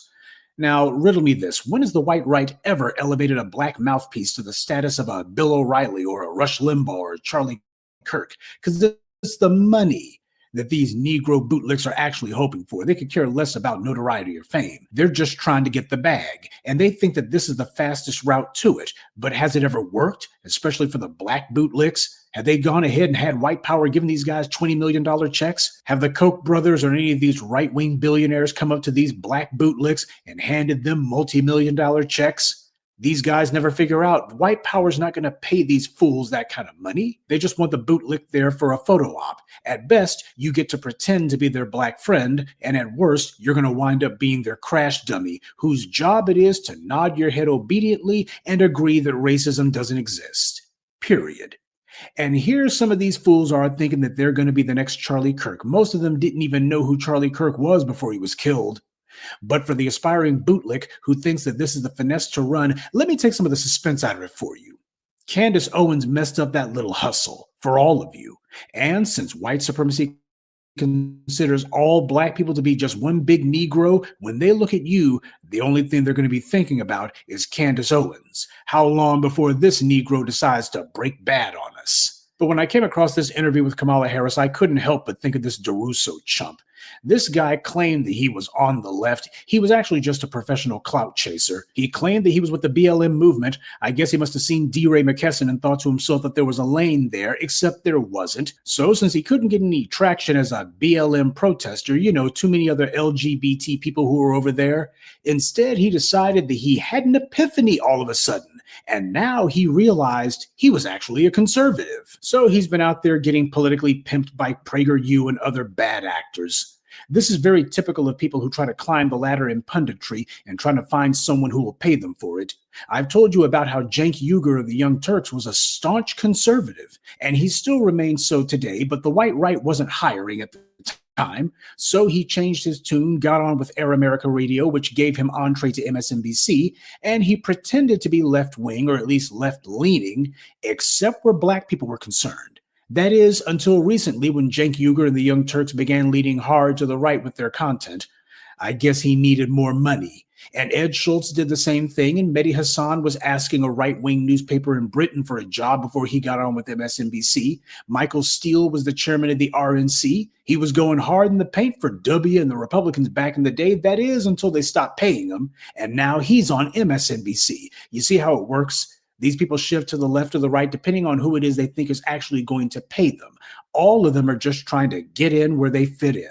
And their politics are completely and thoroughly malleable. Have check, will babble. But just like Evans DeRusso is another white media mouthpiece falsely claiming that he's got the pulse of the people. And while it's true that Kamala Harris had no influence with black male voters, neither do either of these clowns.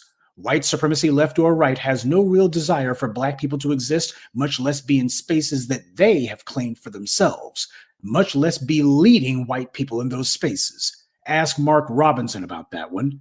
And since there's not many black people who are willing to regurgitate the kind of crap that the white right wants to hear, even if they are being paid to say it, it says a lot that even among the meager handful of Negroes who decided that they were going to go begging the white right for a job, they still didn't get paid enough to even keep the lights on. They can go ahead and try to chase that dream if they want, but thanks to Candace Owens, their would-be white paymasters already decided that they didn't have their black friends under tight enough control. And now they're going to triple down on that. These politicians can hide their heads in the sand, but their failed strategy of sticking to safe spaces where some bootlick is going to play ball with them doesn't work. That's why Kamala Harris lost and keeps losing. She's trying to build a bubble for herself, and the black media just keeps on popping it. And this is a vulnerability that the white right doesn't have, mainly because the only reason they got the one or two Negroes who they allow to be on camera with them is simply as a rhetorical dodge. It gives them the ability to give a feeble denial of their racism. Why? We can't be bigoted. Look over here. We got one or two niggers who are, we got these one or two dedicated individuals who are free thinkers and going against the grain. There's no way in hell you can be a free thinker when you have to depend on some white power broker for every crumb of your daily bread. And by the way, I think I should add that I've even heard some of these white podcasters who are left-leaning say similar things. See, for Democrats, this is not now and has never been about winning elections. It's always been about continuity of policy. A racial policy. They act like they're unhappy with Republicans being in control of the government, but in reality, Democrats are playing their part as controlled opposition.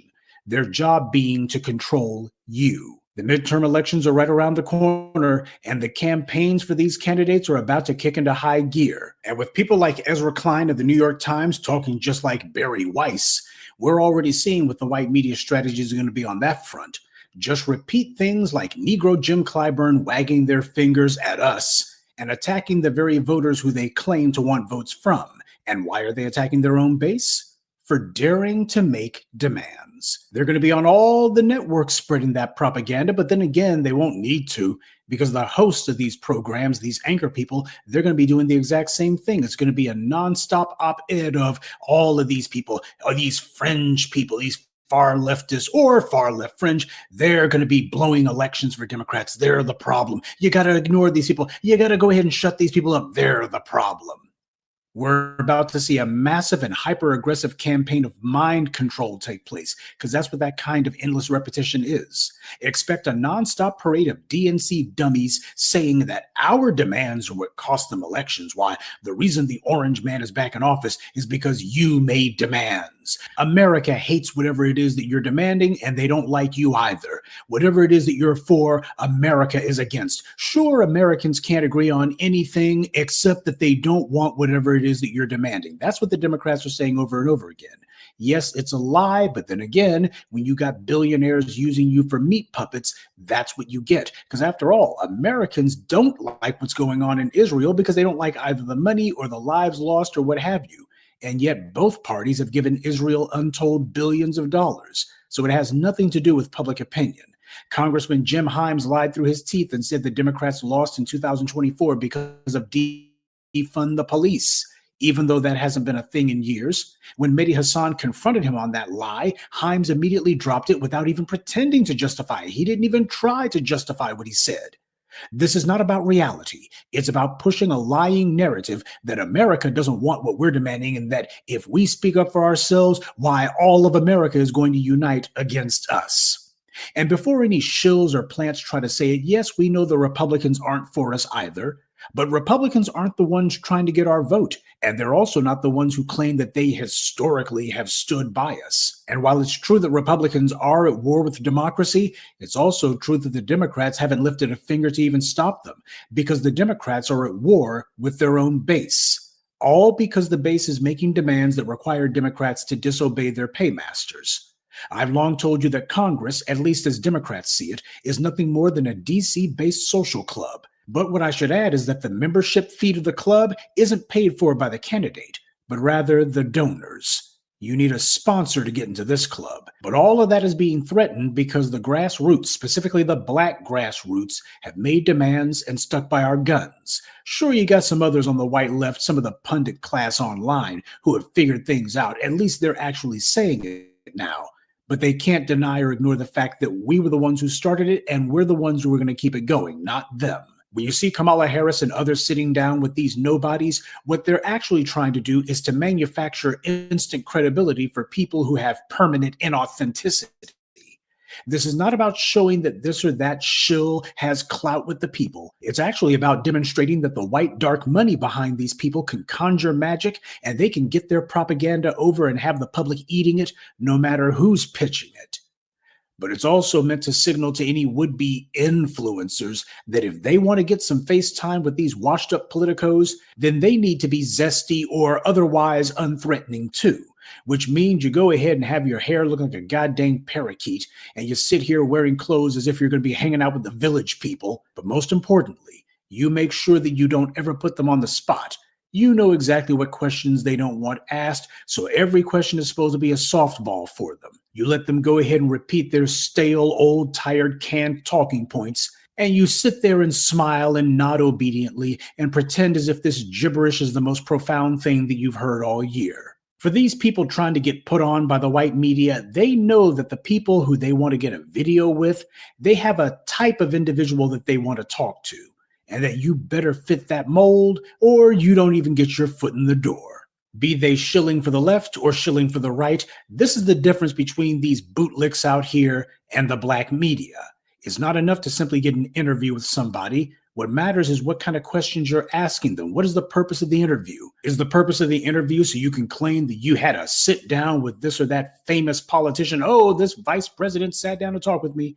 Or is the purpose of the interview to make sure that your audience and your viewers' questions and concerns are heard, are put directly to them? Mainstream news in America has always been a toilet, but it became a complete and thorough cesspool when these guys started getting paid big and they decided they were going to go along with the get along wholeheartedly. And now you got these folks online who are pursuing the exact same strategy, and they're doing it for the exact same people. All of this endless carpet bombing you see them doing, bringing out these clowns and shills to get out here and buck dance for them, this is supposed to be what counts as a substitute for the influence that they don't have. That's the entire reason that they have to go through all this. Well, if Kamala Harris is trying to change anybody's mind about her, especially in the Black community, I recommend that Kamala go ahead and get started on her next book now, because she's going to have nothing but free time on her hands to write it. Good day and be one. I'd like to take a moment to mention some of our contributors: Sean, Stay Positive, Nora Brown, Joseph Shorter, and Jack Smith. Salute to them and thank you to everyone for listening, liking, and sharing this message. Black empowerment only exists because of you.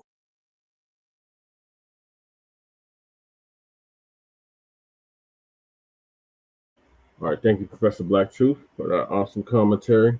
Yeah, the white donors can give you a platform, but they can't give you credibility. And these bootlicks and shills is finding it out the hard way. We're gonna keep exposing these clowns left and right. We got some in our city and our state that we expose all the time, and we're gonna keep exposing them clowns. But thank y'all for tuning in to Season 5, Episode 46, Part 3 of the Front Line Blacc News. Join us tomorrow today, because it's Tuesday now, for Shabaka's Black Experience Enhanced at 7 p.m. Mountain Standard Time, 9 p.m. in the East. And then join us after that for continuation of the Front Line Blacc News part 3 of season 5, episode 46. So peace, love, light, reparations, separations, and delineations, and Black empowerment. Chan Kruma signing out. Thank you to Crew Reality for coming through. Thank you, Randall Robinson, for coming through. Thank you, Twin and Mac, for always coming through. And anybody else that was speaking and not speaking. Oh, yeah, shout out to Michael for coming through, too. So, I'm out. Peace.